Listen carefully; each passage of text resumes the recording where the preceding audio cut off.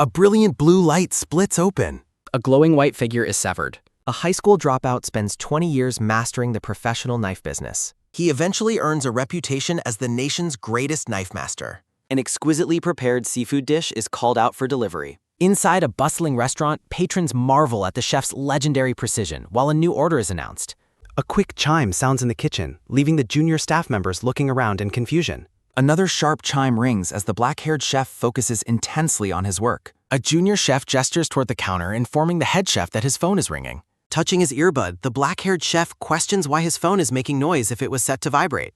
He stares at a persistent notification for a game he thought was deleted, wondering if his device is malfunctioning. A junior chef pulls back the curtain to remind the head chef that more customers are waiting. Clenching his fist, the black-haired chef orders the staff to tell the customers the item is unavailable. A man in a brown suit steps into the kitchen, accusing the chef of being dishonest about his stock. Flanked by bodyguards in sunglasses, the man in the brown suit demands a final answer from the chef. He insists that the chef has had more than enough time to consider his offer. Opening a briefcase filled with stacks of cash, the man in the brown suit attempts to bribe the chef with a massive gesture of goodwill. Rapid blue strikes slash through the darkness. Flashes of light cut across the void. The black-haired chef expertly dismantles a fish with blinding speed, sternly reminding the intruder that his kitchen requires absolute cleanliness. He declares that someone as repulsive as the visitor has no business being in his workspace as fish pieces fall. Sliced portions of fish rain down as the chef coldly orders the group to depart. The man in the brown suit laughs manically, praising the swordmaster's talent and claiming he is overqualified for kitchen work.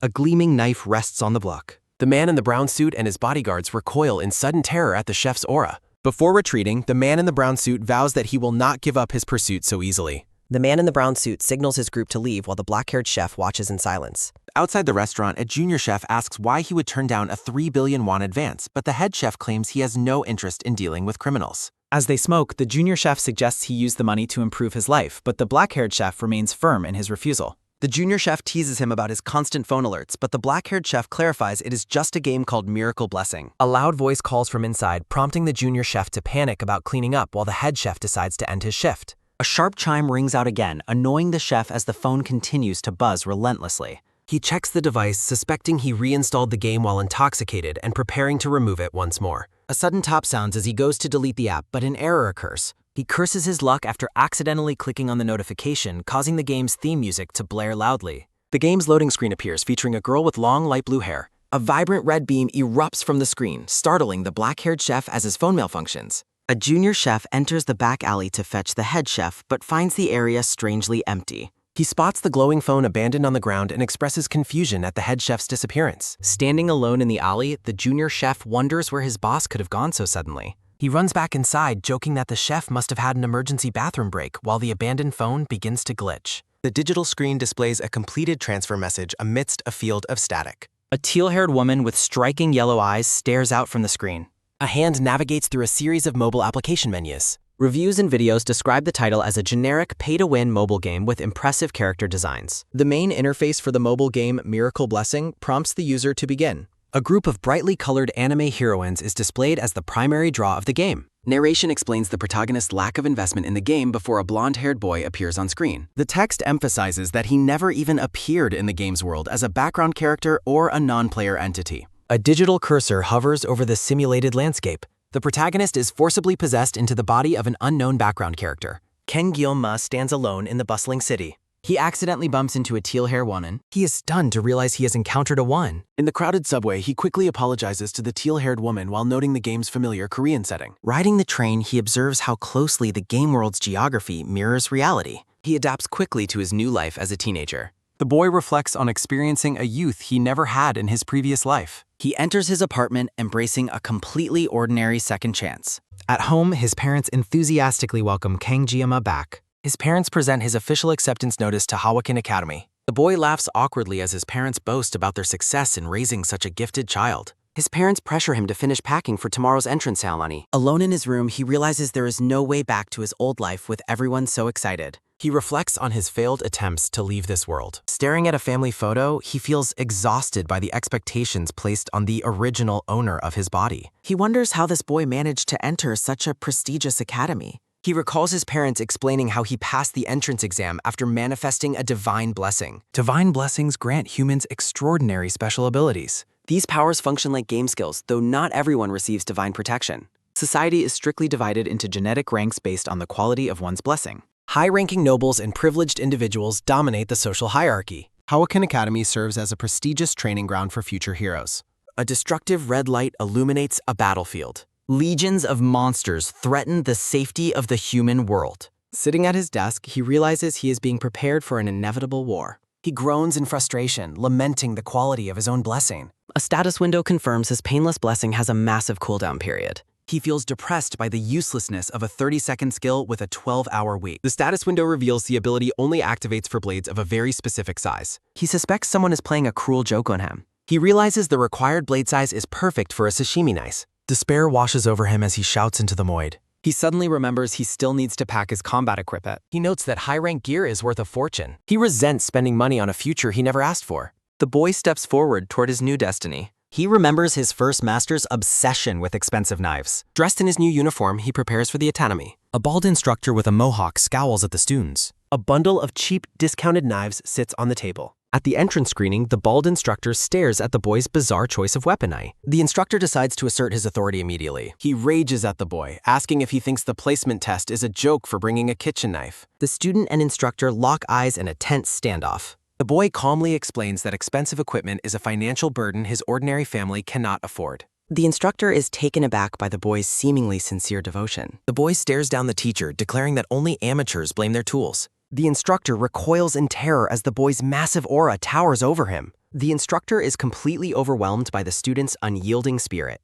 The instructor is moved to tears. Standing at the counter, the bald instructor declares that he will allow the special admission student Kang Gyeoma to use his equipment. Kang Gyeoma zips his bag while saying thank you to the instructor. A pink-haired girl asks if he is a special admission student. A blonde boy wonders how someone like him got in, and another student complains that he stinks. Clenching his fist, the Mohawk instructor yells for the students to be quiet and to move once the evaluation is over. While the students shout back in agreement, the instructor says he can be an angel or a devil depending on their actions, making Kang Gyeoma worry about getting PTSD. Exhausted, he notes he needs a break. Sitting on a park bench, he reflects that while he expected this reaction, experiencing it firsthand feels awful. He notes that with the equipment evaluation done and the entrance ceremony over, the only thing remaining is the class placement test. Hero Training School Hawakan Academy stands. Observing the massive campus, he thinks about how it is completely different from what he saw on a screen and compares its scale to a small city. He admits the view is cool. Resting on the bench, he considers the reality of studying at a school for the upper class after having to drop out of high school due to family circumstances.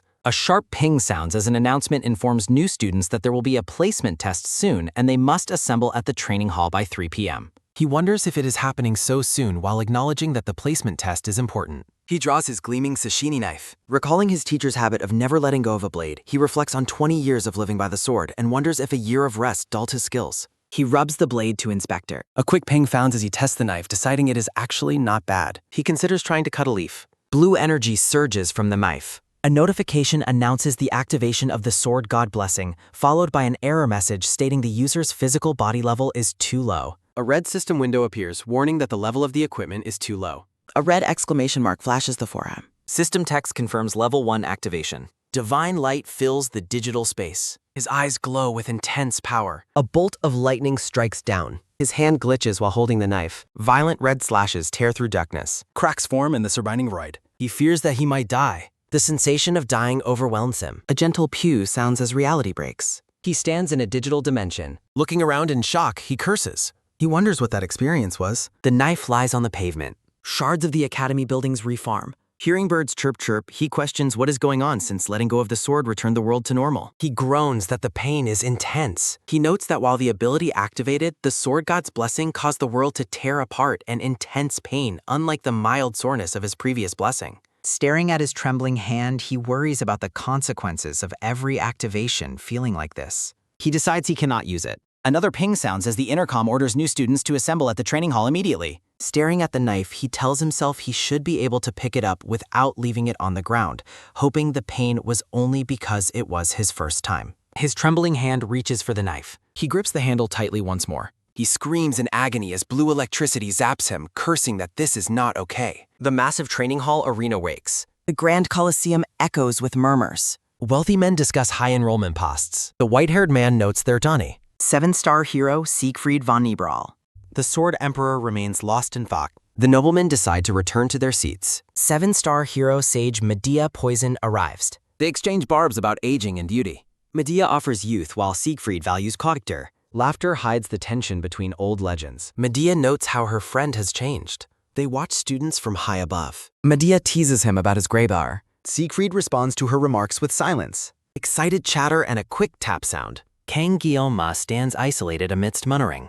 He wonders if he is the outsider. Cruel whispers about his special admission linger. He looks up as the atmosphere shifts. A sudden rhythmic tap announces a presence. Students look on in complete awe. A striking girl walks with absolute confidence. Abel von Nibelung, the Sword Emperor's granddaughter. A glitching vision teases a coming decision. Subspace offers a realm separate from reality. Injuries sustained there do not affect reality. In subspace, even lethal strikes go unpunished. The legends discuss the new battle format. It is a survival game without restrictions. They admit the academy favors the nobility. Medea boasts about implementing the new system. Kang Guillaume compares Abel to a character. He decides to stay away from trouble. He recognizes her from his previous knowledge. Her destiny is tied to the protagonist. The beautiful elites walk together, leaving him. He prefers a quiet life over glory. He dreams of a secure, ordinary job.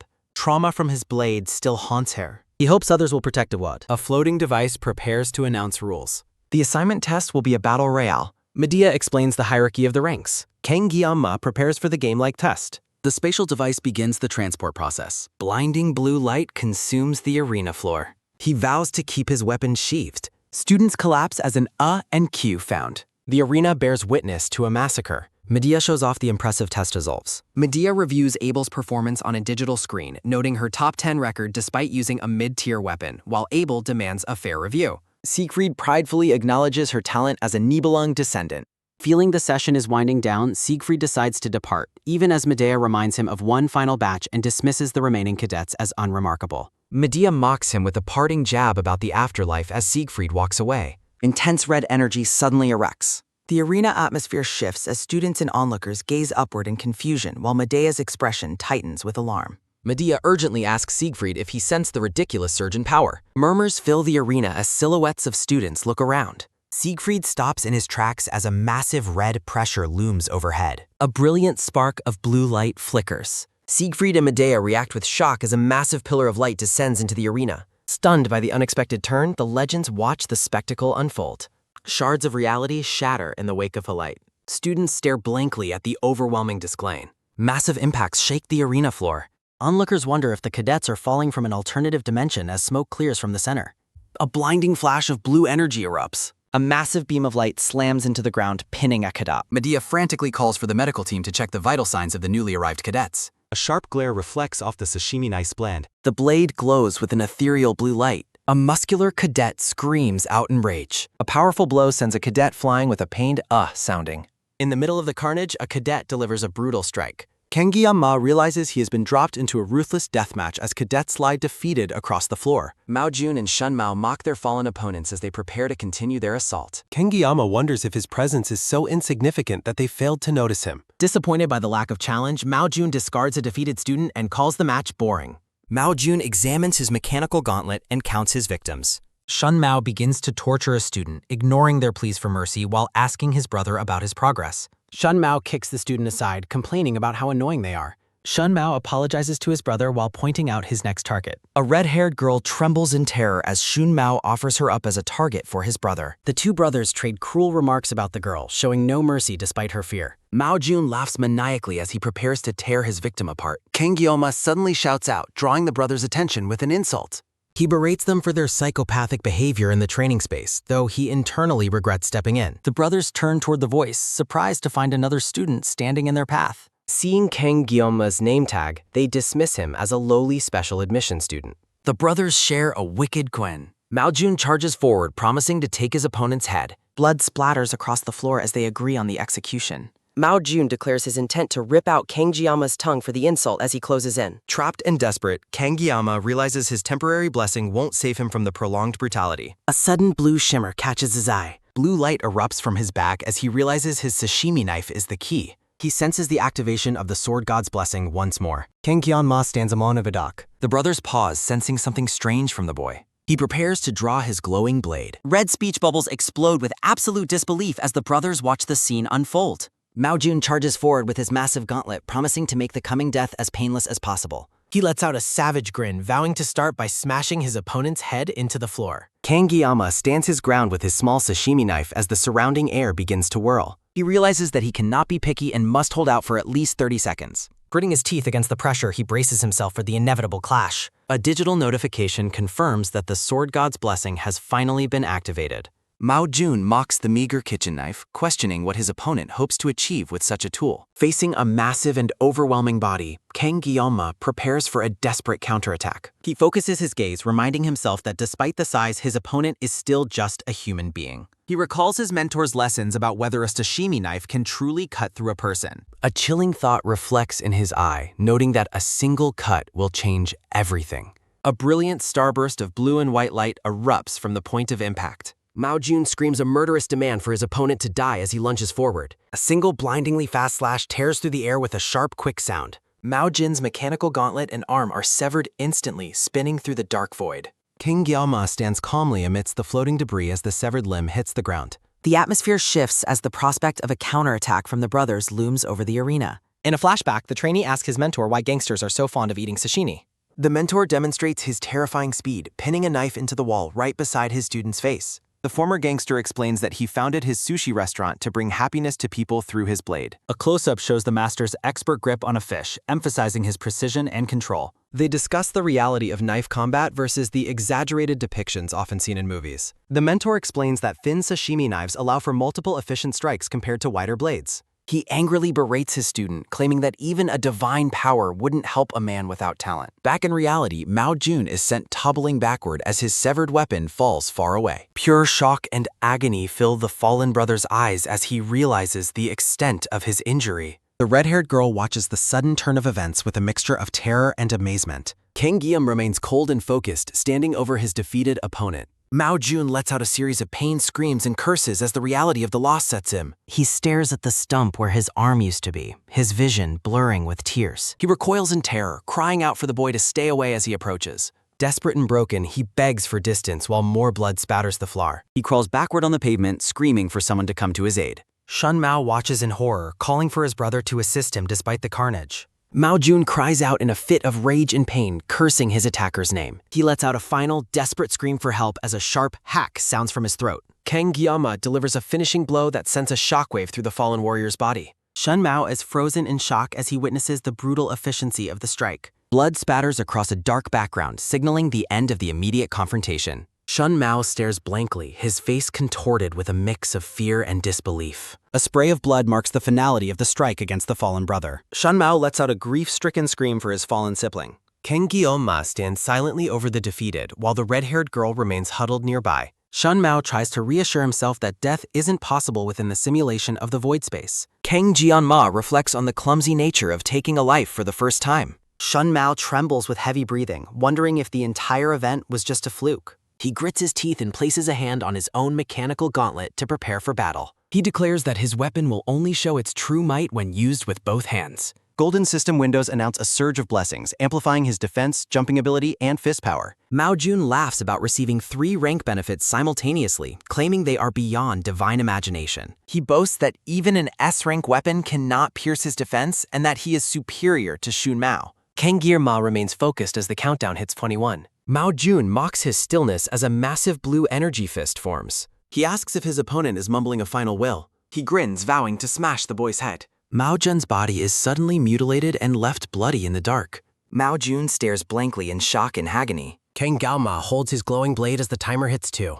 His eye glows with blue intensity at the final second. A fading vision yields only a final thought of darkness. A jagged red scream echoes through the space. Kang Gyama lets out a shout as he raises his weapon. Mao Jun lies defeated with spectral blades piercing him. Kang Gyama wakes up, realizing he is in a hospital. He groans as he tries to sit upright. A blond man slides open the door. The man urgently reports that the student has wakened. Kang Gyama recognizes the newcomers despite never meeting him. 2 of the 7-star heroes stand before him. Siegfried is revealed as the strongest human. Medea Poison greets him and asks how he feels. Siegfried asks for the boy's name, while Medea confirms his identity. Siegfried bluntly confirms that he is indeed Gyama. A heavy silence hangs in the hospital room. Kang Gyama reflects on the surreal feeling of his own actions. He realizes the danger of being targeted by a monster. He admits his actions were excessive and offers to accept any punishment. The legendary hero and the student share a gaze.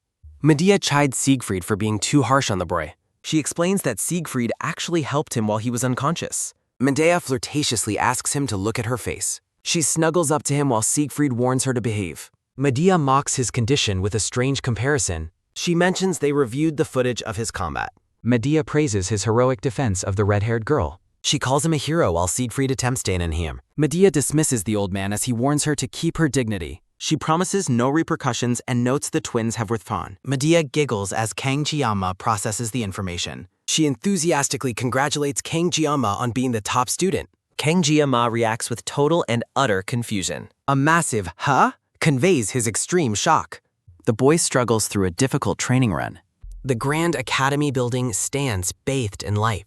Medea sighs within her private, sunlit office. She drinks tea, reflecting on an unprecedented career first. Kang Jiama looks determined in his school uniform. The heroes react with mutual shock. Medea urges him to rethink his choice regarding the star class. Siegfried and Medea Poison stand by the hospital bed, explaining that the subspace results determined the boy as the top student despite the Elder's fury. Kang Jiama shocks the heroes by flatly rejecting the prestigious top rank. In a sunlit office, Medea teases Siegfried for being immature and upset that his own granddaughter didn't take the top spot. Siegfried defends the Academy's choice, noting it would be immature to challenge a grading system imbued with the founder's will. The legendary hero reflects on the boy's victory, noting that his skills, physical abilities, and experience were all visually underwhelming. A flashback bathed in a red hue shows the boy collapsed on the floor during the simulation. The intensity of the previous battle lingers in a crimson-tinted memory of the boy's struggle. A sudden, blinding red flash marks a decisive moment in the boy's past combat.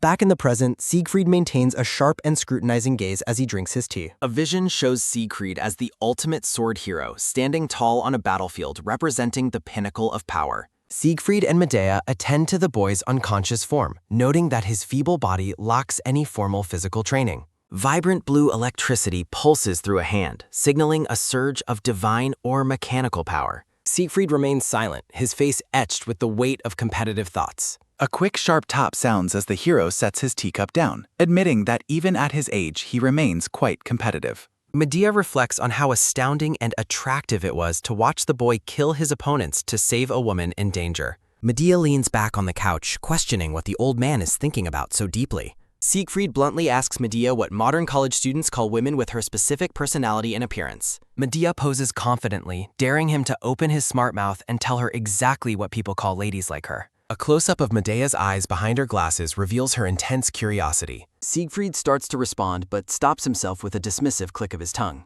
A surprised puff sounds as Medea reacts to his bluntness, her tea nearly spilling from the shock. Kang Jiama stands alone in the Academy's grand wooden-floored hallway, processing his new reality. He pauses before a sign identifying the entrance to the wolf class. A flashback shows Medea and the boy arguing over his placement, with Medea insisting that the top student is not permitted in the tiger class. Medea places a finger to her lips, promising to keep their arrangement a secret if he complies. Medea worries that sending the boy to the tiger class would only cause more trouble with the Academy elders. Kang Jiama enters the room with a tired Pew, hoping for a secure life in a lower-level class. A loud, sudden quang sounds as the boy's eyes go wide with shock at the sight before him. He steps into a massive tier-seated lecture hall packed with students who immediately fall silent. The students watch him with varying degrees of boredom and curiosity as he navigates the room. Pockets of students begin to whisper and laugh, mocking the situation as he passes by. Kang Jiama wonders if the other students are ignoring him or intentionally staring as he walks down the aisle. He quickly finds his seat, hoping that the Academy director has the situation under control. He hums a small tune to himself, deciding that a tranquil life as an outcast is actually a positive outcome. The red-haired girl suddenly approaches his desk to thank him for his help during the exam.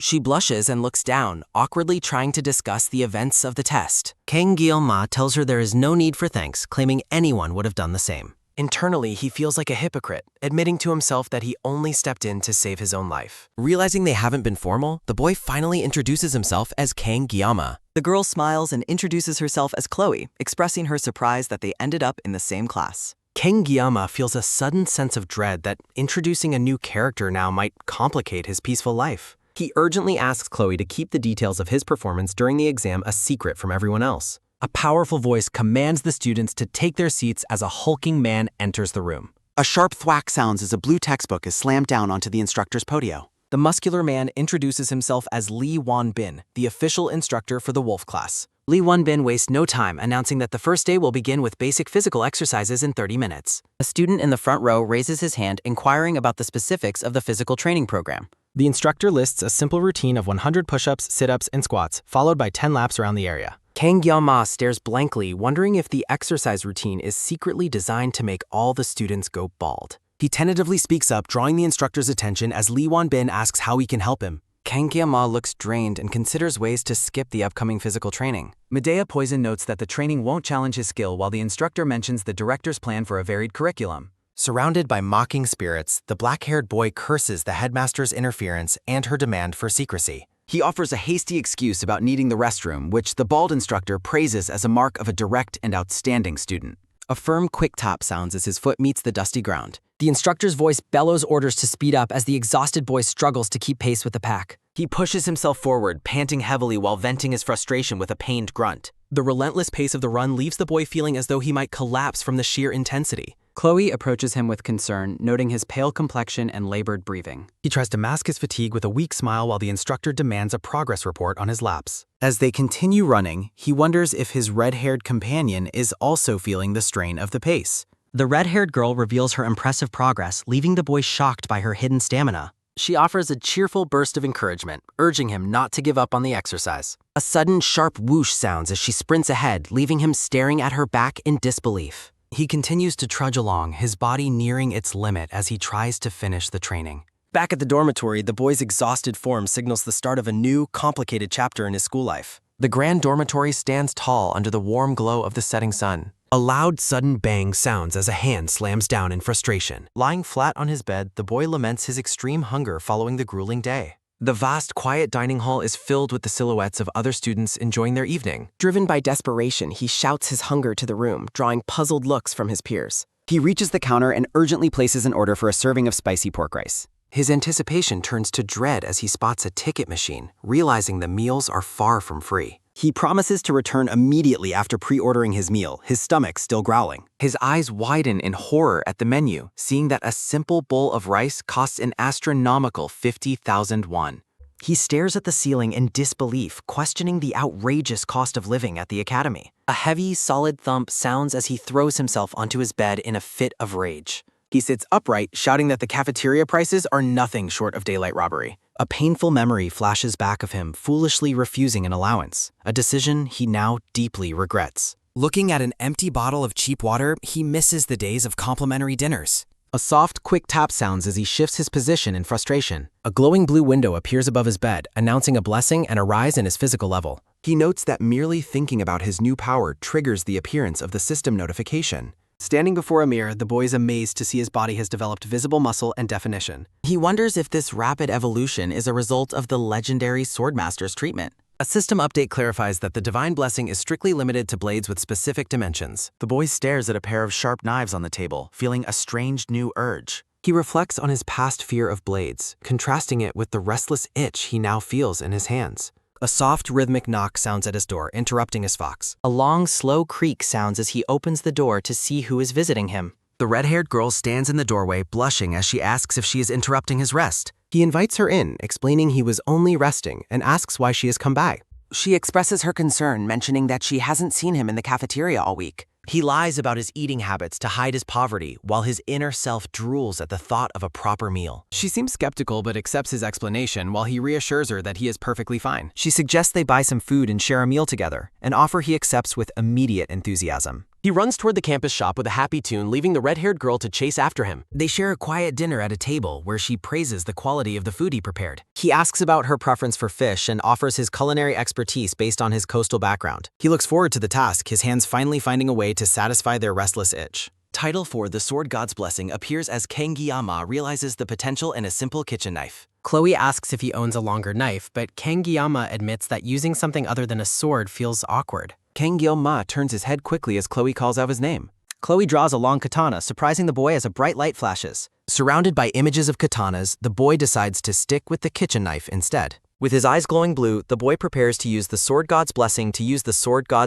to prepare the fish. While Chloe watches in awe, the boy reflects on his reputation as the country's greatest swordsman. The kitchen is filled with intensity as he activates the sword god's blessing on the fish. A blur of incredible speed fills the kitchen as the boy works. King Gyeonma stands proudly with crossed arms as Chloe tastes the meal and finds it delicious. Chloe asks how he became so skilled at cooking, and he explains his past part-time work at a Japanese restaurant. Chloe is confused by the term part-time job, leading the boy to ask if she truly doesn't understand before she offers an apology. Sitting at the table, the boy expresses his pleasure that she enjoyed the lunch while she nods in agreement. Chloe insists on washing the dishes since he did the cooking, and he graciously accepts the help. King Gyeonma relaxes while Chloe begins working at the sink, accompanied by a soft bubbling sound. Looking out at the stunning night moon, the boy begins to hum a peaceful tune to himself. A sudden, loud clattering sound breaks the silence, and Chloe quickly offers a startled apology. Chloe shouts another apology after the crash, while the boy realizes she has likely never washed dishes before. A small sharp tap sounds as a notebook slips from the desk, drawing the boy's attention. A soft fluttering sound follows as the book lands open on the floor. Realizing it is a diary, the boy reads Chloe's entry about wanting to return the favor for the assistance she received. Deciding to return the diary to its place, the boy notes that Chloe is a typical girl for her age. After another page turns, he reads a more personal entry about her pounding heart whenever she is near him. Finding the entry cute, the boy finally understands the reason behind her previous difficulty in talking to him. He continues to read, but his expression falters as he sees the word love repeated hundreds of times. The boy's eyes widen in horror as the obsessive repetitions of love fill the entire background. A harsh, jagged scraping sound echoes through the room. Chloe stands frozen in the kitchen, a broken piece of porcelain on the floor, as the atmosphere turns chillingly heavy. A cold dread fills the room as Chloe asks him if he has read her diary. The scene shifts to an intense shot of Chloe wielding a blade, desperate to stay alive. A narration explains how certain factions at the academy increase their standing through reputation while abusing the weak. The Auditor of Sicily family is introduced as an order of shadow assassins working toward the light. Lore reveals that those born to the Auditory family undergo severe mental retraining and emotional suppression before adolescence. Young Chloe's wide eyes are shown alongside the stern faces of her father and grandfather. The bearded old man stands over young Chloe as she trembles while holding a practice sword. A sudden wet splashing sound marks a violent turning point in the training. Young Chloe and her grandfather stand back to back, symbolizing her path as a tool for the family. Chloe accepted the words she had been told since childhood, embracing her identity as a shadow assassin. A soft, quick sniffling sound is heard as the girl tries to compose herself. The relentless training distorted her nature, leaving a deep and gloomy shade within her heart. By the time her identity had worn down, Chloe finally reached the age to enter the Grand Academy. The students at the academy are all incredibly talented, yet Chloe remains distant from the crowds. By family decree and academy agreement, the shadow assassins of the Auditory family were placed in the common class. The old man looms behind Chloe, repeating the command for her to remain undetected. Despite their childhood years, the family continued to eliminate every bit of the girl's personal liberty. Chloe accepted her fate without protest, believing that nothing in her life would ever change. A boy in a red jacket shouts a challenge, drawing a surprised reaction from a nearby student. King Gyeonma erupts in anger, demanding that the group keep their hands off of the girl. Chloe watches in shock, wondering if there was actually someone else like her in the world. A boy in a red jacket smiles wickedly while claiming that Chloe's fate is unchangeable. A close-up of a crimson eye reflects the cold weight of unavoidable destiny. Chloe stands motionless as an oppressive dark shadow looms behind her. Her eyes widen in shock as a sudden rhythmic thumping sounds.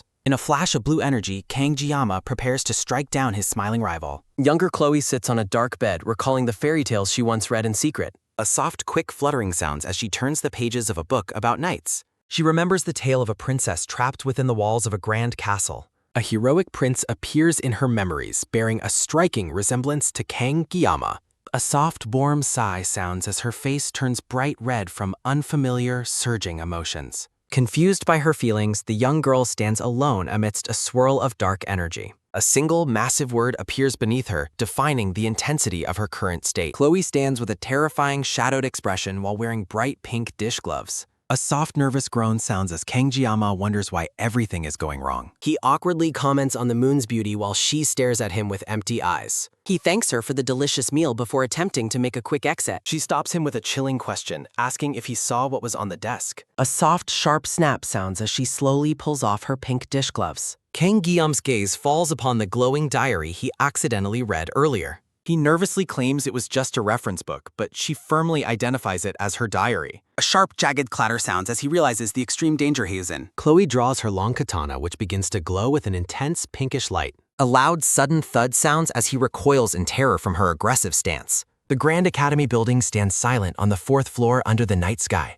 A soft, long whistle sounds as he realizes jumping would shatter his body. A series of sharp, rhythmic clicks sound as she prepares to lunge with her glowing blade. Chloe walks forward with murderous intent, her blade casting a red glow on the floor. He watches in horror as she prepares to strike, realizing she is truly coming for him. A bloody red background highlights the terrifying transformation of her personality. Memories of her cheerful mask are replaced by a fierce and overwhelming bloodlust. Shock and disbelief are etched onto his face as the situation spirals out of control. He understands that the change in her personality was triggered by opening the diary. Sensing her aura is more intense than any previous foe, he prepares to take the initiative.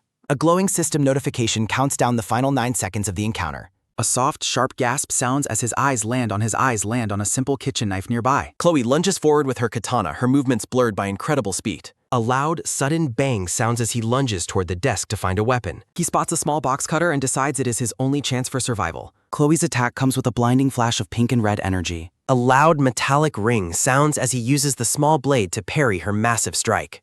A soft, smooth click sounds as he extends the blade of the orange box cutter. Blue system windows announce a temporary rise in his mental resilience and intimidation. A sudden, sharp whoosh sounds as a powerful blue aura erupts from his body. The system confirms that the legendary blessing of the Sword God has been activated.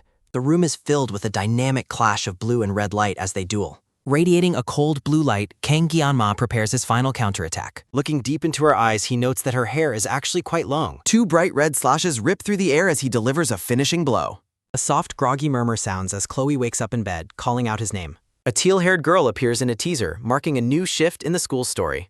Red-haired Chloe wakes up in bed, wondering where the boy is gone. She recalls a brief memory of the boy looking out the window while washing dishes. A sudden, loud thump sounds as Chloe sits upright, shouting the word katana. Gasping in surprise, her eyes land on the katana resting against her desk. A soft, warm sigh sounds as she expresses her relief while sitting alone. She remembers a past conversation where an elder told her not to worry. Chloe stares silently at the glowing blade. A soft, quick phut sounds as she hides her face in the pillow. Steam rises from her head as she continues to groan the boy's name. Blushing intensely, Chloe worries she might have said something wrong during her blackout. Looking toward the floor, she spots a small orange utility knife. Scratching her cheek, Chloe wonders why the utility knife is lying there. She realizes her hair feels shorter and wonders if he used the tool. With hearts in her eyes, she decides to record the event in her journal. A soft, rhythmic scratching sounds as she happily writes in her diary.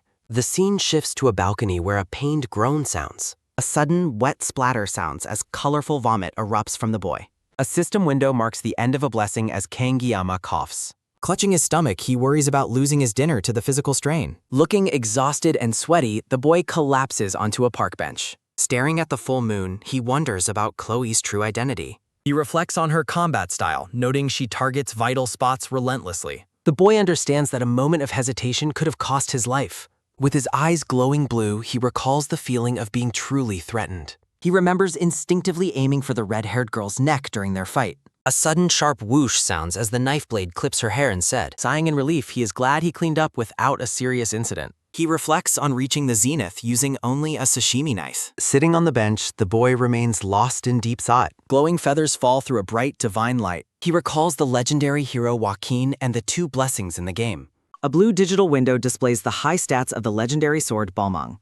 By comparison, his simple sashimi knife has much lower power and ranking. Kang Gyeonma clutches his head, urging himself to stay in control. Looking at the meteor shower, he realizes he has forgotten his original goals. He decides to focus on navigating the game's official storyline at the Academy. A blurry narration explains how the game's protagonist has recently manifested a blessing. The boy reflects on how his knowledge of the plot gives him an advantage. A pixel art graphic shows him choosing to follow the official storyline and stay quiet. The scene shifts to a lit window where a student is seen studying. A dark vision shows a demonic army preparing to threaten the Academy grounds. The coming conflict between demons and humans appears unavoidable in the future. A soft, quick click sounds as he examines images of the approaching Pratt. A student expresses fear as the overall situation begins to worsen rapidly. The boy acknowledges he needs a realistic goal to survive the coming years. Looking at the Grand Academy, he realizes he needs more strength to defend himself. A chessboard illustrates his need to avoid being used by evil forces. He determines he must limit the use of his blessing to protect his body. A glowing blue window confirms his solid performance and low assimilation rate. Touching his chin, he wonders why there is so much unexpected new content. Gyeonma reviews his status window, noting that the numbers seem to represent a level system for his body, mind, and equipment. A quick click sounds as Gyeonma tries to interact with his level of armament on the floating blue screen. A red system window appears, informing Giamma that his access is blocked because the necessary conditions have not yet been met. Sitting on a bench under the night sky, Giamma concludes that physical training and acquiring a new weapon are his most important priorities.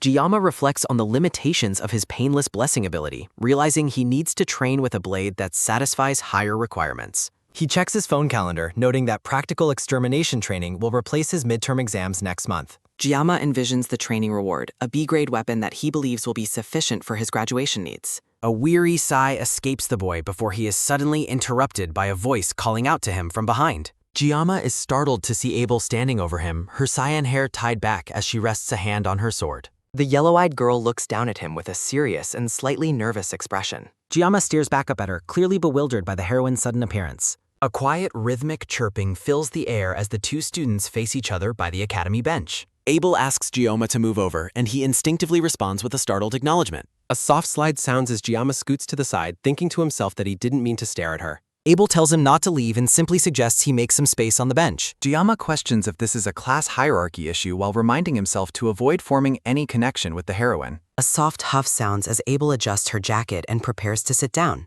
Abel declares that this is the best spot to watch the stars, causing Giamma to jump in surprise. The two sit in silence as Abel gazes up at the night sky. Giamma wonders if Abel is truly the granddaughter of the legendary swordsman he remembers, noting how different the current reality feels. Abel asks if his weapon of choice is a sword, leaving Giamma confused as to how she knew. Abel mentions that her grandfather taught her something important about the eyes of a warrior. She explains that swordsmen possess uniquely varied expressions within their eyes. A sharp clack sounds as Abel presents her sword to Gianna. She offers him a chance to test her weapon while flashing a confident smile. Giamma looks on with a sweat drop, thinking that the offer doesn't actually thrill him at all. A quiet chirping sounds again as the pair settles into a long, awkward silence on the wooden bench. Giamma reflects on how unusual this interaction is while Abel begins to speak again. Abel looks directly at him with a focused and unreadable gaze. Giamma stares back, his face sweating as he tries to process the situation. He thinks to himself that everyone in the school knows exactly who Abel is. Abel points out that she doesn't know him, making Giamma wonder what her ultimate goal is. She remarks on how cliché it is that he knows her name while she remains ignorant of his. Giamma asks if he is required to give his name to a stranger, and Abel jokes that he could be a spy for the Demon King. She adds that there is no logical reason for a normal student to be alone so late at night. A sharp shank sounds as Abel slightly draws her blade, leaving Giamma stunned by her erratic logic. Abel asks why he is there, and Giamma explains he is simply training, while Abel claims she was doing the same. Giamma asks what kind of training she was doing, and his deadpan answer of breathing leaves her completely baffled. A small flinch sounds as Abel suddenly notices the rough wounds on Giamma's hand. Abel begins to panic and move erratically, catching Gemma off guard with her sudden shift in demeanor. A rhythmic chirping fills the air as the two students settle back into their seats on the bench. Observing their shadows, Abel notes how diligent Giamma is, which he quietly confirms. Abel explains her philosophy of perfection, recalling her grandfather's lessons and asking if Giamma knows she isn't the top student this year. She admits that this recent loss was the first time she had ever been defeated by anyone. Abel confesses she was relieved to find someone stronger, but also deeply curious about who defeated her. A sudden sharp pff sounds as Giamma spits out his drink when Abel declares she wants to crush her rival next time. Giamma questions her intense drive, while Abel angrily explains that her pride is at stake because the top student skipped the oath. The scene shifts to Leon, the blonde protagonist, who stands with a cold and determined expression.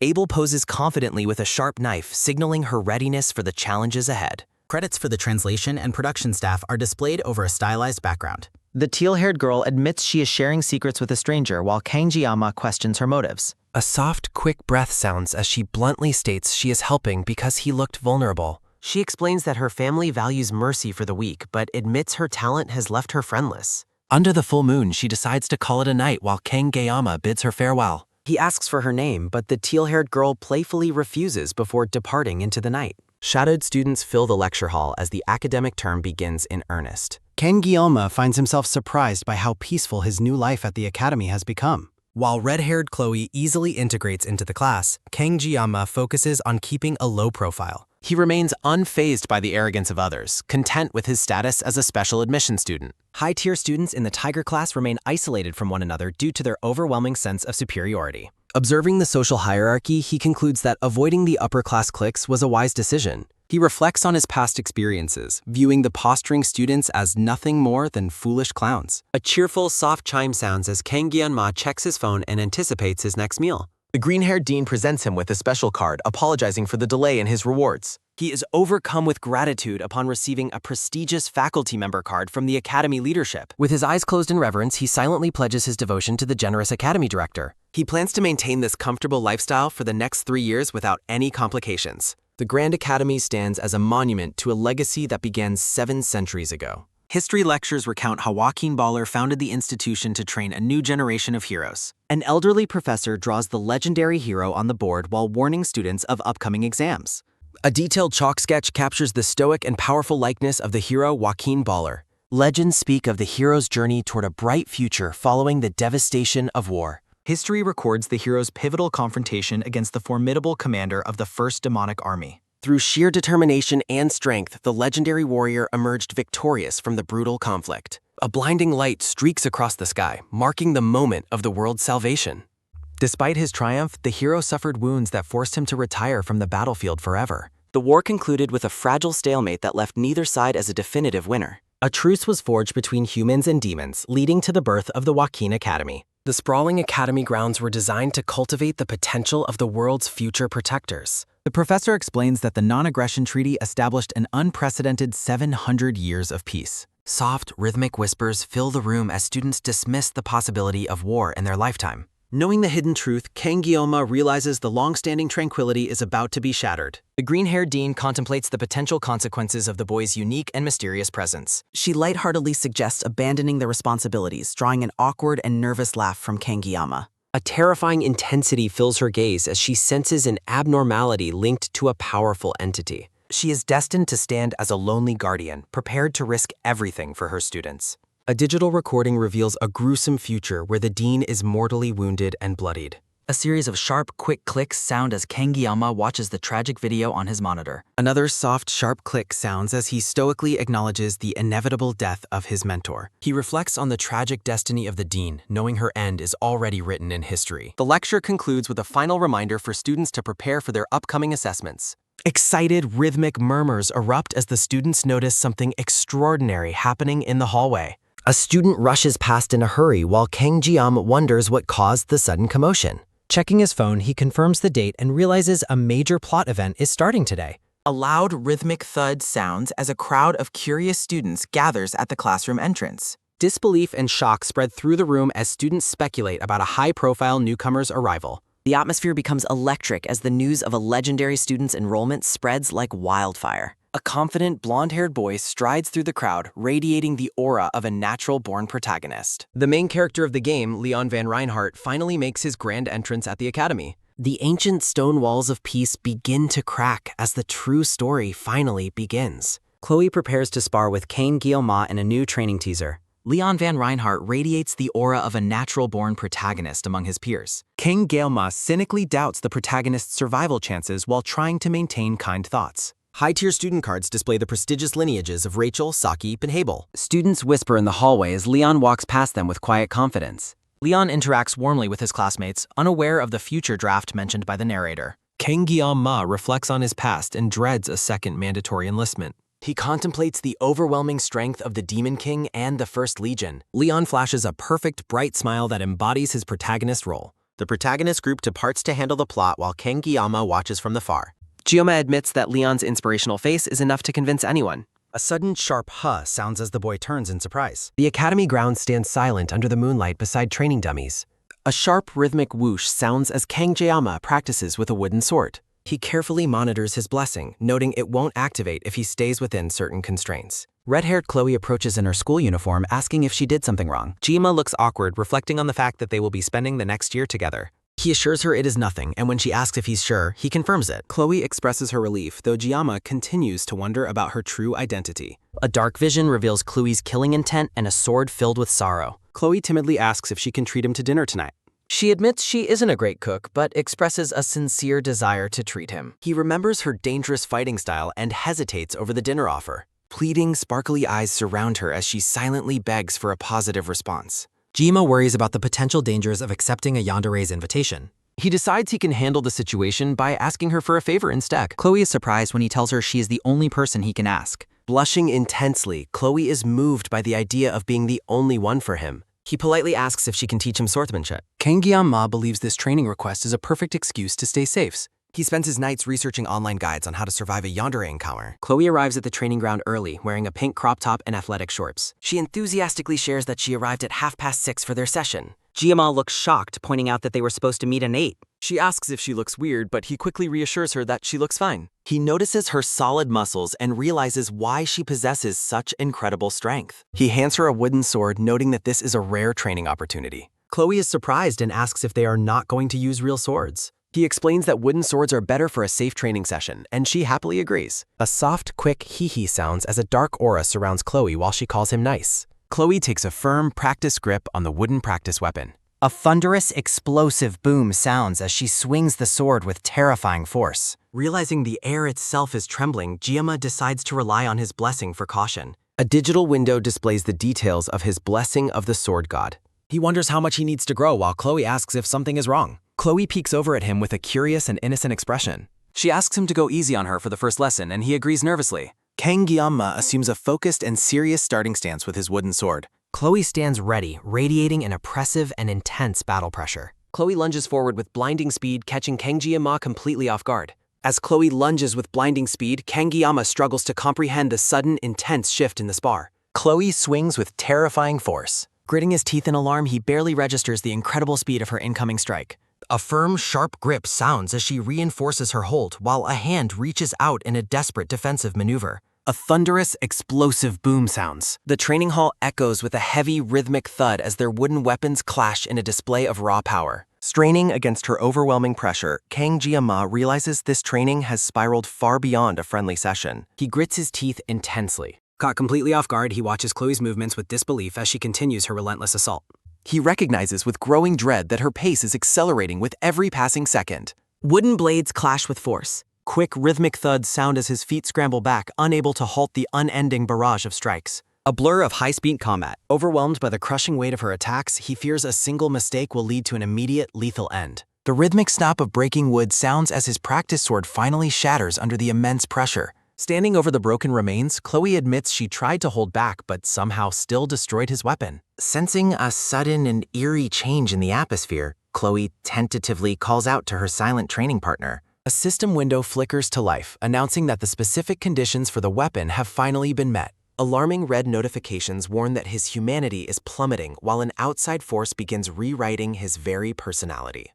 A chilling blue aura erupts as the true, dark nature of the sword god's divine blessing takes hold. With his eyes glowing with a cold spectral light, the narrative acknowledges the awakening of his inner demons. The scene briefly pauses to acknowledge the dedicated staff members working behind the series. Digital warnings pulse with red light as Chloe stares in horror at the dark transformation occurring before her eyes. An ominous text confirms the erosion of his humanity as the divine blessing manifests in a terrifying new form. A sharp, quick tap sounds as a man named Kim finds himself standing alone in a mysterious, empty spotlight. Disoriented, he wonders if his entire life as a protector was nothing more than a feverish, long-forgotten dream. Recalling his mundane past, he decides to ignore the confusion and return to his task of preparing a simple fish. He contemplates which tool to use, reaching for a familiar heavy knife to begin his culinary work.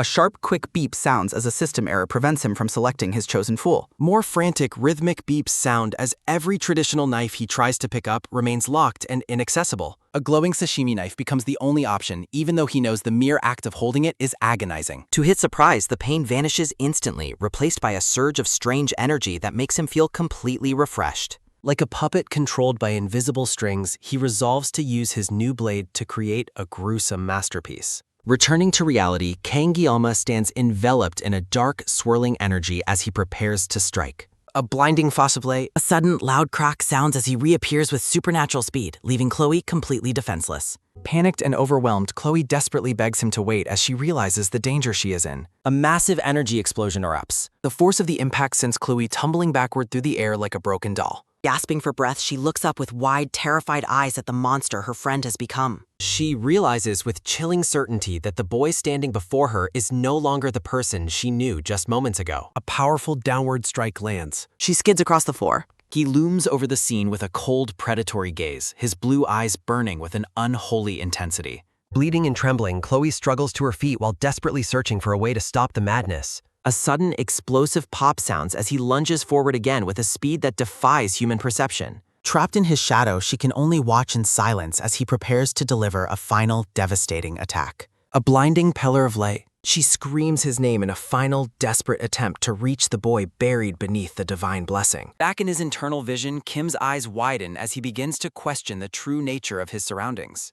Within a digital interface, Kim expresses confusion over a strange fish that continues to evade his grasp. A sudden, sharp swipe sounds as Kim, dressed as a chef, hears an ethereal voice calling out a specific name. The mysterious voice shouts the name again, leading Kim to finally acknowledge the identity as his own. In the physical world, Jianma stands alone, gripping a culinary knife as a dark, crackling energy begins to manifest. Startled by a sudden, urgent shout, the black-haired boy looks up as his name echoes through the training hall.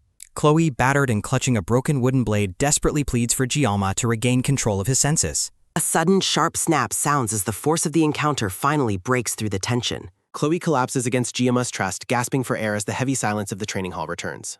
Gently supporting her, Jianma suggests they conclude their training session for the evening. Chloe blushes intensely, wondering if his earlier promise was a special offer while asking if he is unharmed. He dismisses her concern with a faint smile, informing her that he will return to his quarters first. Reflecting on the duel, Chloe realizes that Jianma's abilities possess an unsettling quality that transcends simple physical power. She recognizes that his movements were driven by a terrifying, raw instinct that felt completely separate from learned skill. Even with her own blessing activated, she acknowledges with a grim expression that she was utterly outmatched during their spar. Her realization deepens as she looks at the shattered remains of the basic wooden weapon he used to defeat her. While walking through the dimly lit academy corridors, Chloe is confronted by a shadowed figure who mocks her choice of company. Noxididor, a masked second-year student with fiery red hair, leans against a wall while calling out her name. He expresses his disdain, questioning why a person of her status would choose to associate with those he considers inferior. Mentioning Jianma by name, Nox delivers a chilling ultimatum, warning that his family will eliminate the boy if she continues their friendship.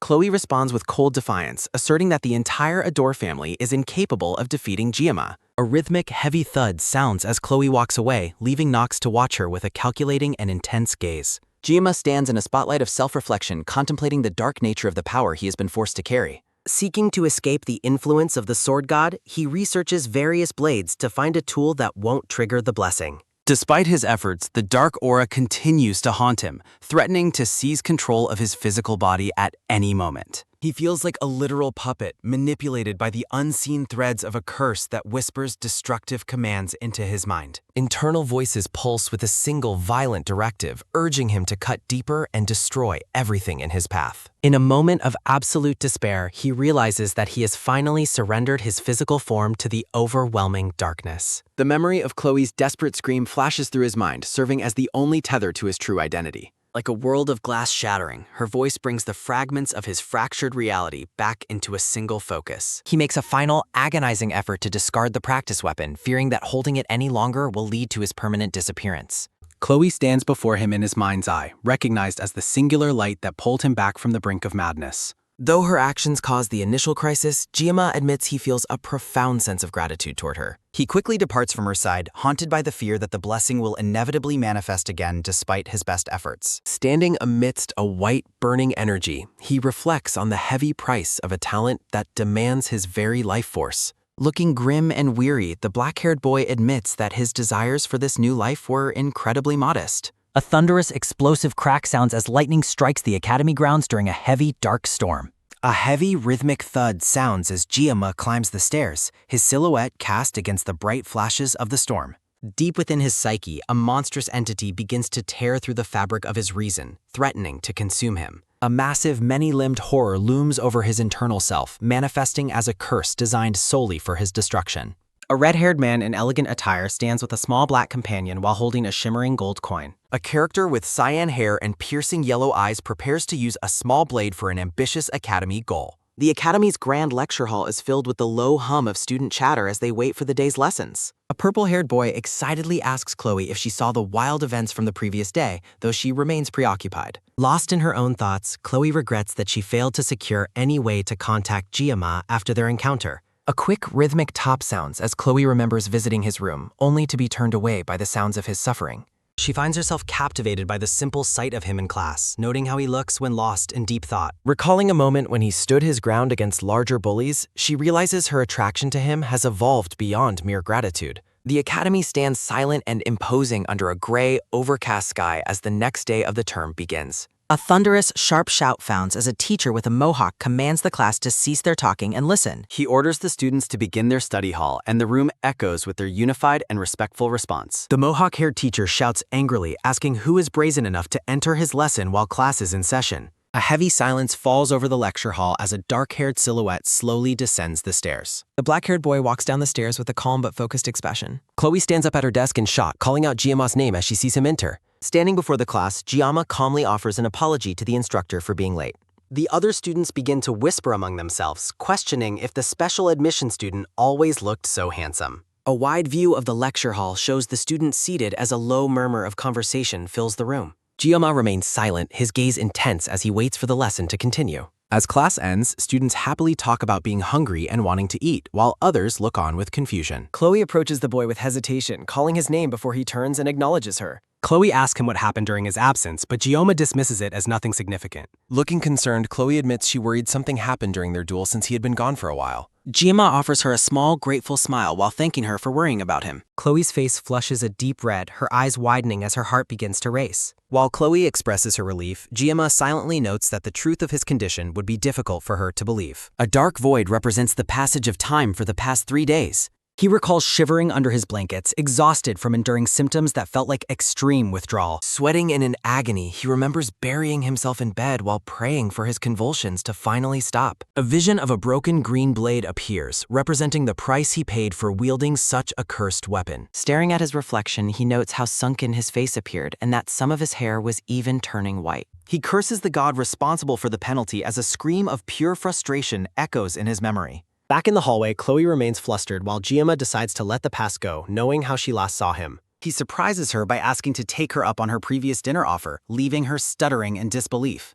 A sudden, joyous shout sounds as Chloe jumps into the air, promising to do her best and expressing her excitement. Chloe enthusiastically asks what he likes to eat, and he suggests fish before catching himself mid-sentence about her past cooking. He quickly corrects himself, claiming he just hadn't tried it before, but his vision is suddenly interrupted by a sharp red flash. Startled, Giamma wonders what that strange sensation was as Chloe continues to smile beside him. Chloe asks if something is wrong as they both notice a student with spiky red hair leaning against a nearby pillar. The masked student watches them with glowing, predatory blue eyes. Chloe gasps in recognition while asking Giamma if he knows the person standing before them. Giamma and the red-haired boy lock eyes in a tense, silent confrontation. Challenging the stranger, Giamma tells him to speak up if he has something to say instead of just scaring. Chloe warns Giamma not to involve himself with Nox before angrily demanding to know why he ignored her request to stay away.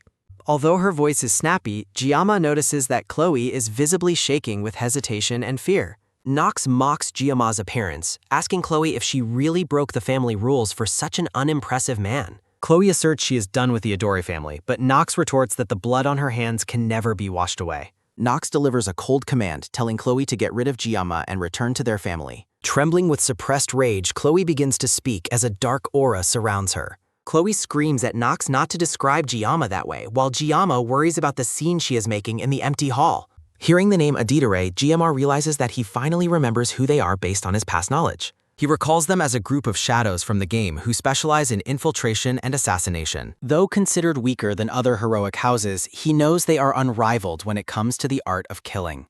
A status screen shows their high agility and dexterity, noting that their children are molded into living weapons through abusive training. Comparing their expressions, Giamma wonders which of the two siblings is actually more normal. He recognizes the look in Nox's eyes as one belonging to someone who is intimately familiar with taking lives. He contemplates the necessity of killing, seeing a vision of a blood-stained past behind his current life. He realizes that Chloe's environment, like his own divine blessing, will never allow her to escape her destiny. Chloe stands alone in her reflection as the narrative laments how unfortunate her situation truly is. Giamma scoffs at himself, questioning how he can save the world if he can't even help one girl. Stepping forward, Giamma declares that he will handle the situation and speak with Nox himself. The black-haired boy watches with a dark smile as Nox commands them to follow. An office door marked faculty stands silent while the lead instructor works at his desk. Lee Won-bin reflects on Giamma's disturbingly emotionless expression from their earlier encounter. A sudden, joyous shout sounds as a girl with purple and pink hair enters the office, teasing the instructor about his receding hairline.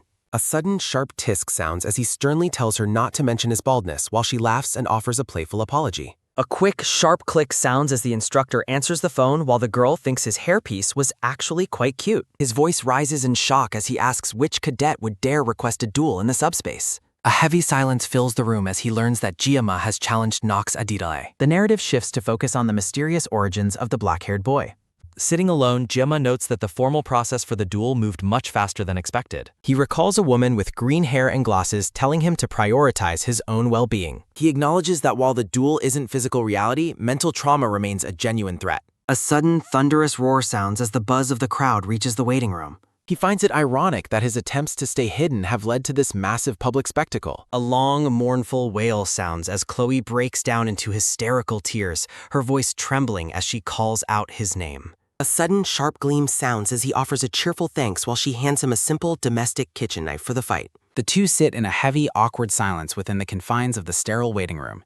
Breaking the quiet, Chloe warns him that Nox possesses a terrifying level of power. She explains that her brother is an unmatched genius and the pinnacle of their family's dark arts. Gyama looks at the sashimi knife, accepting that this choice was ultimately his own to make. A deep, gravelly voice sounds as he recalls a man's voice claiming he is destined to live his life by the blade. A thunderous, sharp shout sounds as the announcement is made and the participants are ordered to enter the arena grounds. A heavy, rhythmic thud sounds as he calmly announces his departure while Chloe responds with a quiet and submissive acknowledgement. He pauses to address Chloe by name, catching her off guard and causing her to look up. He places a reassuring hand on her shoulder while smiling about the many geniuses in the world. A sudden, sharp gleam sounds as Chloe stares in shock at the cheap blade in his hand. A quick, rhythmic tap sounds as Gyama walks toward the blinding light of the arena. A massive, thunderous cheer sounds as the Colosseum erupts while he steps into the grand arena under a bright sky. Students scream their support, relieved that the special admission cadet didn't flee from the confrontation. He chuckles to himself, feeling like a gladiator and marveling at the sheer intensity of the crowd.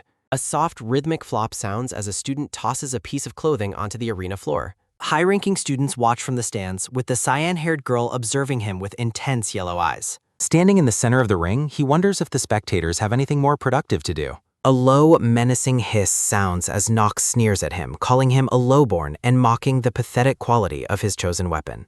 A massive, thunderous boom sounds as a dark, oppressive aura erupts from the red-haired boy. A short, sharp laugh sounds as Gyama retorts that a true master never blames his tools, driving Nox into a vengeful rage. Nox exhales sharply, deciding that he must silence the boy's insolent tongue before finishing the fight. A sudden, sharp clang sounds as Nox draws two glowing blades while a monstrous shadow looms. You are having a conversation with the user. The user will provide a text and ask you to read it back with a faster speed. Your only task is to read the text back to the user without any acknowledgement and nothing else. Just read the text. No discernible visual content detected. A status window details Nox's S-rank Hungarian blades and his powerful Blessing of the Crow aura. Gyama observes that the red-haired boy is struggling to keep his murderous intent under control. He prepares his own unremarkable sashimi knife, which the system labels with an unknown rank. A low, vibrating hum sounds as the signal is given for the subspace duel to begin. 5 students watch with a mix of anticipation, shock, and focused intensity as the battle starts. A sudden, explosive bang sounds as the subspace activates while the narrator offers a final prayer for the hero's blessing. System notifications announce that both the Painless Blessing and the Sword God's Blessing have been triggered. A massive glowing text scroll descends, calling for the blessings of the gods to aid him. A sudden, soft gulp sounds as the students ask what they are seeing and if others saw it. The crowd erupts in confusion, unable to track the movements that were far too fast to see. A massive, thunderous bang sounds as the two cadets clash while purple and blue streaks of energy collide at high speeds. Nox's predatory gaze narrows behind his mask as he focuses on his opponent. Watching the fight, the cyan-haired girl notes their incredible speed while Chloe thinks the duel is finally becoming interesting. The cyan-haired girl is stunned that the student she considered a weakling can fight with such skill. A sudden rhythmic top sounds as Gyama deftly evades Nox's ferocious dual blade assault. Nox continues his frantic offensive while Gyama remains a blurry target. A sharp, heavy crack sounds as a blade carves through the stone floor. Nox spins in a lethal whirlwind of dark purple energy. The arena floor shatters under the weight of the oppressive power. Glaring with murderous intent, Nox challenges Gyama to try and avoid his next strike. Gyama remains unnervingly calm amidst the chaotic streaks of energy. Massive pillars of purple energy erupt around the black-haired boy. Confident in his victory, Nox screams that his opponent is finally finished.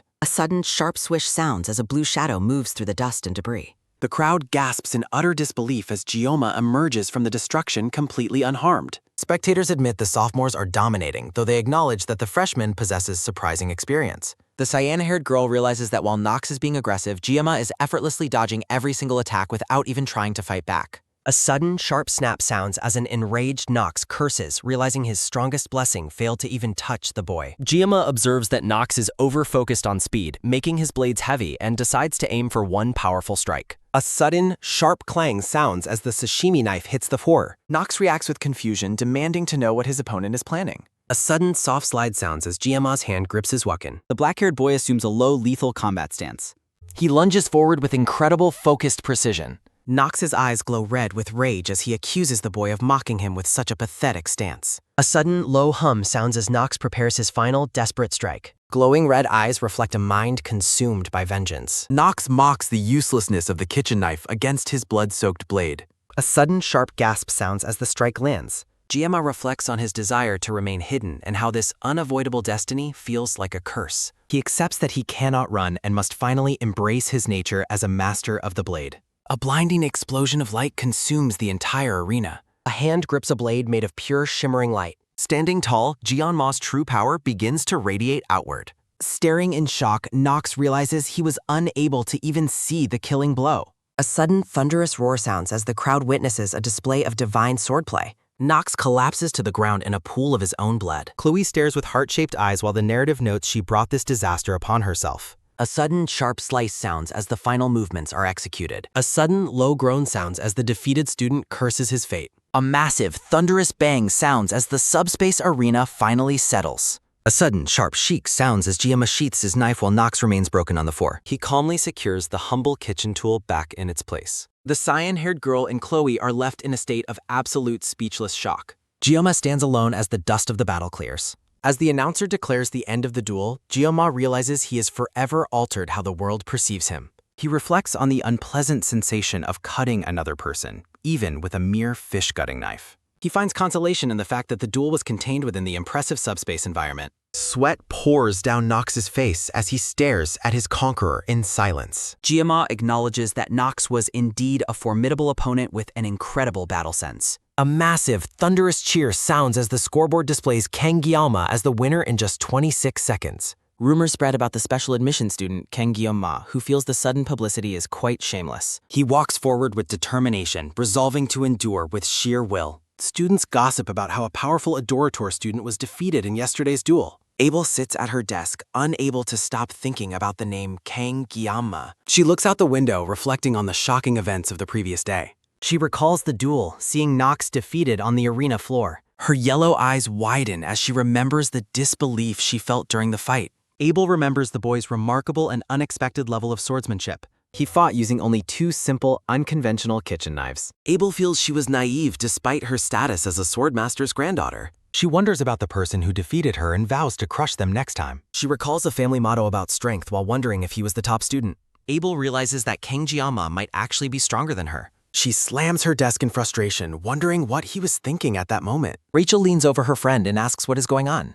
Rachel senses something is wrong, but Abel claims she is just feeling sluggish. Rachel playfully asks if she is trying to hide something. Rachel suggests that her friend might just be hungry. Rachel asks if she accidentally left her equipment at home. Rachel suggests she might need the bathroom while Abel dismisses her concern. Rachel teases her about having boy trouble, catching Abel off guard. A sudden, sharp laugh sounds as Rachel mocks her friend's intense embarrassment. A sudden, sharp laugh sounds as Rachel teases her about romance while Abel denies it. Rachel wonders who the lucky man is that hit the jackpot. Rachel suggests it might be Leon since he has such a handsome face. Rachel notes that Abel still seems apprehensive regarding the boy named Leon. Rachel wonders if her friend is actually focused on the special student, Kang Giamma. Rachel celebrates her successful guess with a devious and delighted grin. Rachel grabs Abel's hand and tells her they are leaving right now. Rachel announces they are heading to the Tiger class together. Rachel waves tearfully to the room as they arrive at the classroom. Students are shocked to see Rachel and Abel appearing in the classroom together. Rachel asks if they should go look for the black-haired Kala. Rachel's eyes sparkle with pink hearts as she scans the room. A student objects to Rachel climbing up on someone else's desk. Rachel charms the student by asking if she is pretty enough to be forgiven. A sudden soft sigh sounds as Abel palms her face in total embarrassment. Chloe sits happily beside the sleeping Kang Giamma while onlookers wonder if they are dating. Rachel decides that this situation has become much better and more fun. Rachel approaches her target with a mischievous look and heart-filled eyes. Flash of Abel and Chloe reacting with shock and concern. Rachel leans close and blows playfully on the sleeping boy. Abel and the red-haired girl stare in absolute speechless shock. Whoops! A sudden soft puff sounds as Rachel acts playfully toward the boy.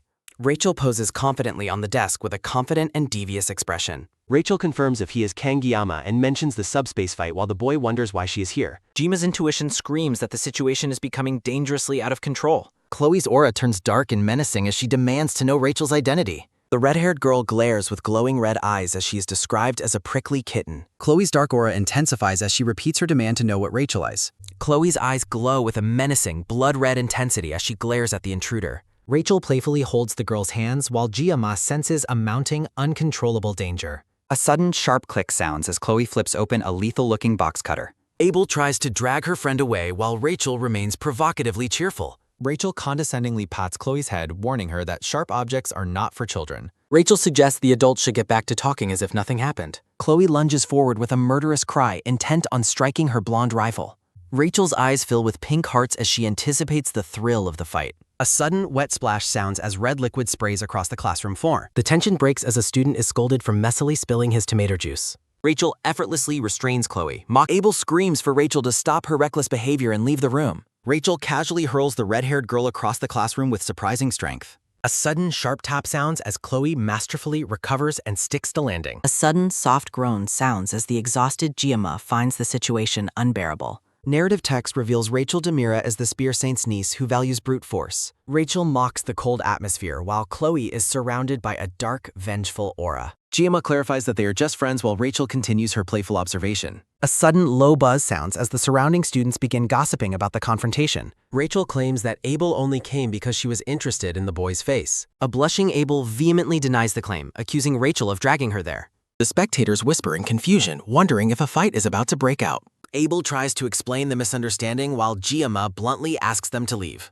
A sudden, long ha sounds as the exhausted boy dismisses his unwanted visitors. Rachel finds the boy's blunt rejection to be incredibly amusing and refreshing. Rachel admits she likes interesting people while Jiyama claims to be quite boring. Rachel invites him to her dorm after class, further enraging the protective Chloe. Chloe screams at the blonde girl to stay away from her beloved Jiyama. Rachel laughs hysterically at the girl's possessiveness while Abel looks on in total shock. Rachel bids my Jiyama a playful farewell as she finally prepares to depart. Rachel waves goodbye with playful hearts as the two girls leave the room. A sudden, soft snap sounds as the classroom finally returns to its normal state. Abel stops in the hallway, looking back toward the classroom in contemplative silence. The cyan-haired girl walks away, still processing the day's strange and chaotic events. Sunlight streams through the large windows as the girls head back to their own class. Rachel reflects on the unsettling, hollow depth she saw within the boy's black eyes. She remembers his cold gaze and feels as if her throat were being cut. A sudden, soft shiver sounds as Rachel admits the boy gave her literal chills. She considers if the boy might be a worthy candidate for her clan's betrothal.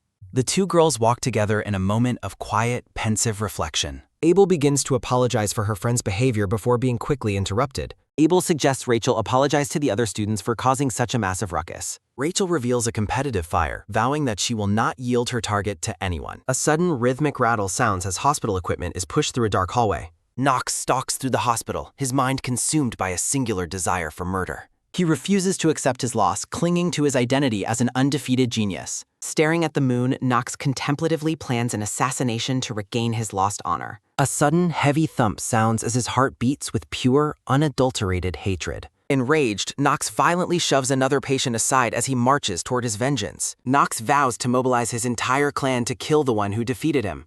A sudden rhythmic rattle sounds as Knox marches through the hospital hallway with his IV stand. Knox reflects on the terrifying and vast combat potential hidden within the red-haired Chloe. He plans to use his family's elite techniques to restore his pride. His gaze sharpens as he vows to prove his superiority to the boy. A sudden, soft munch sounds as Jiyama casually snacks on an apple in his hospital room. Knox is startled to find his rival has already arrived in his room. The impending midterms promise new challenges and dangerous encounters for the students. Chloe's dark side surfaces as she mutters about killing anyone who attracts Jiyama's attention. Chloe cheerfully asks if Jiyama needs anything while he nervously eyes the box cutter in her hand. Jiyama awkwardly asks about Knox's recovery while the assassin remains silent. Chloe explains that Knox is in the medical ward, surprising Jiyama since subspace injuries shouldn't persist. Following advice on managing intense personalities, Jiyama pats Chloe's head while asking for Knox's location. Jiyama visits the assassin, noting that the Adore clan is clearly quite wealthy. Knox watches in horror as his rival reaches for a blade, fearing the boy intends to finish him off. A sudden soft shh sounds as a hand takes hold of the sharp blade. To Nox's confusion, Giamma simply begins to prepare a snack for his defeated opponent. Nox is baffled by the incredible precision the boy shows while simply peeling a piece of fruit. GM leaves the fruit behind, advising the assassin to eat if he cannot stomach a full meal. A sudden sharp shing sounds as Nox considers an assassination before realizing he is completely outclassed. Giamma warns the assassin against seeking future vengeance as he prepares to exit. He reminds the broken boy that even the entire Adorator clan poses no threat to him. A sudden, heavy thud sounds as the weight of the realization hits. Nox collapses in absolute shock at the sheer skill displayed by the boy's simple handiwork. Giamma reflects on how his bluff worked perfectly to shatter the assassin's remaining will.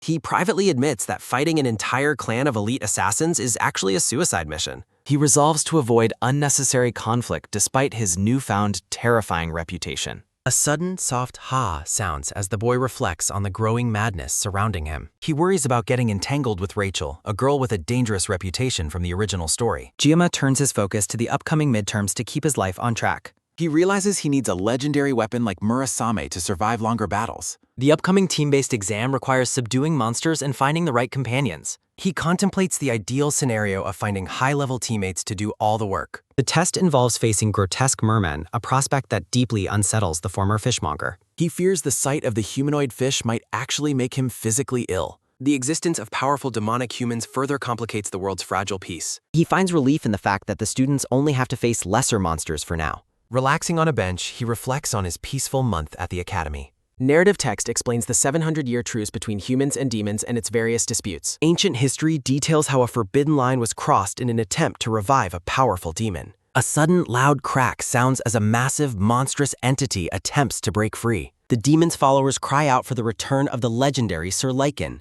The battle for the future begins as the next generation faces ancient, shadow-bound evils. A student scrolls through the news of past victories while occupying a bathroom stall. GM wonders about the true identity of the legendary hero who once sealed the demon commander. A sudden, soft tick sounds as the boy scrolls through several years on his digital calendar. Looking at his short contact list, Giamma realizes he has almost no actual friends at the school. He resolves to form a top-tier team and dominate the upcoming exams. A week later, he finds himself the center of constant gossip among his peers. The memory of the duel lingers as he realizes his peaceful life is truly over. Giamma notices that Chloe has also become an isolated outsider in their classroom. He asks the red-haired girl if she found a partner, and she confirms she is still alone. She cheerfully claims that being alone is fine as long as she has him by her side. He offers to team up with her despite needing more members, and she enthusiastically accepts. Giamma is pleased to see that his simple offer has made the girl truly happy. The quiet moment is shattered as a sudden, loud shout sounds with terrifying volume. Rachel sprints back into the room, making the boy immediately regret his life choices. He demands to know why she returned, but the blonde girl remains playfully evasive.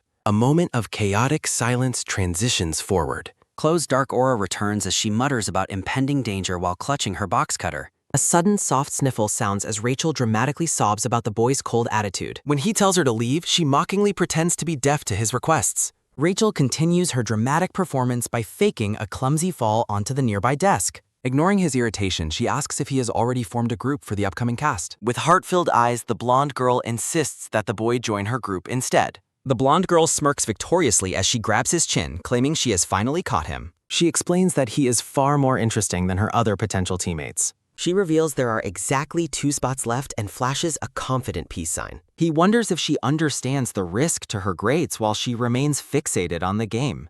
Rachel seals the deal by tapping her phone, informing him that there is no backing out.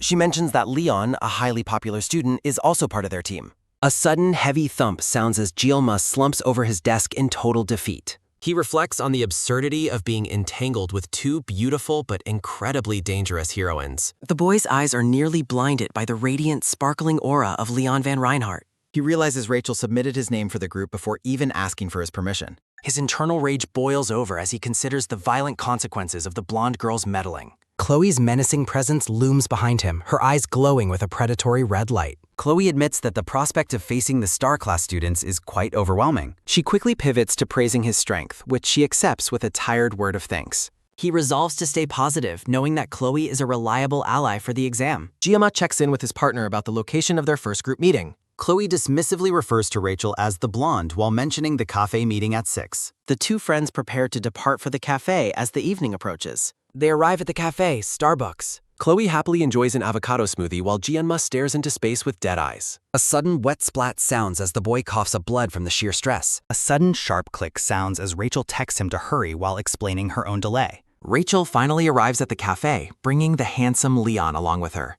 Leon's eyes glow with a sharp crystalline blue light as he observes his new teammates. Another student with vibrant orange hair stands nearby, looking remarkably unenthusiastic. Leon expresses his admiration for the boys' performance during the earlier subspace encounter. The blonde leader suggests they begin with introductions to break the lingering ice. He formally introduces himself as Leon Van Reinhardt, the leader of their Star Class team. Rachel's playful energy causes some friction as the orange-haired boy tells her to stop elbowing him. The orange-haired boy introduces himself as Speed Weapon and bluntly states his love for heroes. Jianma is utterly confused by the strange name and the student's unexpected hobby. Chloe begins her introduction, but Rachel immediately interrupts to mock her relationship with the boy. Leon notes the awkward atmosphere as the diverse group finally settles in for their meeting. A sudden sharp hum sounds as a glowing blue hologram projects into the air. The hologram displays a detailed map of Scopely Island, the official site for their upcoming examination. Leon explains that the team will teleport to the designated island via a subspace gate and warns that the real demonic beasts there can cause actual injuries.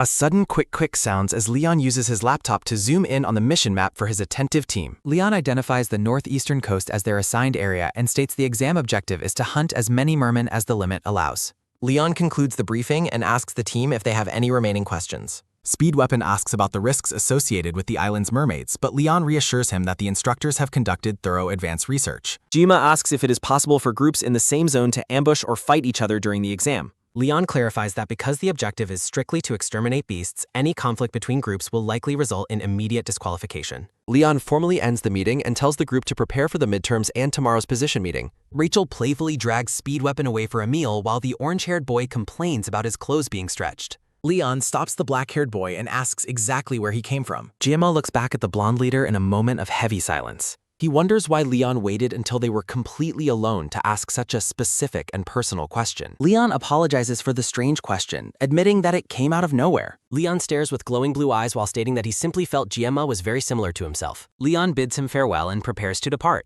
A sudden soft thud sounds as Jianma grabs the leader's shoulder and asks exactly where he came from. Jianma is struck by a wild and unsettling thought. Is it possible that Leon is also from another world? Back at home, he considers the possibility that more than one person could have been pulled into this game's world. He muses that it is logically more probable for someone to possess the main character rather than a mere extra. A sudden sharp shing sounds as Jianma draws a blade while contemplating the mysterious power of the sword god. He notices that focusing on his blessing allows him to faintly hear a distant ghostly voice. A sudden, sharp crack sounds as a painful migraine strikes him, bypassing his painlessness blessing because of his intense overthinking. He compares Leon to the game character he once played and realizes the resemblance is absolutely perfect. He wonders if Leon's question was simply a literal inquiry about his country of origin. A sudden soft tap sounds as Jianma searches a wiki and finds no mention of Leon in his original world. A sudden, long sigh sounds as he decides to minimize his future involvement with the blonde leader. He considers visiting Medea as a backup plan if things become too complicated to handle alone. He resolves to keep his thinking straightforward and ignore any distractions that cloud his focus. A glowing status video details his progress in physical and mental fortitude through the blessing of the sword god. He reflects on his training and anticipates that his armament stats will increase significantly once he acquires Murasame. He is surprised to see that his assimilation rate has increased significantly over a short period. He wonders if the boost is a direct result of his recent intense duels with the Adorator siblings. He finds it annoying that he cannot explain his situation to anyone else or ask for guidance. A system notification updates the stats for his Blessing of Painlessness, showing an increased duration. He is genuinely impressed and shocked to see that the duration has jumped to 40 seconds. A mysterious message appears in his vision, informing him that his hard labors have finally borne fruit. A sudden, sharp shing sounds as the boy happily tests the edge of a kitchen knife. 4 days before the exam, the group shares a meal while Speed Weapon tells the others to stop their teasing. One day before the test, a sudden heavy thud sounds as Jianma collapses from an exhausting training session. He refuses to stop, pushing through the fatigue to practice his swings with relentless determination. He maintains a look of grim focus as he continues his preparation for the upcoming battle. The day of the midterm exam finally arrives at the academy. Jianma observes the massive subspace gate, noting that its atmosphere is far more intense than the training grounds. A sudden heavy thrum sounds as the diverse team gathers together for the start of the exam. Rachel mocks the leader for being late despite his usual insistence on the importance of punctuality. Leon smiles warmly and tells the team to come over as they prepare to begin. Speedwagon checks his equipment as a status label designates him as the group's support. Medea waves cheerfully while walking down a sunlit street on a folk hall. A pair of anime girls ask viewers to join their community and support their work. A woman in a professional suit stands by a window, inviting readers to stay tuned for more chapters. Chloe greets Giamma with a bright smile while a diagram identifies her as the team's sub-DPS. Giamma apologizes for his tardiness as the diagram assigns him the rearguard position for the exam. He observes his teammates' impressive equipment, noting Rachel's S-rank halberd while wondering about Leon's missing legendary blade. A sudden, sharp click sounds as Speedweapon asks what he is looking at while clutching a recorder. Rachel explains that the recorder is a rare S-rank healing armament, leaving Giamma completely baffled. He reflects on the immense difficulty and cost of obtaining S-rank healing gear within the game's logic. A loud, booming announcement sounds as the instructors declare that the 2034 first-year midterms have officially begun. The bald instructor warns the cadets to retreat if things get dangerous, reminding them that their lives are more important than grades. Leon tells the group to stay calm and prepare for the transition as they get ready to start. Chloe admits she is feeling anxious because of the rumors that mermaids inhabit Scopely Island. Giamma tells her not to worry since the instructors cleared the area, but she remains visibly tense. She recalls how mermaids in Sicily were known for causing massive damage despite the current truce with demonic beings. A sudden, loud yell sounds as the instructor orders the students to step through the gate and begin. Giamma places a reassuring hand on Chloe's head and tells her it is time for them to go. Chloe feels a wave of relief, realizing she can stay calm as long as Giamma is by her side. The entire team charges forward into the dark, swirling energy of the subspace gate. Giamma urgently asks if Chloe can hear him as she appears dazed by the teleportation process. Chloe wonders if she briefly lost her focus during the sudden transition between worlds. A sudden, sharp crackle sounds as the team finds themselves in a dark cave with no connection to their instructors. A terrifying, glowing pink mermaid entity looms over them in the darkness, radiating an oppressive energy. A sudden, sharp shing sounds as Giamma draws his blade, determined to cut through any threat that appears. A woman in a professional suit stands by a window, inviting readers to stay tuned for more. The scene shifts to the bright, tropical shores of Scopely Island as the sound of retching fills the air. A sudden, wet splat sounds as the team collapses on the sand, overwhelmed by the intense teleportation sickness. Leon notes that Giamma seems perfectly fine, but he admits this feeling is far worse than simple seasickness. A sudden, wet gurgle sounds as a small, fish-headed merman with human legs emerges from the forest. A sudden, quick patter sounds as the small creature flees into the trees, looking much less dangerous than expected. Giamma considers taking it easy in the rearguard while examining his simple kitchen knife. Leon warns that they will encounter much larger and more formidable mermen once they reach their assigned zone. The leader decides their first priority is to regroup at the location Chloe went to scout. They arrive at a clearing near the dense jungle, searching for any sign of their scout's progress.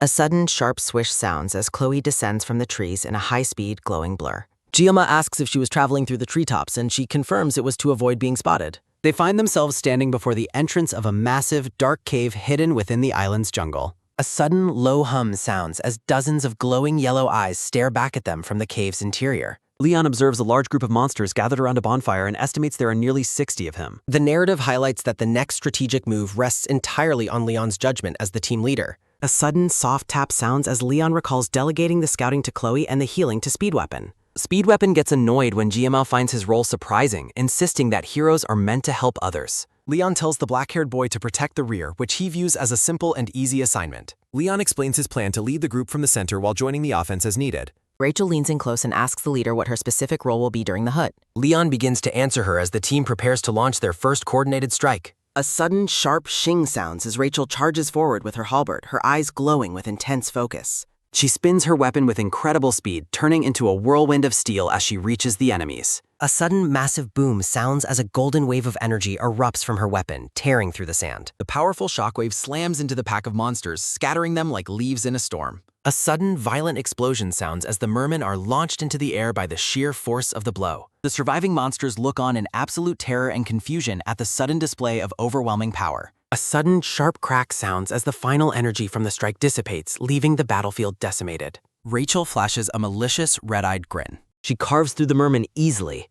Fish heads fly as someone stares. Leon watches the chaos with confidence. Rachel confirms the plan in French. Speedweapon plays his recorder, providing buffs. Rachel counts her kills during battle. She continues her lethal, high-speed count. Rachel initiates her powerful spinning attack. Rachel thanks Speedweapon for the blessing while announcing that 25 mermen have already fallen. Chloe activates a Surapasing. She prepares her ultimate technique. A sudden, sharp click sounds as Chloe's technique instantly cleaves a line of enemies in two. Chloe crouches low as monsters pouts. She slashes 2 mermen, counting 10. The duo decimates the cave's population. Medea watches the slaughter in disbelief. Rachel and Chloe maintain their momentum. A giant merman boss suddenly emerges. A sudden, loud roar sounds. Rachel and Chloe strike simultaneously.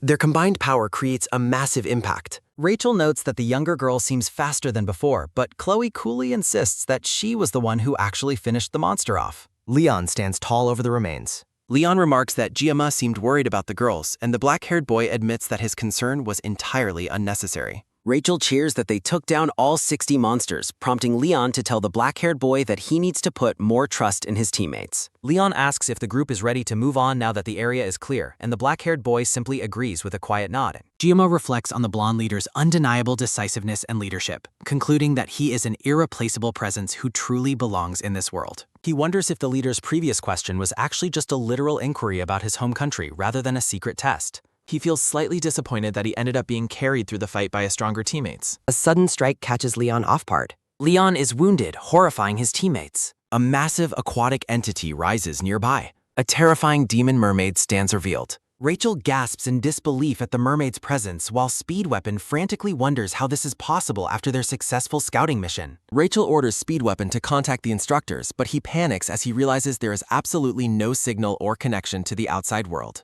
Giamma notes that he is the only one staying calm while Rachel orders Speed Weapon to prioritize healing Leon's injuries immediately. Giamma tells Chloe to run and alert the other cadets to evacuate since they cannot easily flee while carrying the injured Leon. Chloe retreats to fight help.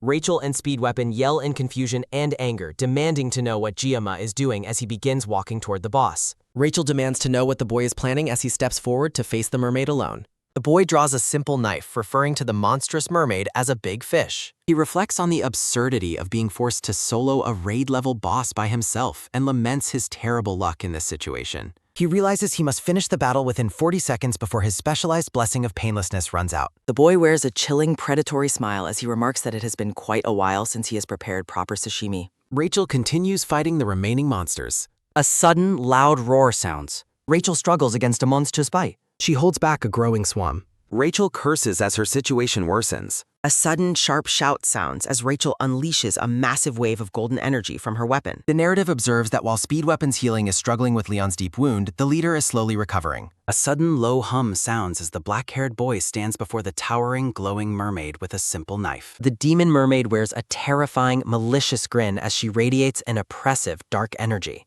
A sudden, sharp shing sounds as the boy leaps forward into the glowing air to engage the monster. The boy dismisses the demonic being as nothing more than a fish with flesh and bones before diving into the fray. A sudden, quick swish sounds as the boy passes through the mermaid's defenses with blinding speed. He lands nimbly on the cracked earth as the monstrous mermaid turns to face him again. A sudden, violent roar sounds as the mermaid unleashes a blast of energy that cracks the ground near the orange-haired boy. The orange-haired boy watches in absolute shock as the battle between the cadet and the boss escalates. The mermaid lets out a bone-chilling shriek that echoes through the decimated battlefield.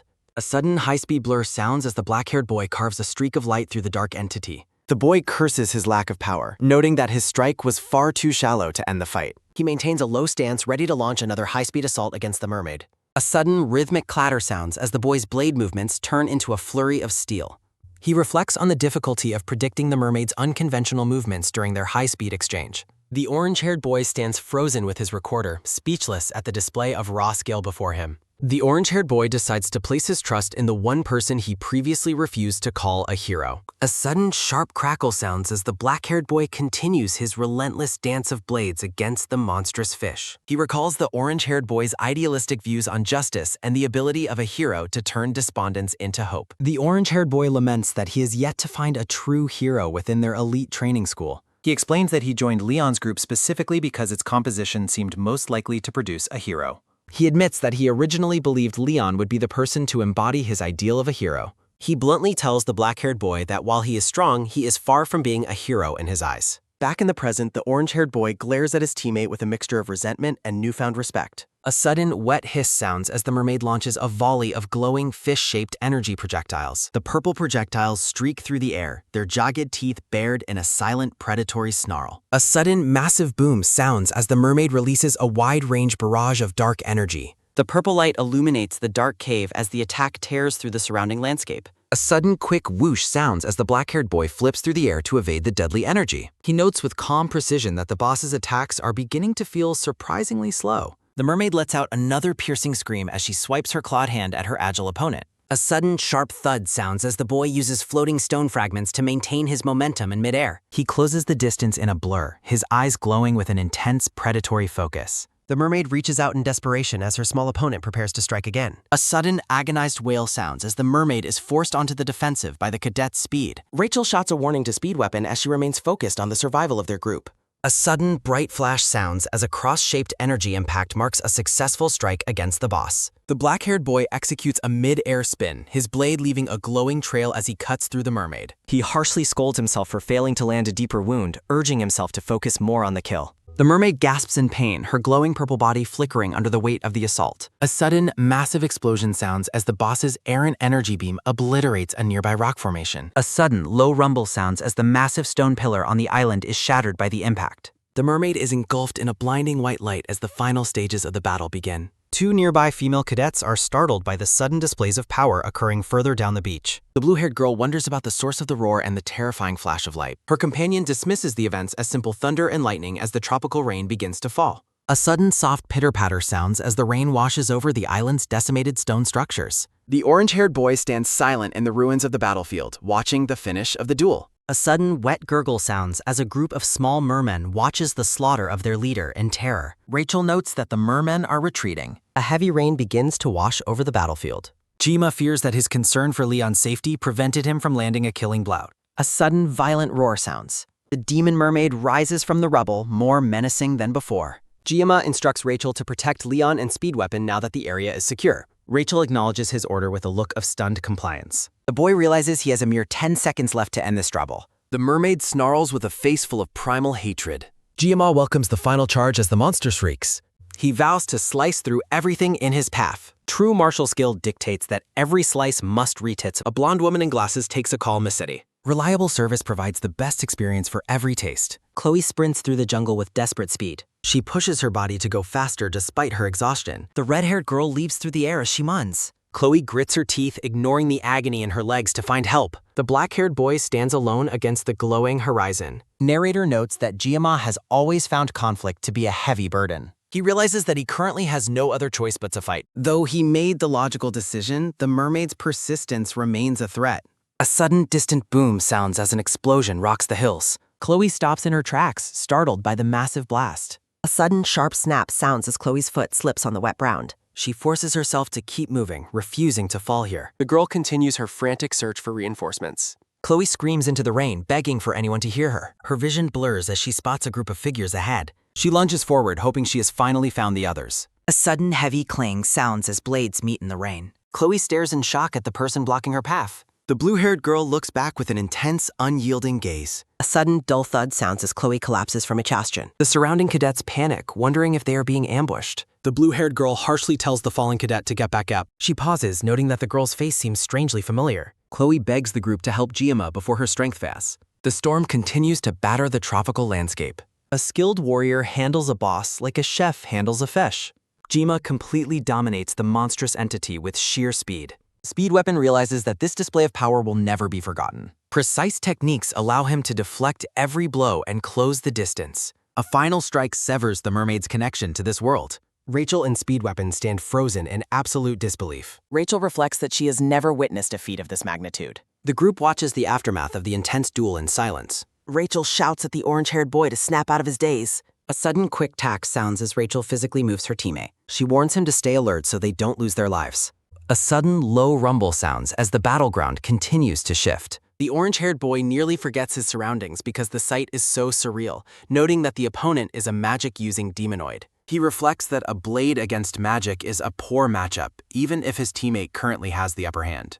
Giamma stands firm against the wang. A sudden deep growl sounds as the monster prepares its next move. A sudden sharp shriek sounds as the mermaid unleashes a needle squall. The cave remains battered by the storm. A sudden loud crash sounds as energy beams tear through the stone. The demonic monster strikes with fury. A sudden quick patter sounds as Giamma dodges the projectiles. He maneuvers through the air at speed. A sudden metallic clang sounds as the blades deflect magical energy. Giamma focuses on his final opening. A sudden swift swish sounds as he spins toward the enemy. He carves through the monster's silhouette. A final strike cleaves the mermaid. The mermaid's expression shifts to terror. Confusion follows as a strange entity falls. A sudden, wet tear sounds as the monster is shredded by countless strikes. The mermaid gathers a final blast. A sudden, massive boom sounds as dark energy surges forward. The orange-haired boy screams for Giamma to get out of the way while Rachel watches in horror. Giamma realizes he cannot avoid the blast, his vision filled with blinding light. He gazes at the blood dripping from his palm against a clear blue sky. A sudden, violent roar sounds as a pillar of red energy obliterates the darkness.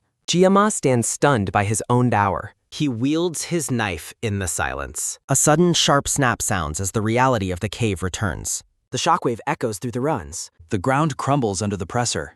A blonde woman in glasses tells the boy he deserves compensation and a glimpse of the future. The blonde woman handled the call. Rain washes over a bloody blade. A sudden, soft splash sounds as the monster's remains hit the ground. Giamma stands over his fallen foe. His eyes are cold and empty. A sudden wet gurgle sounds as the dying mermaid gasps. Rachel and her teammate are speechless. A sudden, dull thud sounds as the severed head rolls away. Giamma looks out into Blaine. The narrative confirms his hard-won victory. The survivors process the brutal scene. A sudden, heavy clang sounds as Giamma collapses and drops his weapon into a pool of blood. Rachel rushes toward him, screaming his name as she leaps over the rubble. The orange-haired boy is relieved that Leon is fine despite the blonde boy's visible exhaustion. A sudden, quick tap sounds as a new presence is detected. The orange-haired boy panics, wondering if the mermen who fled have returned to the battlefield.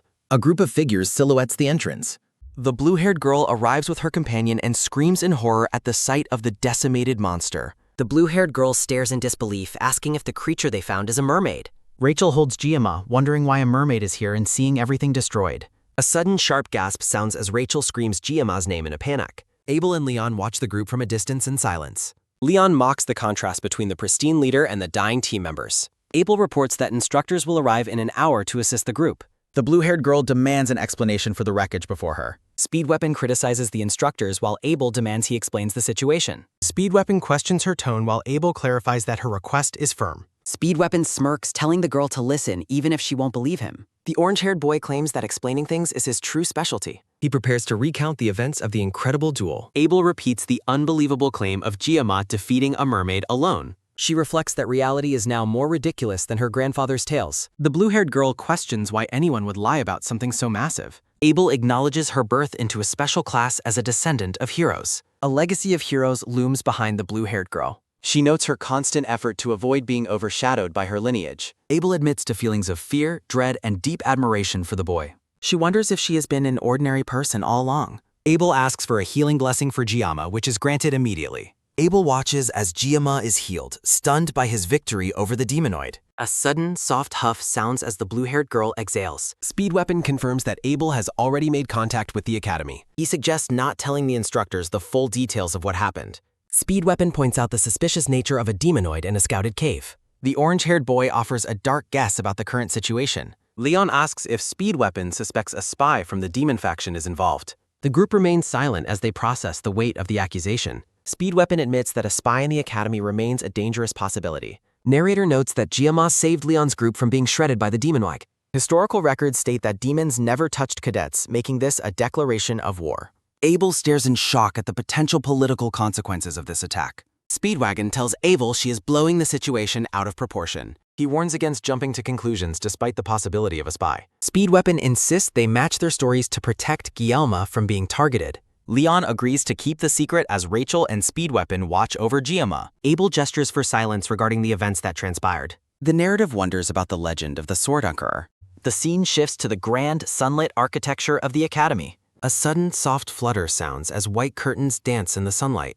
A sudden low chuckle sounds as the boy wakes in a quiet infirmary. Giamma stares at the ceiling, realizing he survived the encounter. He recalls the mermaid's final magic sphere attack before her death. He remembers cutting through the magical blast with his simple sashimi knife. A moment of blinding light fades from his vision. He reflects on the final sensation of water during the fight.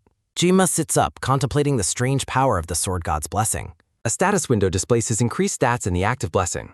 He realizes his lack of fear was due to his increased mental fortitude. A sudden quick chime sounds as the system confirms his rising assimilation. Giamma contemplates if his ability unlocked when he targeted the mermaid's magic. A sudden, loud shout sounds as the green-haired woman bursts into the room calling his name. Medea pulls him into a tight embrace, expressing her deep concern and fury toward the instructors, while Giamma feels a sudden, quiet wave of relief. She apologizes for her intensity and begins searching through a floral dimensional pocket for a specific item. Giamma is surprised by the magical storage as she triumphantly announces she found what she was looking for. A sudden, sharp hum sounds as she presents a glowing blue blade called the Murasame. A system window displays the high-ranking stats and history of the legendary Japanese sword. Medea apologizes for the informal setting of the gift, wishing he could have received it officially. She turns and sharply demands that the elderly man outside stop being shy and enter. A sudden soft cough sounds as Sieg enters, asking Medea to stop using his title so casually. Medea retorts playfully about her own youthful behavior while the boy watches them in silence. Giamma recognizes the visitor as the Sword Emperor and questions his presence in the infirmary. Medea informs him she has spoken with his team and begins a formal apology on behalf of the Academy.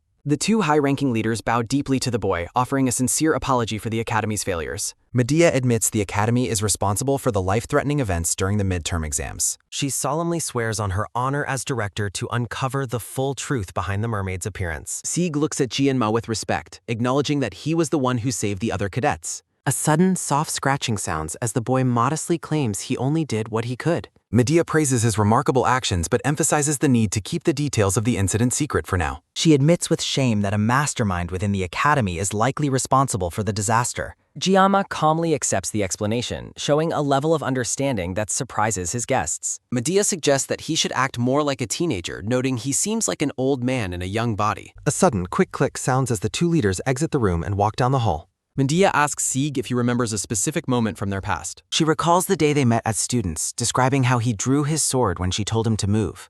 She laughs about his rebellious attitude back then, though he claims to have forgotten the entire exchange. Medea reflects on the 60 years she has spent at the Academy, feeling the weight of her long life. She notes that despite her long tenure, she has only seen a small fraction of the Academy's ancient history. Sieg reminds her that the institution has nurtured and protected its students for 7 centuries. A sudden, low hum sounds as Medea's expression turns dark while she considers the recent betrayal. A sudden, massive crash sounds as she shatters the hallway windows with a surge of uncontrolled power. The two stand in silence amidst the wreckage, their faces set in grim determination. Medea struggles with her rage as she processes the failure of the Academy's security. She reflects on the reports she received regarding the island surveys and the precautions she took. The memory of the demonoid looms over her as she realizes her preparations were insufficient. Her expression softens into a knowing smile as her thoughts return to the boy. Medea enthusiastically praises Giamma's solo victory while Sieg internally complains about her behavior. She continues to gush over how impressive the boy's talent is, much to Sieg's annoyance. Narrator notes that hero families often use the word genius too loosely for any promising child. Sieg reflects that he even forbade using the word for his own talented granddaughter, Abel. He acknowledges that only Giamma truly embodies the word and wonders how far his potential will take him. Sieg questions if the boy might one day reach the heights he himself only dreamed of. A sudden soft step sounds as they pause in the sunlit corridor. Sieg instructs Medea to stay at the Academy for the time being. She looks back with a confident, slightly mischievous smile. Medea teases him about helping her clean up the mess she made, but he persists in his denial. A sudden quiet rustle sounds as Giamma, now in uniform, reflects on the secret nature of his victory. He sits in class, realizing his peers are only safe and happy because of his intervention on the island. The scene shifts to a teaser for the next chapter titled The Moving Kingmaker. A series of notes detail the complexities and choices made during the translation process. King Giamma visits the school's forge immediately after his discharge, intending to have the legendary blade Murasame reshaped and enhanced by the blacksmith. Handing over the blade, the boy asks for an enhancement, to which the blacksmith agrees, as the boy reflects that the sword felt like a mere metal rod without proper reforging to match his current blessings. Valundras the blacksmith is full of enthusiasm, announcing that he will perform the work for free in honor of the Academy's 700th anniversary and telling the boy to return in a week. As he leaves, a sudden soft thud sounds as the red-haired girl arrives on crutches, greeting the boy cheerfully and asking how he feels after being discharged, while the black-haired boy questions her presence. Chloe displays her bandaged leg, explaining that despite the injury, she will be able to walk without crutches in a week thanks to the emergency treatment provided by the orange-haired boy, proudly claiming her status as an adorator. While they sit together, the boy acknowledges that although he defeated the mermaid, the victory belonged to the whole team as they each played their critical parts, then asks if anything unusual has occurred, to which she mentions the tension between the director and the elders. He recalls the collective effort of the group, from Chloe's initial rescue call to Rachel's skill in clearing the mermen and the essential healing blessings provided by Speed Weapon. The black-haired boy stares skeptically at a memory of his teammate, privately wondering if such a person could truly defeat a Demon King or if his injuries are clouding his potential. A sudden, sharp shout sounds as a distant figure demands the students stop what they are doing, drawing the attention of both the boy and the red-haired girl. The mohawk-haired instructor commands the assembly to quiet down and take their seats, stating that he has several important announcements to make before the training session begins. Looking visibly nervous, the instructor informs the class that a special guest will be co-instructing with him and prepares to introduce this new arrival. A sudden, heavy step sounds as the elderly, white-haired Sword Emperor enters the hall, his presence causing a wave of shock to ripple through the gathered students. As Sieg stands at the podium, the room fills with the sound of excited murmurs from students who can hardly believe they are being taught by the legendary Sword Emperor, while the mohawk-haired instructor trembles beside him. The scene shifts to a dark room where a hooded man is violently knocked back by a sudden, powerful surge of purple energy. A sudden, loud pow sounds as the woman with purple-streaked hair delivers a brutal punch to the hooded man's face. The defeated man begs for forgiveness from Instructor Kim, but she coldly dismisses his apologies while towering over him with a terrifying gaze. A sudden low hum sounds as the woman channels a massive amount of violet magical power, her eyes glowing with an enraged intensity. Looking truly sinister, the woman licks her lips in anticipation of the disaster to come, while the hooded man remains slumped in the background. Holding a small snack, she asks why he didn't cooperate when he had the chance and insults his knack for being annoying, while the man struggles to speak through his fear. A sudden, sharp crack sounds as she delivers another direct strike to his face, cutting off his attempts to apologize. She leans down and mockingly asks him to repeat himself while the man groans in pain, bleeding from his mouth. Walking away with her hands on her head, she complains about his failure to bring Leon back in a weakened state despite having the help of a mermaid. A sudden wet sounds as the woman continues to berate him, noting that his incompetence has allowed their target to remain safe at the academy while she eats her snack. A sudden, heavy cough sounds as she strikes him again for not taking her seriously, her expression cold and filled with disdain for his weakness. Clutching his shattered face and bleeding profusely, the man internally curses the instructor's nerve and wonders how she dares to treat him this way. She bends over to adjust her footwear, complaining about the blood he got on her shoes and calling the entire situation ridiculous. As she walks away, she notes that based on the current crop of new students, she wouldn't be surprised by any level of success they might achieve. The man reveals that the destruction was actually the work of just one cadet, causing her to stop and question if he truly means Leon was responsible. A sudden bright flare sounds as her hand ignites with purple flame upon hearing the news, her curiosity piqued by the revelation. Looking genuinely thrilled, she exclaims how exciting the situation has become as her magical power flares around her. Back at the academy, the mohawk-haired instructor leads a group of students in a vigorous run, shouting that he cannot hear their responses while they chant their compliance. A sudden rhythmic thud sounds as the cadets sprint past a window while the red-haired girl watches the training from a bench in the distance. Chloe cheers enthusiastically from the sidelines, shouting words of encouragement to her peers as they endure the grueling physical exercise. Struggling to keep up, the black-haired boy huffs in exhaustion, looking toward the girl on the bench with a deep sense of envy for her rest. The instructor shouts at the boy for being too slow on his feet, causing him to react with a sudden, sharp gasp of surprise. The boy shouts his acknowledgement, only to realize that the white-haired Sword Emperor is the one running directly beside him. Stunned, the black-haired boy watches Sieg sprint with ease, privately wondering why a legendary figure of his stature is participating in a simple student run.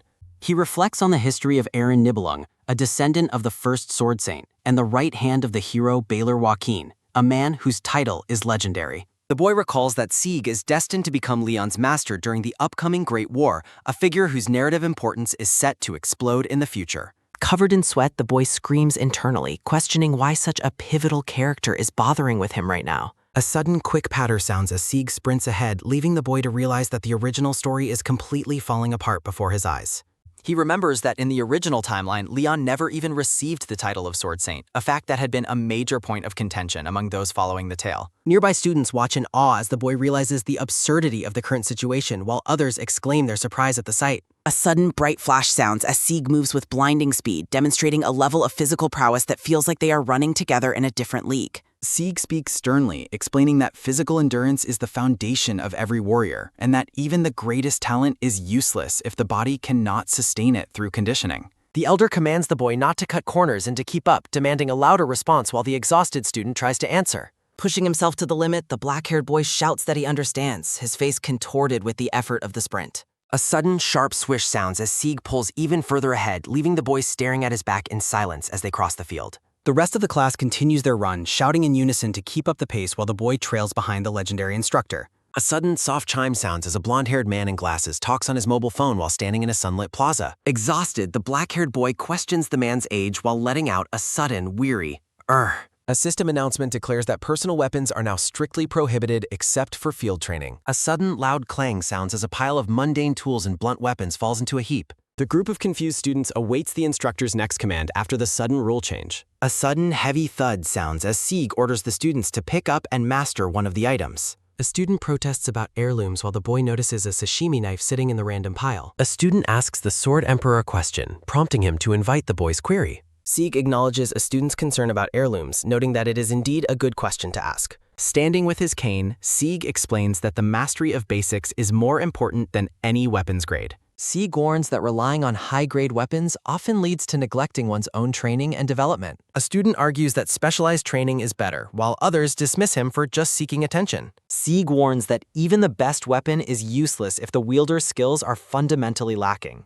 Looking intensely at the class, Sieg declares that a true master never blames his equipment for failure. A sudden, sharp gasp sounds as the black-haired boy reacts with shock to the elder's blunt statement. The boy smiles and nods slightly, acknowledging that the elder's words are completely and undeniably true. Sieg explains that mastering basics allows one to handle any weapon skillfully and improves class promotion scores. A sudden, frantic scuffle sounds as students rush to the pile, shouting for others to move out of the way. A sudden, chaotic boom sounds as the boy watches the inspired crowd scramble for training tools. A sudden, soft whir sounds as the boy stares at the nearly empty pile of remaining training weapons. Sieg watches with glowing eyes as the boy picks up a kitchen knife to use for training. Sieg announces that they will now implement pairing sessions for one-on-one training between the gathered cadets. A sudden, sharp swish sounds as Sieg explains that true growth as warriors requires the risk of combat. A sudden low hum sounds as Sieg prepares to give a personal demonstration of proper sparring techniques. Excited students whisper about the Sword Emperor's skills while the Mohawk instructor demands immediate silence in class. The instructor breaks into a sweat, realizing he faces the greatest crisis of his career against Sieg.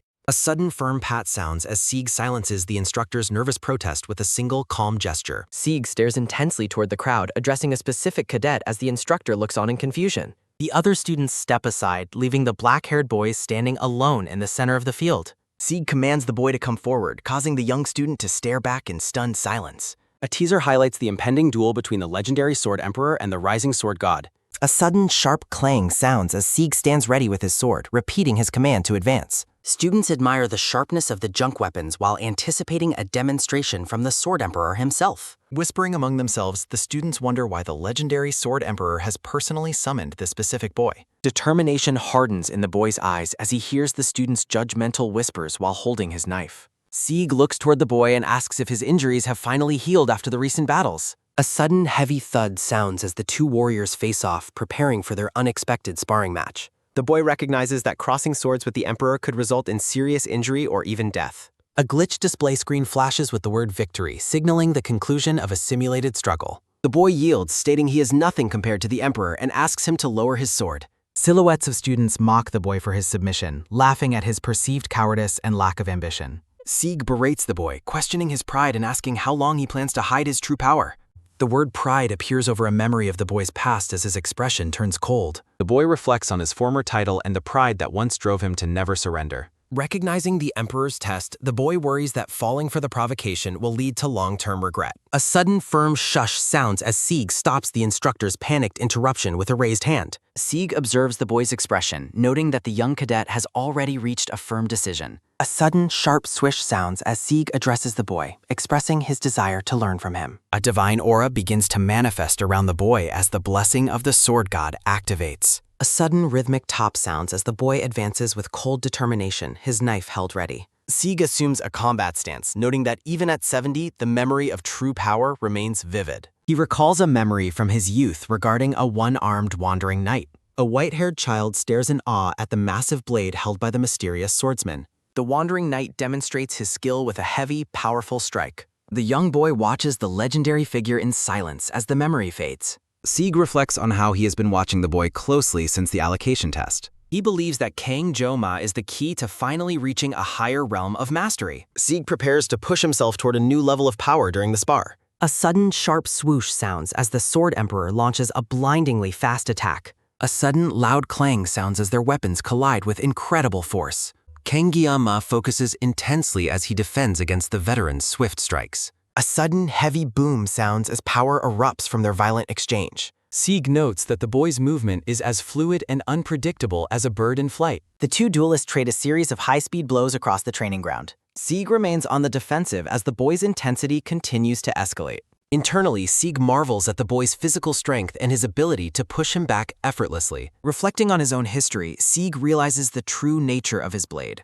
His focus intensifies as he acknowledges that his sword is no longer light. A massive slash of blue energy cuts vertically through the air. A jealous student dismisses the boy's skill as mere luck from an ordinary class. Other students maliciously hope to see the boy humiliated and broken by the Sword Emperor. A sudden low whistle sounds as a gust of wind kicks up dust across the field. The two combatants stand perfectly still as the atmosphere becomes heavy with tension. The Mohawk instructor expresses his deep concern regarding the headmaster's reaction and the safety of the cadets. Sieg questions if the instructor truly believes he would use lethal force against a student. He assures the instructor that Kang Gyama is capable of reaching a legendary level of power. Sieg remains stoic and focused as he observes his opponent's determined expression. He is genuinely astonished that the boy was able to withstand such a powerful strike. The boy continues to evolve his combat style even in the heat of battle.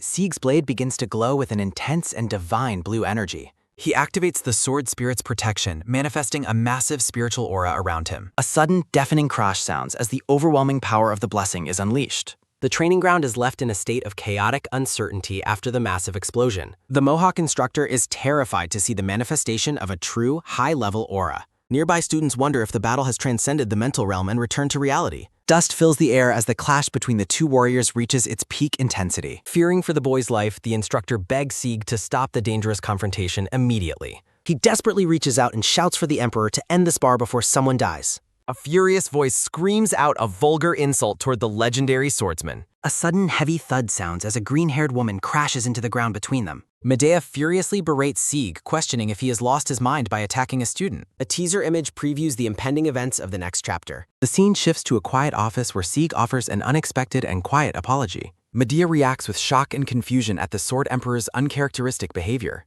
A sudden sharp grip sounds as she seizes Sieg's collar, demanding an explanation for his recklessness. Kang Gyama walks away in the distance while Sieg watches him with a thoughtful expression. Medea continues to yell at the old man, who calmly addresses her by name. Sieg apologizes once more, leaving the green-haired woman completely stunned. Medea reflects on how the man who hasn't apologized in decades has done so twice today. She questions why he felt it necessary to use a divine blessing against a mere student. Sieg admits that without unleashing the blessing, he would not have been able to gain the upper hand. Medea is completely bewildered by the Sword Emperor's admission, wondering how someone as prideful as Siegfried could say such a thing.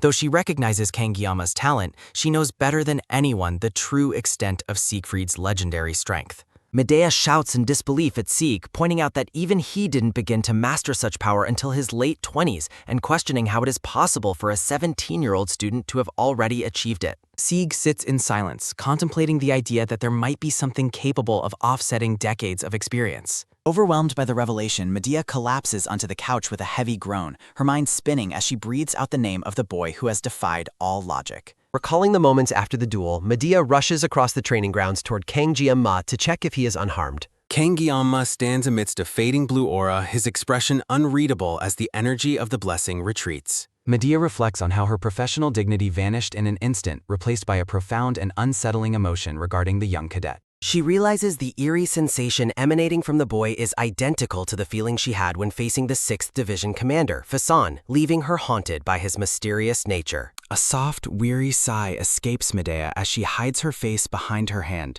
trying to process the impossible reality. Watching Sieg calmly sip his tea, Medea finally admits that the old man's assessment doesn't seem to be a lie. Medea looks directly at Sieg and asks the unthinkable question if he actually lost the duel to the student. Outraged by the suggestion, Sieg stands and bellows that there is no way the boy's talent compares to his own, especially since he wasn't even fully armed during their exchange. Medea remains unfazed by his outburst, teasing the legendary master for overreacting and reminding him that he is the one who always claims a true master never blames their equipment. Smirking at his hypocrisy, Medea asks if he is really using his lack of gear as an excuse, telling him he looks quite ridiculous. Enraged by her mocking, Sieg shouts at her to be quiet and asks if she wants to die as he begins to invoke his power, his fury punctuated by a sudden, sharp ka sounding. A memory of the duel shows a massive burst of energy as their blades collided with world-shaking force. The intensity of their combat is relived, showing the struggle between the veteran master and the rising prodigy. Her focus is broken by a sudden light ding sounding as a notification appears before the boy's eyes. Back in his dormitory, Kangiyama reflects on the hot-headed nature of the Sword Emperor and realizes that Medea's intervention likely saved him from a truly dangerous outcome.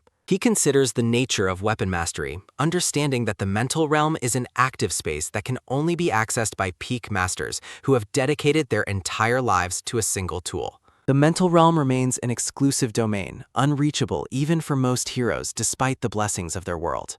Kangiyama recalls that even Leon, the destined hero, required 3 years of intense private training just to set foot in that realm, a detail he remembers from his time playing the game. He realizes that he has surpassed even the protagonist's growth rate through his unique circumstances. Sitting on his bed, the boy acknowledges that his mastery comes from using his sashimi knife for over 20 years across 2 different lives. He notes that every time the blessing activates, he experiences a level of concentration that transcends normal human perception. The memories of his past and his current life harmoniously intertwine, allowing him to break through any situation. Determination hardens in his eyes as he picks up his wooden knife, deciding that avoiding conflict only makes things worse and that he must tackle his problems step by step. He stands ready to push his limits in the privacy of his room. The boy reasons that if he can learn to freely control the mental realm, he will be able to train and fight without depending on the sword spirit's blessing. He projects his consciousness into the vast blue expanse of his own mind. The mental landscape begins to take the shape of the academy as he focuses his intent. The silence is broken by a sudden sharp crack sounding as the mental world begins to fracture.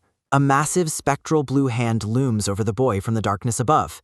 As the ghostly hand touches his shoulder, a surge of blue energy flows into his arm and down to his weapon. The glow subsides, leaving the training weapon humming with residual power. Returning to reality, Kangiyama stares at the knife in his hand, wondering what kind of transformation he just witnessed. Under the cover of night, a group of elders discusses the recent events, agreeing that the Sword Emperor's presence at the academy is a blatant disregard for their authority. A heavy fist slams onto the table with a sudden loud crash sounding as one elder reminds the others that this arrangement was something they had all previously agreed to. The council bickers over the use of demons as enemies, but a consensus forms that they must eliminate troublemakers immediately and launch a full investigation into the top student, Kangiyama. An elderly woman wonders if the boy could be a hero candidate, but another dismisses the idea, insisting that Leon Van Reinhardt is the only true candidate. A gray-haired man scoffs at Leon, calling him a half-baked brat who cannot even manifest his blessing properly, and asks the others if they have forgotten the boy's recent display. He reminds them of the incredible swordplay that defeated the twins and notes that Medea is intentionally blocking their access to information, making the entire situation suspicious. The elders agree that a hero's fate is unavoidable and that they must act quickly to eliminate any potential threats before the 7 stars cause more trouble.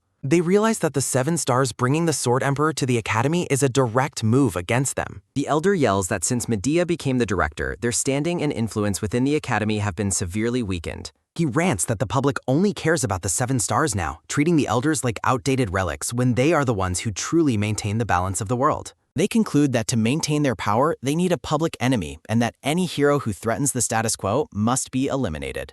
A man with a goatee speaks of his own position as an elder, explaining that he is using force to persuade the others because of Medea's interference. Er Akor, a division commander of the 5th Demon King, stands before a towering inferno of dark energy. From the shadows, the leader of the council gives his approval, commanding the orders to be issued immediately. A hooded elder sits upon a regal throne, solemnly addressing the Auditore family. The silence is broken by a sudden, heavy thud sounding as a hammer hits the floor. Kangiyama looms over a terrified, bearded blacksmith who desperately begs for mercy.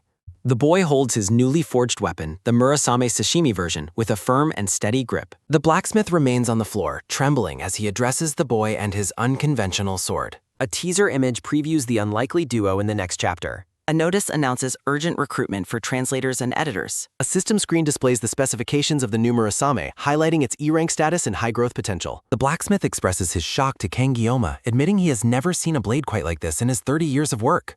A memory shows the previous weapon shattering into several pieces under immense pressure. He explains that he had to hastily melt and reforge the metal to give it a proper shape. The craftsman recounts how the metal snapped with just a single strike of his hammer. Kangiyama examines the blade, noting that while the specifications align with his blessing, the hardness remains disappointingly low. The blacksmith promises to waive the fee for future reinforcements if the boy provides the necessary materials. Enraged by the weapon's fragility, Kangiyama intimidates the man while the smith explains the potential of A-rank growth. The craftsman breaks into a cold sweat as he begins to explain the difficulty of obtaining the necessary materials. He reveals that the required items can only be harvested from high-level demonic beasts. Kangiyama looks at the wrapped blade, deciding he will not risk his life just to upgrade his gear. A notification for a prohibitively expensive Wallet Warrior package appears, further frustrating the young swordsman. The blacksmith swears on his honor as a professional while the boy demands a firm promise. Kangiyama demands a 10 million won refund for the leftover scrap metal used in the forging. Outraged, the smith protests that he completed the order exactly as requested and already offered free service. The boy prepares to test the weapon's performance, his eyes glowing with an ominous intent. The smith tries to negotiate with a lower offer, but the boy insists on a higher compensation amount. A sudden sharp ring sounds as the glowing blade is brandished, forcing the man to raise his offer. He argues about the market value of scrap metal while trying to save his profits. Kangiyama's terrifying aura manifests behind him as he coldly demands that the man hand it over. Defeated and exhausted, the blacksmith collapses to the floor and finally agrees to the boy's terms. A system notification displays the updated stats and attributes of the blessing of the sword god. While eating his meal, Kangiyama reflects on the excruciating pain caused by his blessing and the necessity of leveling up. He stares at the knife on the ground, acknowledging that the pain is still nearly unbearable despite the improvements. A pixelated system message announces that his armament level has increased, making weapon enhancement his top priority.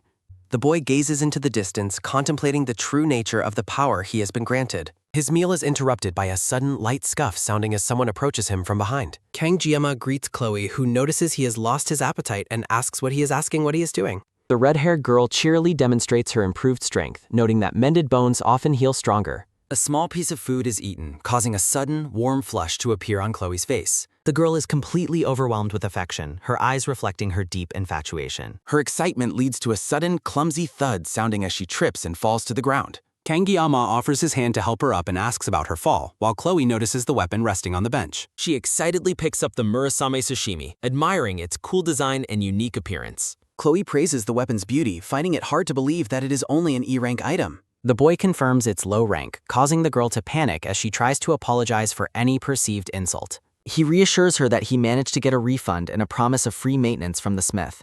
Chloe reminds him that he was already powerful with a simple knife and will surely be unstoppable with a proper weapon. The red-haired girl continues to apologize profusely for accidentally disparaging his gear. Kangiyama lets out a soft, weary sigh as he looks at his compensation weapon on the bench. Chloe's expression shifts to one of cold intensity as she thinks about the man who made him suffer. Her eyes take on a frightening glow as she fixates on the thought of those who have caused him pain. A dark and vengeful resolve fills Chloe as she vows to kill everyone responsible for making him suffer. Kangiyama softly apologizes while sitting on the bench with Chloe. He senses an ominous presence nearby and wonders if Chloe feels it too. Chloe watches with concern as Kangiyama suddenly heads toward the nearby trees. The silence is broken by a sudden, heavy thud sounding as the boy kicks the tree trunk. A sudden, sharp gasp sounding as a masked, red-haired man is knocked from his hiding spot. The intruder quickly recovers, muttering about his own carelessness while glaring at the boy. Kangiyama returns to the bench as Chloe timidly peeks from behind his shoulder. Standing before them, the masked man asks what it is they need from him. Kangiyama reminds the intruder that he has already explained the situation once before. A sudden, low growl sounding as the masked man insists he did not come for that reason. The red-haired intruder explains that he's being direct because news would eventually reach Chloe anyway. Chloe listens with wide eyes as the masked man continues his explanation. The masked man reveals that the Academy's elders are behind the recent developments. Kangiyama is stunned to learn that the powerful Academy elders are targeting him. Chloe's expression hardens as she questions if this is the true reason for his presence. Chloe draws a hidden blade, fiercely commanding Kangiyama to stay behind her for protection. The intruder remains calm, noting that Chloe's instincts are still impressively sharp despite her injury. The masked man explains that the elders have developed an unusual fixation on Kangiyama's actions. He recounts how the Adora family is uneasy about the elders' secret request to eliminate a student. The intruder warns that the Adidare family will eventually be forced to investigate Kangiyama. Turning toward her, the masked man tells Chloe that she needed to know this as an Adorator. The masked man, Nox, turns to leave after delivering his final warning to the pair. Nox pauses to remind Kangiyama that Chloe is happiest when she is by his side. Chloe watches silently as Nox walks away, processing the weight of his parting words. A girl with long blue hair confidently brandishes a knife with a mischievous expression. A sudden, faint spark sounding as Nox reacts with annoyance when Kangiyama denies responsibility for the injury. Kangiyama gives a brief, awkward confirmation as Chloe stands watch in the distance. Looking toward Nox, Kangiyama asks how he managed to become so powerful. Kangiyama reflects that true strength means withstanding threats at all times, not just for a fleeting minute. He realizes that Nox is unlikely to keep quiet after revealing such sensitive family secrets. A moment of quiet tension follows as Nox considers his next words. Nox bluntly tells Kangjoma that he lacks the desperation necessary for true growth. Nox advises him to leave the academy's comfort and seek real-world experience to overcome his limits. Kangiyama decides that Nox is right and resolves to leave the academy for better training. The scene shifts to a lecture hall where a teacher discusses the history of the gods. Notes in a student's book detail the immense influence of the Academy elders and their origins. A system memory reveals that players once referred to the elders as corrupt remnants. Kangiyama ponders why the elders consider him such a significant obstacle to their plans. A handwritten list details Kangiyama's accomplishments, from his academy admission to saving Leon. He acknowledges that his actions have made him stand out far more than he originally intended. Kangiyama struggles to understand why the elders would bother targeting a mere student like him. His notes mention the events at Scopoli Island and the involvement of the hero candidate Leon. He concludes that Leon is the true target and he is simply an obstacle in their path. He suspects that news of his victory over the mermaid reached the nobility despite Medea's cover-up. Kangiyama suspects that the elders targeting Leon may be in collusion with demonic forces. He is disturbed by the fact that the elders were willing to kill a young student. The teacher continues the lecture while Kangiyama reflects on the elders' corruption and greed for power. A dark resolve fills Kangiyama's eyes as he decides to cut down those who threaten him.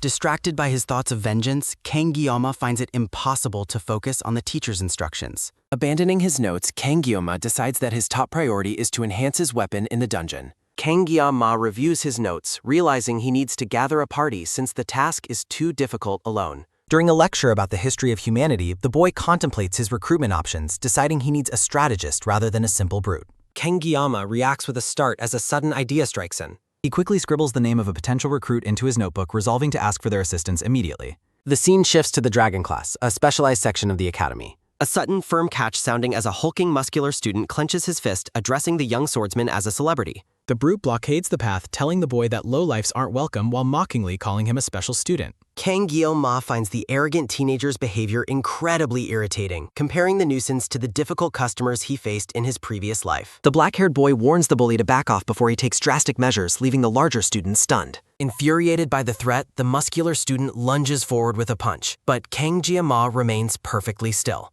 A sudden heavy thud sounding as Chloe intervenes, delivering a powerful blow that sends the bully flying. Nearby students begin to murmur in confusion, wondering if a serious fight has just broken out in the hallway. Chloe shakes out her hand, noting how durable the student's jaw was while the defeated boy lies sprawled on the floor. The red-haired girl asks if he was looking for her and suggests they find a more private place to talk. A sudden, sharp tap sounding as Chloe sets a drink down, asking if his goal is to form a party as quickly as possible. She offers her help with recruitment, proposing a deal where the team splits the rewards while the boy keeps all the monster materials. Kangiyama admits that he sought her out because he knew no one else would join him without her influence. Chloe explains that academy regulations require at least 4 members for dungeon permits, though she believes he's strong enough to go alone. The girl playfully teases him for being too humble, reminding him of his incredible feat against the mermaid. Through the open window, Chloe reassures him that she is fully recovered from her injuries thanks to proper treatment. She officially accepts his proposal, looking forward to the new experience of working alongside him. Kangiyama suggests targeting the C-rank Buffalo dungeon located in Chelwan for their first mission. Chloe approves of the choice, noting that a Buffalo dungeon is a classic challenge for any rising party. Realizing they still need one more person to fill their 4-member quota, she asks if he has any specific preferences. The boy explicitly requests to exclude certain powerful candidates, which makes the red-haired girl laugh in response. She informs him that their other acquaintances are currently unavailable due to intensive training or high-level raids. Kangiyama mentions a specific person who is likely sleeping nearby at this very moment. Chloe is baffled by the idea of someone being asleep so early in the day. A sudden, clumsy stumble sounding as the boy accidentally knocks his drink over, deciding they should visit the cafeteria first. As night falls, the pair arrives at a traditional Japanese-style estate, finding the gate open for them. Kangiyama walks through the serene garden, noting that he never encountered this hidden location during his time in the game world. They stop near a series of archery targets, the silence of the night hanging heavy over the grounds. Chloe spots their target and points toward a porch where a lone figure is curled up. A blue-haired girl is fast asleep on the wooden floor, completely undisturbed by their arrival. Chloe attempts to rouse the girl, but her efforts are met only with deep, rhythmic snoring. Kangiyama gestures toward the porch just as the blue-haired girl suddenly springs into motion. In a sudden blur of movement, the girl launches a flying kick toward the boy's chest. The blue-haired warrior's eyes flash with a predatory glow as she closes the distance. A sudden, powerful whoosh sounding as the air is displaced by the intensity of the sudden skirmish. The tension evaporates as the girl begins happily snacking on the food the boy brought, her eyes filling with affection. The blue-haired girl stares up with an intense curiosity, a mysterious glint reflecting in her bright eyes. A teaser announces the arrival of a new challenger in the upcoming chapter. A blonde woman with glasses smiles while talking on her phone in a sunlit garden, shifting the scene away from the academy. A sudden, sharp click sounding as two chefs in a professional kitchen react with shock to a sudden development. A close-up view reveals someone's hands trembling as they clutch a glowing smartphone screen. Kang Guillaume reflects on his past life, feeling overwhelmed by the constant presence of rough men in both the game and reality. Locked in a bathroom stall, a chef cries out in frustration after realizing his latest expenditure yielded no results. A digital notification announces the successful summoning of a high-ranking character. The gacha screen displays Saki Ryozo, a legendary utility fighter who bears a striking resemblance to the girl on the porch. The chef stares at his phone in disbelief, feeling completely scammed by the luck of the draw. The narrative of Miracle's Blessing M is centered around the blonde protagonist, Leon. Abel von Nibelung is introduced as the character officially designated as the main heroine. Rachel expresses relief as she announces that Abel has finally arrived on the scene. Leon and Abel stand together as the cyan-haired girl apologizes for being late. The story focuses on the journey of Abel and Leon as they overcome hardships. A chef cries out in despair after spending a fortune on gacha rewards. As the plot progresses, the other heroines gradually fade into the background. Among those defeated characters, a blue-haired girl faded the fastest. The blue-haired girl looks up and asks if they have any more Yangang. Kang Guillaume stares at her, thinking that she looks quite foolish. Despite her appearance, Ryozo is a top-tier DPS and a skill-based character. Because she barely impacts the story, her joining the party won't disrupt the plot. Chloe asks what brings him to see the blue-haired Prawl. Chloe commands the girl to speak up and stop hesitating. Chloe explains that he visited earlier and Saki asks for more details. Chloe describes the recruitment for next week's Buffalo Dungeon raid. Chloe explains they split rewards equally except for the valuable horns. Saki begins to walk away from the group in silence. Saki points a finger at the boy and agrees to join in. Saki notes that he seems less determined than she originally thought. The boy finds it ridiculous to be judged by someone half asleep. Saki states that she doesn't want to work with someone so unmotivated. Chloe defends his strength while Saki dismisses his opponents as weak. Chloe scolds her for acting like a pet and demands she wasn't. Chloe yells that she only brought Yangang because Saki claimed to be an expert. The narrative notes that a party member can be greedy or rude, but not both. Kang Guillaume tells Chloe to stop and suggests finding a better teammate. Saki asks if the dungeon raid is really that urgent. A heavy silence follows her question as the two stare each other down. Kang Guillaume draws a glowing staff from his jacket, shocking the girls. A sudden, sharp click sounding as he grips the mechanical staff. The boy prepares to demonstrate his power to the skeptical girl. A sudden, heavy thud sounding as he launches the projectile into the target. Saki's eyes widen in absolute shock as she watches the display. The projectile is perfectly lodged in the center of the bullseye. Kang Guillaume stands calmly while Saki reacts with visible alarm. Saki remains stunned and speechless after witnessing his incredible accuracy. Later, Saki wears glasses while working on a laptop and says hi. Chloe notes they are early as they arrive at the classroom. Saki looks up from her desk and greets the pair. Saki offers a shy, nervous wave as she welcomes him in. Saki confirms that the permits are ready after just a few clicks. Chloe stands at the whiteboard preparing to start the mission briefing. Chloe draws a cartoonish animal, noting they are nicknamed water buffaloes. Chloe details the enemy's charging patterns and their specific weakness to ranged attacks. Chloe warns the party to never open the stone gate at the center. Chloe explains that rumors suggest it's a seal, though nothing is confirmed. Saki notes that the permit requires them to keep the gate closed. Kang Guillaume listens to the plan with an air of quiet confidence. The girls look toward him with expressions of silent curiosity. Silence falls over the party at the table. Kang Guillaume says no while thinking yes, believing they shouldn't touch it since there's a hidden boss. Speedweapon admits he thought the worst while Kang Guillaume lets out a long sigh. Saki looks up from her snack and asks what? Saki explains that brainy types need candy, as the boy asks if she truly likes those things. Kang Guillaume thinks she can't even speak properly. Chloe prepares her dogger as her eyes glow red. Students gather in the large cafeteria. Chloe asks GMO what is wrong. A teaser features Chloe facing a buffalo. A white-haired elf smiles alongside several chibi characters. A black-haired maid winks at the viewer. A bus travels through the mountains toward Cholwan. Kang Guillaume reflects on arriving in Cholwan. He recalls swearing never to return here after his army discharge, never imagining he would come back like this. A bus employee asks how they may assist them, recognizing them as students from Hawakan Academy. A worker moves a barrier for the bus. Kang Guillaume senses that the elders are watching. Speed Weapon offers him eggs as a national staple, but the boy declines and wonders if people still eat them. Speed Weapon tells him to lighten up about the C-rank dungeon, and Kangiyama laughs in response. Speed Weapon turns to ask Saki if she wants an egg. Saki refuses while munching on sweets as Chloe sleeps deeply nearby. Speed Weapon asks if he plans to show off again, but Kangiyama simply says nope.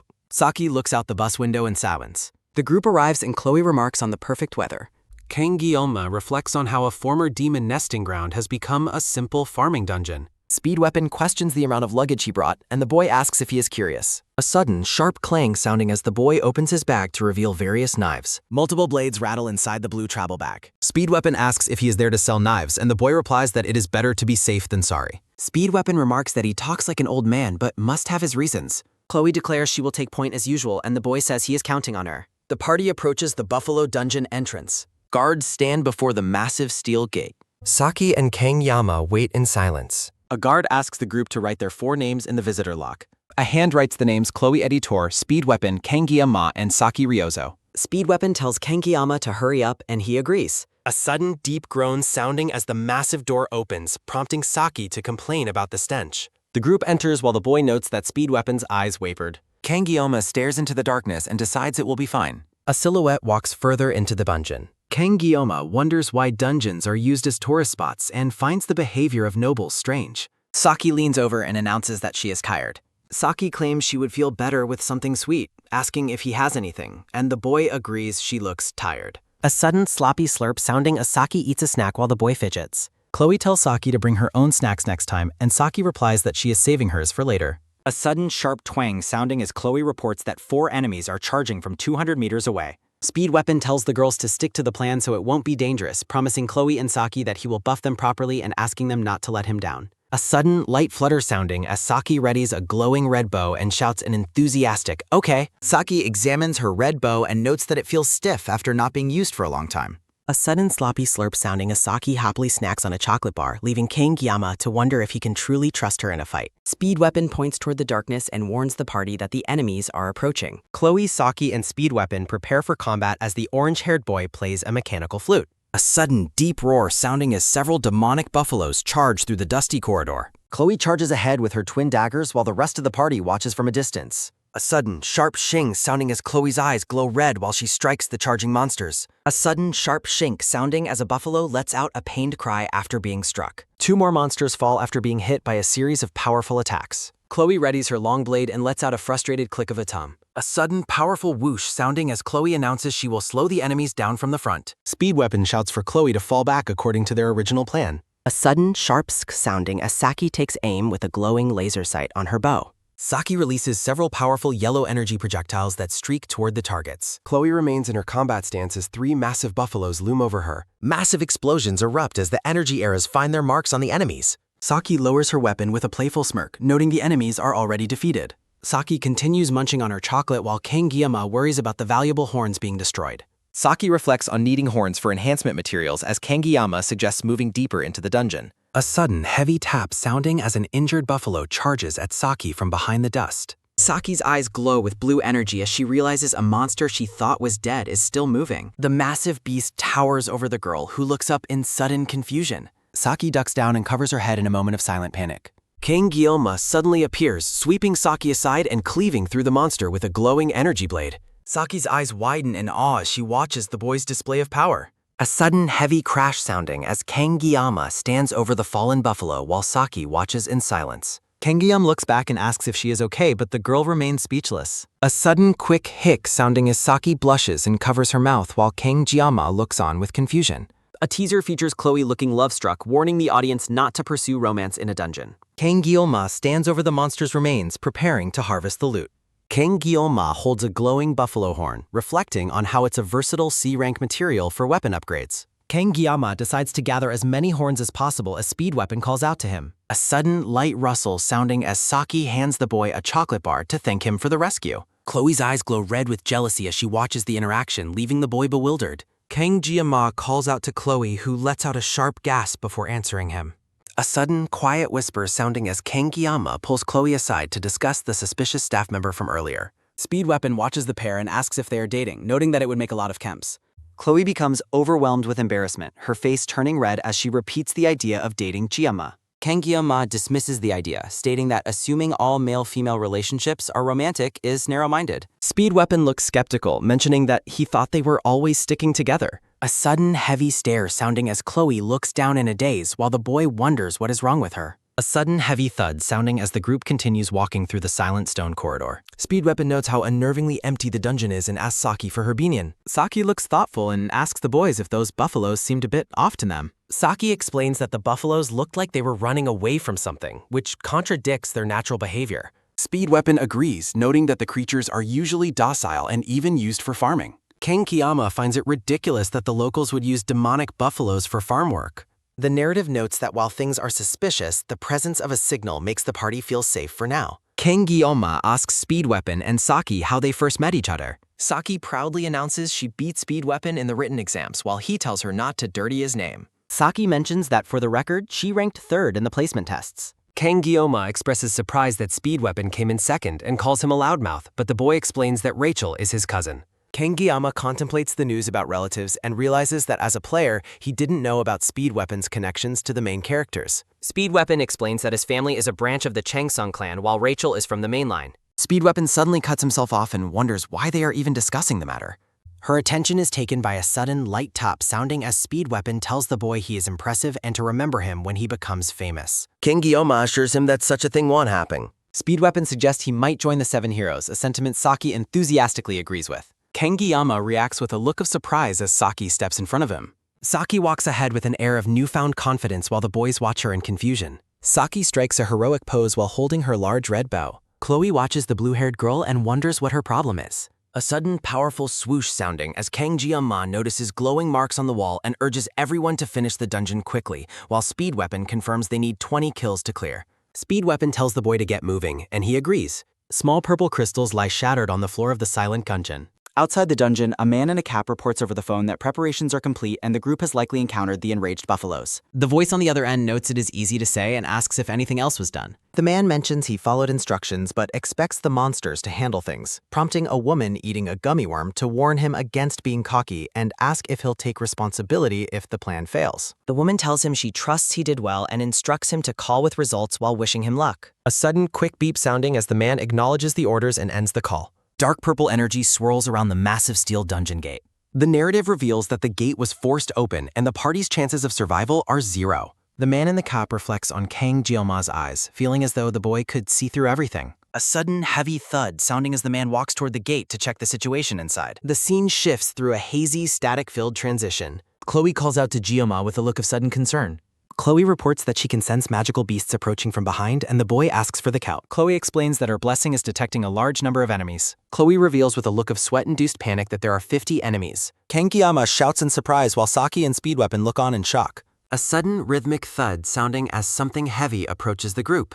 Speed Weapon and the others look back in terror at the source of the noise. A sudden, massive thud sounding as a huge swarm of creatures charges through the corridor. Speed Weapon yells in disbelief, wondering when buffaloes started swarming and questioning if they are even the same species. A close-up shows a charging buffalo with glowing red eyes and bared teeth. A sudden, thunderous thud sounding as the horde of monsters closes the distance. Speed Weapon accuses Kang Gi-ma of claiming the creatures were harmless. Kang Gi-ma watches the approaching herd with a focused and intense expression. A mental realization strikes the boy that every blade has its specific purpose. In a flashback, a chef explains to his apprentice that a chicken knife can't kill an ox and sashimi knives are meant for fish. The apprentice jokingly asks about beef sashimi and suggests using a sashimi knife on an ox. A sudden, powerful whoosh sounding as the master apprentice strikes out at the boy, who apologizes and calls him master. The fish on the cutting board is sliced with impossible precision. The master apprentice smiles slightly and admits that the boy's point is also true. A sudden, short ha sounding as Kang Gi-ma realizes he was suddenly reminded of his past. Kang Gi-ma orders Chloe to distract the herd by moving quickly to disrupt their formation without attacking. Chloe confirms she understands the plan. Kang Gi-ma turns and asks if Speed Weapon is ready. Speed Weapon answers with a confident smirk that he was born ready. Saki watches the boy in disbelief, wondering why he remains so calm despite being faced with 50 buffaloes. Kang Gi-ma instructs Chloe to hold the front and stop anything that gets close, and she agrees with a surprised confirmation. Saki questions why the boy is so composed while Speed Weapon tells her not to be surprised by his calm. Saki stares ahead in a state of stunned silence. Kang Gyeonma reflects that he shouldn't overthink things and simply stay ready for the herd. Glowing energy surrounds the boy as he activates the blessing of the sword god, readying his twin kitchen knives. A massive buffalo monster lets out a thunderous moo sounding as it charges forward. Kang Gyeonma slashes through the air with incredible speed and blinding precision. The boy effortlessly runs up a steep rock wall as a defeated buffalo tumbles down behind him. Saki watches a speed weapon enters a focused state while green magical energy swirls around them. Saki's eyes glow with a brilliant blue light as she prepares to take action. The party looks back in sudden alarm as they realize something is wrong with the dungeon gate. A mysterious, dark-clad woman with long white hair and pointed ears smiles knowingly amidst a field of purple energy. Her attention is taken by a sudden, light tap sounding as her chocolate bar falls to the dusty floor. Saki looks on in utter disbelief, her face pale as she whispers that the situation is crazy. Kang Gyeonma stands triumphantly atop a mountain of slain buffaloes, holding his blade as blood sprays behind him. A determined look crosses the boy's face as he grips his kitchen knife tightly in the red glow of the massacre. Saki is left completely speechless, her glowing eyes fixed on the boy's overwhelming display of power. Chloe moves with feline speed as her special blessing allows her to blur through the remaining enemies. A sudden sharp pained cry sounding as multiple buffaloes are struck down by the group's coordinated attacks. Chloe appears to be in multiple places at once, her attacks blurring together in a lethal dance. Chloe lands a finishing blow, her form glowing pink as she cuts through the final rank of monsters. A sudden sharp click sounding as Chloe sheaths her blade after a decisive strike. The shadows of falling monsters are illuminated by a series of lightning-fast slashes clearing the path. Kang Gyeonma leaps high into the air, overlooking the massive fallen beasts. A blinding flash of blue energy erupts as the boy's blades find their marks. He moves through the horde like a shadow, his knives cutting through everything in his path. A sudden heavy crunch sounding as another monster is decimated by a powerful blow. Kang Gyeonma strikes a confident finishing pose, his kitchen knives glowing with lethal blue energy. Saki and Speed Weapon look on in utter shock at the sheer scale of the destruction. The floor is littered with the corpses of dozens of massive buffaloes after the boy's onslaught. Monsters are tossed into the air like rag dolls by the force of the powerful attacks. A massive pile of defeated beasts blocks the corridor, evidence of the intense battle. Saki readies her bow but hesitates, realizing there were far too many enemies for a normal fight. A powerful shockwave of energy clears the area around the boy, revealing his overwhelming strength. Kang Gyeonma looks back with a cold, focused gaze as the light of his skill begins to fade. Saki breathes out a soft gasp of awe, unable to believe her own eyes. The boy stands victorious amidst a pool of blood, his twin blades still made. Saki watches the boy's back in silence, her mind racing with questions about his identity. Kang Gyeonma begins harvesting the loot, noting that the bag of horns should be sufficient for now. He reflects on the efficiency of his painless blessing, which allowed him to wipe out 50 enemies in seconds. Chloe excitedly tells Kang Gyeonma he crushed it today, but he humbly attributes the success to the whole party. Kang Gyeonma gently pats Chloe's head and thanks her for a clean run as she beams with pride. Saki and Speed Weapon look on from a distance, the blue-haired girl still lost in thought. Saki's wide-eyed expression shows she is still trying to process the boy's inhuman power.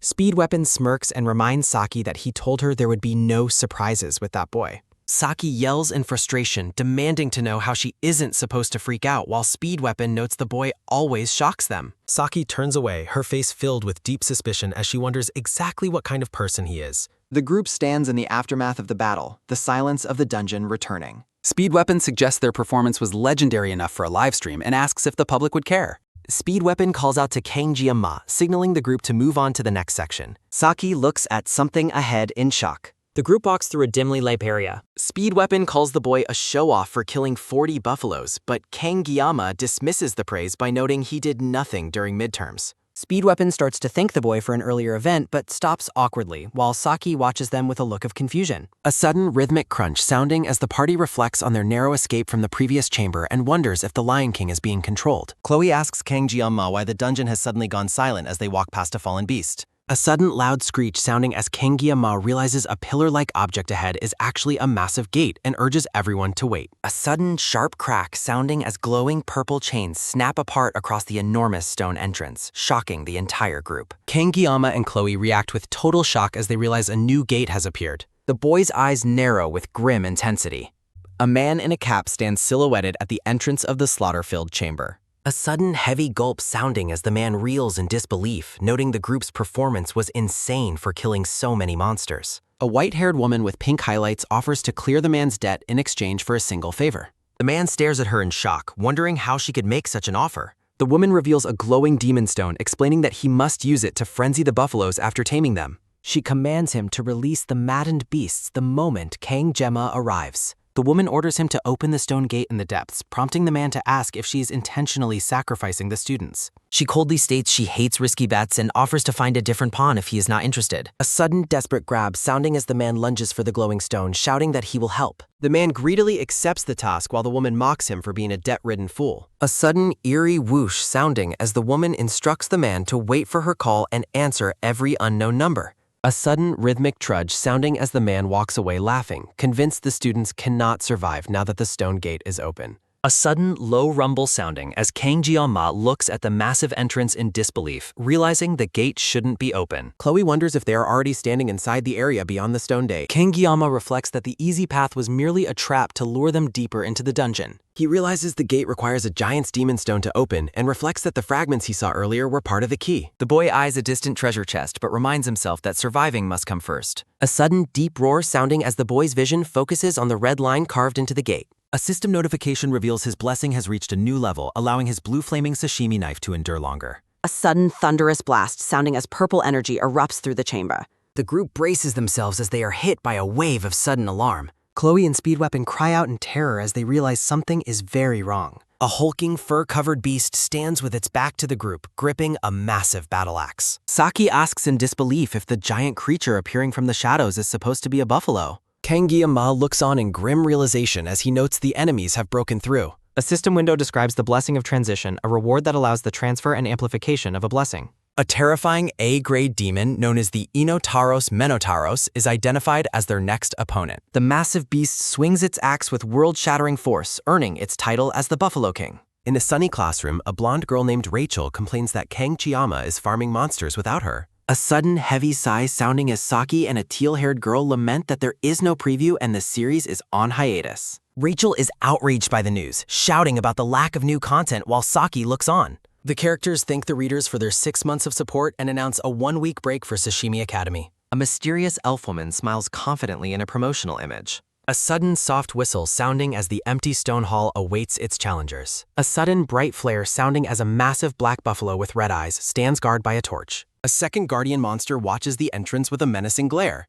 A sudden low growl sounding as the party enters a throne room guarded by 2 elite buffaloes. 2 named demon guardians, Zhuaozhang and Wuzhang, prepare to defend their king. The cover art for Chapter 32 features a teal-haired girl wielding a sashimi knife. The group looks on in horror as they realize the full scale of the monsters waiting inside the stone gate. Kang Jeong-ma worries that everyone will struggle to escape unharmed once the beast fully awakens. He reflects on his past gameplay experience with Minotaurs and notes his pain immunity has expired. The boy resolves to act with absolute efficiency to ensure their success in the coming battle. A sudden sharp swipe sounding as the boy draws his blade for the confrontation. Kang Jeong-ma asks Speedweapon for a pain-reducing blessing and inquires about its maximum duration. Speedweapon confirms a 2-minute limit while the boy orders him to maintain the blessing throughout. He realizes that losing his focus for even a single second could lead to his death. Speedweapon reluctantly agrees to assist, noting he is only doing so because it is Kang Jeong-ma. Kang Jeong-ma commands Saki and Chloe to focus on assisting the wounded allies on the sidelines. Chloe looks on with a focused and determined expression as she prepares to follow her orders. A sudden low rumble sounding as the party readies themselves for the imminent monster attack. A sudden sharp roar sounding as a system notification confirms the Sword God's blessing is activated. Violent blue electrical energy crackles and surges around the boy's silhouette as his power peaks. Kang Jeong-ma grits his teeth and coughs up blood as the massive energy intake takes its toll. He pushes through the agony and shouts for everyone to clear out of his way immediately. A sudden heavy crash sounding as a massive red buffalo monster leaps toward the lone boy. A sudden sharp whoosh sounding as a giant axe blade slices through the air with lethal force. The boy dodges the strike, noting that the pain is intense enough to make him cough blood. A sudden powerful boom sounding as the Buffalo King swings its massive weapon into the ground. A sudden loud bang sounding as the boy narrowly avoids a strike that shatters the floor. A sudden quick zip sounding as the boy maneuvers with incredible speed around the giant's legs. A sudden wet splash sounding as blood splatters across the cracked dungeon floor during the exchange. A sudden sharp dash sounding as the boy readies his sashimi knife for a counterattack. A sudden heavy thud sounding as the Buffalo King prepares another massive overhead strike. A sudden fast blur sounding as the boy races directly toward the towering monster's defense. The Buffalo King snarls with red glowing eyes as it tracks the boy's movement. A sudden sharp clang sounding as the boy's small blade blocks a massive strike from the beast. A sudden low growl sounding as the boy's vision narrows onto the monster's weak points. A sudden bright flash sounding as the boy feels a sense of freedom while sliding under a head. A sudden thunderous smash sounding as the monster's axe destroys the arena floor in a cloud of dust. A sudden sharp slice sounding as the boy lands a powerful hit on the massive demon's leg. A sudden high-pitched sizzle sounding as blue energy erupts from the monster's fresh wound. A sudden massive explosion sounding as the Buffalo King is engulfed in a blast of white energy. A sudden low snarl sounding as the beast's face is shown in a terrifying close-up.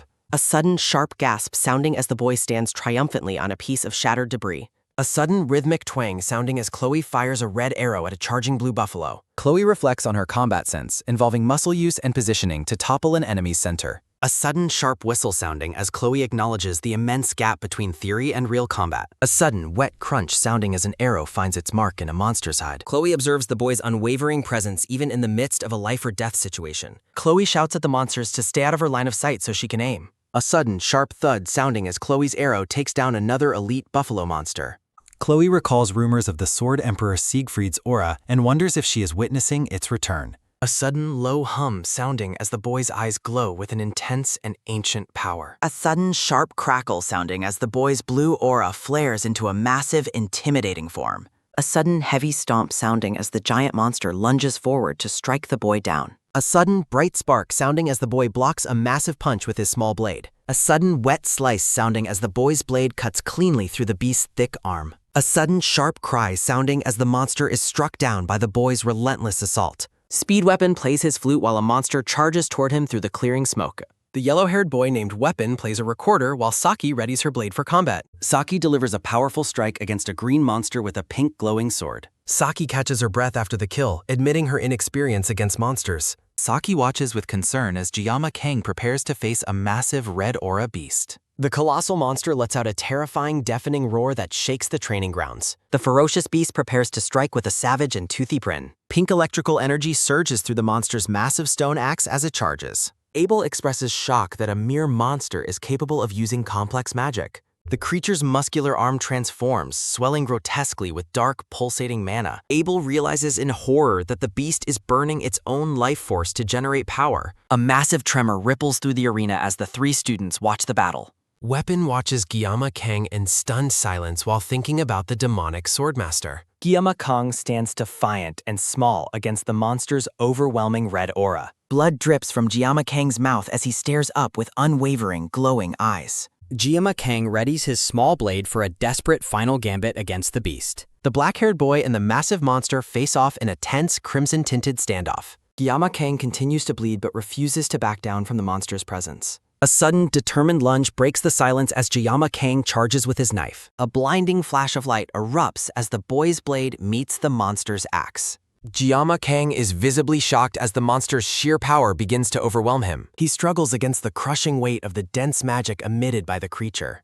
A monstrous, earth-shaking roar echoes through the crumbling training arena. A sharp, painful grunt sounds as Jiyama Kang is pushed back by the relentless force. A bright flash pierces through the monster's eyes and prepares its next attack. Abel desperately shouts for Jiyama Kang to cut the monster down before it's too late. The monster charges forward with a low, savage growl and its axe raised high. Jiyama Kang focuses his entire being on the single path his blade must follow. A streak of brilliant blue lightning slashes through the red web of mana. Jiyama Kang unleashes a powerful blue-flamed counterattack against the monster's red energy. Saki reacts with pure amazement to the brilliant blue light illuminating the dark cave. Jiyama Kang's blade slices cleanly through the monster's defenses with a blue aura.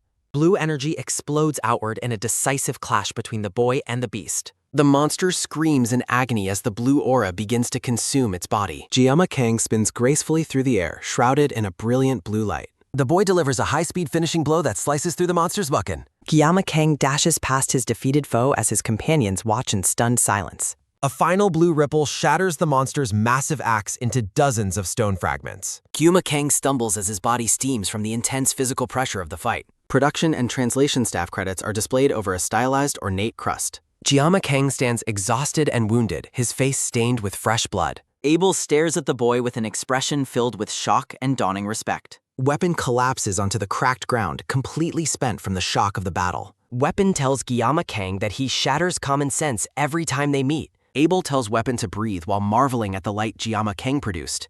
Abel and Weapon sit on the ground discussing a legendary livestream from Giamma's past. Abel admits she finally understands why Weapon keeps following the black-haired boy.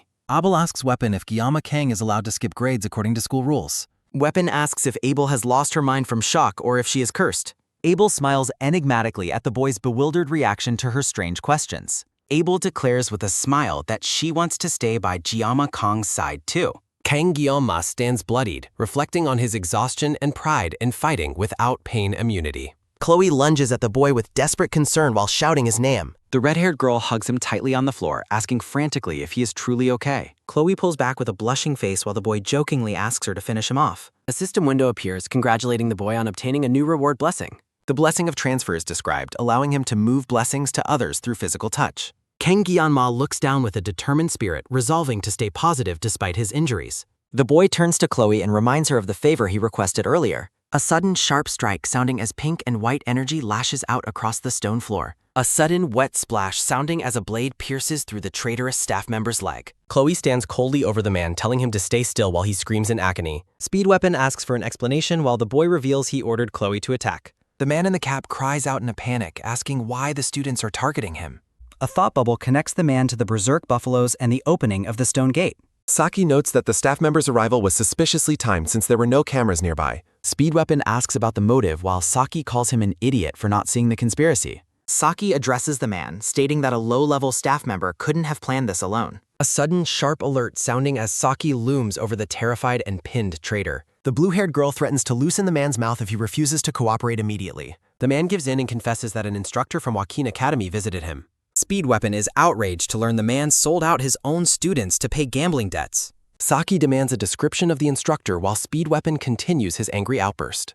A flashback reveals a tall female instructor with purple hair and glowing purple eyes. Saki identifies the woman as the class assistant instructor, noting her striking and memorable gaze. Speed Weapon asks if the midterm incident was also a result of the same woman's planning. Kang Giamma reflects on the demionized mermaid they encountered during their midterm exams. Saki reveals that the boy fought the mermaid alone, stunning the others with the news. Kang Giamma holds up his phone, stating they have successfully recorded all the necessary information. Speed Weapon and Saki look on in complete disbelief at the boy's foresight and success. A sudden sharp slice sounding as blood sprays from a new wound on the traitor. The group stands over the man, noting that this open dungeon is the perfect place for someone to disappear. Kang Giamma turns to Chloe and leaves the traitor's final fate in her hands as an assassin. Chloe stands ready with a glowing pink blade, her eyes shining with a lethal red intensity. The man pleads desperately for his life while the red-haired girl looks down with a cold expression. A sudden, wet spray sounding as blood splatters across the dark stone ground of the dungeon. Kang Giamma walks away with a calm demeanor while the rest of the group follows him. A system notification describes the Cow King's Horn, an A-rank material for guaranteed weapon enhancement. The boy presents the golden horn to a blacksmith and asks him to enhance his blade. Kang Giamma stands at a wooden counter across from a stout, bearded blacksmith in his workshop. The blacksmith stares in shock, amazed that students actually managed to bring back material from an A-rank beast. He asks if the boy took the beast down alone, but Kang Giamma credits his team. A sudden, heavy clack sounding as the boy places his chipped and ruined blue blade on the counter.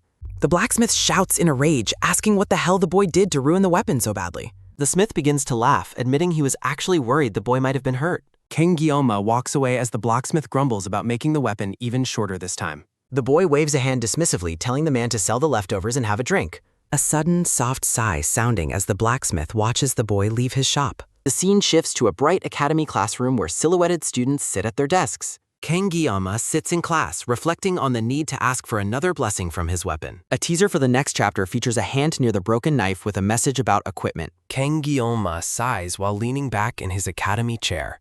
He reviews his status window, focusing on the sword god's divine blessing. He reflects on clearing dungeons to unlock his full physical potential. The boy worries that obtaining more strength will inevitably cause baldness. He resolves to stay prepared as mysterious forces continue targeting him. He reflects on the massive blessing gap while comparing himself to Wian. The black-haired boy stretches his sore arms after the intense battle. He discovers a sweet celebratory treat on his desk for clearing the dungeon. He acknowledges Speed Weapon and Chloe as his first true academy friends. He plans to visit Chloe while she recovers from her high fever. An instructor orders the students to return to their seats immediately. Her attention is taken by a sudden, sharp buzz sounding from his phone. The boy looks at his phone with a puzzled and curious expression. He receives an anonymous message asking what he is currently doing. The unidentified user tells him to look directly in front of him. A sudden loud shout sounding as a blue-haired girl rushes into class. The instructor calls for silence before making an important class announcement. He announces that Cadet Saki Ryozo is being reassigned to their class. Saki smiles at her new classmates, hoping they all get along well. The instructor dismisses the class, directing them to the training hall. Students gossip excitedly about Saki voluntarily requesting to join their specific class. Classmates swarm Saki with personal questions as she walks through the room. Narration explains that Saki ranks 4th among the elite generation of miracles. She is the daughter of a legendary hero and holds high status. Kang Gyama looks visibly annoyed and hopes the girl avoids him. Saki walks past the desks while the other students look on in awe. The male students are stunned and nervous as the celebrity cadet passes. Saki hums a cheerful tune while scanning the room for someone specific. The boy prays intensely for the girl to pass by without stopping. Saki stands over him and demands that he save her number immediately. Police tape cordons off the area surrounding the mysterious dungeon entrance. An investigator asks what the group said before they entered the gate. A witness explains that the group insisted on entering out of concern. He mentions that the group looked remarkably pale before they disappeared inside. The gray-haired investigator dismisses the witness after thanking him for his help. A sudden soft sigh sounding as night falls over the campsite. Two men discuss the strangeness of an accident that leaves no bodies. The lead investigator admits that he still cannot forget the gruesome sight. He stares intently as he begins to recount his experience inside. He recalls the horrific pile of buffalo corpses soaked in fresh blood. He believes that mere cadets could not have caused such widespread destruction. He notes that the staff member who entered has never been found. They wonder if the missing man is trapped behind the stone day. They admit that interrogating noble cadets is impossible without a formal warrant. The gray-haired investigator remains alone after his partner leaves for a break. A sudden, violent crackle sounding as purple magic strikes the partner in the distance. A woman in white boots walks calmly past the burning magical corpse. The investigator is horrified as he senses a powerful demonic presence. The purple-haired instructor appears from the shadows and greets him cheerfully. The man is shocked to find a human-looking demon standing before him. The traitor staff member's eyes widen in terror as purple energy coils around him. A sudden, sharp slice sounding as the purple-haired woman delivers a final, lethal blow to the man. The woman stands over the dying traitor, mockingly noting that while hard work is admirable, it wasn't enough to save him. The instructor's eyes glow with a demonic purple light as she criticizes her targets for their fatal lack of awareness. The scene shifts to the classroom where Saki rests peacefully with a sleeping mask covering her eyes. A promotional visual shows Saki preparing to enjoy a chocolate bar. Saki enjoys her treat with a blissful expression while Kang Gyama watches with a look of utter disbelief. The black-haired boy looks down in an attempt to ignore the girl's eccentric behavior. Saki questions why he would reject the snack she shared, accusing him of being inconsiderate. The girl takes a bite while casually mentioning that Chloe used to occupy the seat she has taken. She argues that the seating is a matter of being the first to arrive, forcing the boy to agree reluctantly. Saki expresses her delight at the situation while the boy remains silent and annoyed. A sudden, loud shout sounding as an announcement orders all students to the assembly hall within 5 minutes. The blue-haired girl refuses to attend morning training, opting to stay behind for her own version of mental training. A sudden, soft snore sounding as Saki immediately falls asleep at her desk. Kang Gyama questions why she uses such familiar naming conventions despite their lack of closeness. Saki dismisses his complaint before adjusting her mask and wishing him luck with his training. A sudden, rhythmic snore sounding as the girl returns to her deep slumber. In a different part of the room, a blonde girl named Rachel stretches while commenting on the morning's noise. Rachel gossips about Saki's unexpected transfer, wondering what motivated the famously lazy student to move. Abel, a teal-haired girl with yellow eyes, listens to the conversation with a contemplative look. Rachel smiles mischievously and asks if Abel feels disappointed by the news. Abel questions the reason for any disappointment, logically noting that transfers only happen for open vacancies. Rachel details how Saki snatched the single open spot despite her reputation for sleeping in the archery hall. The blonde girl reveals that Saki cleared a dungeon with Kang Gyama, sparking a sudden realization in Abel. Abel's eyes widen in shock as she processes the news of the duo's success. Rachel teases her further, suggesting that Kang Gyama had already been claimed by Abel herself. Abel blushes intensely while shouting at her friend to stop making such outrageous claims. Rachel continues her playful interrogation, asking if there really is nothing between her and the boy. Abel firmly denies any romantic connection, insisting their relationship is non-existent. She crosses her arms and demands that Rachel stop making baseless assumptions about her personal life. The blonde girl counters by suggesting that while nothing has happened yet, the future remains uncertain. Rachel's eyes take on a sharp pink glow as she warns that lying to oneself is a dangerous path. Abel stands up in a flustered panic as Rachel encourages her to think deeply about her true feelings. A close-up highlights the intensity and inner conflict reflected in Abel's golden eyes.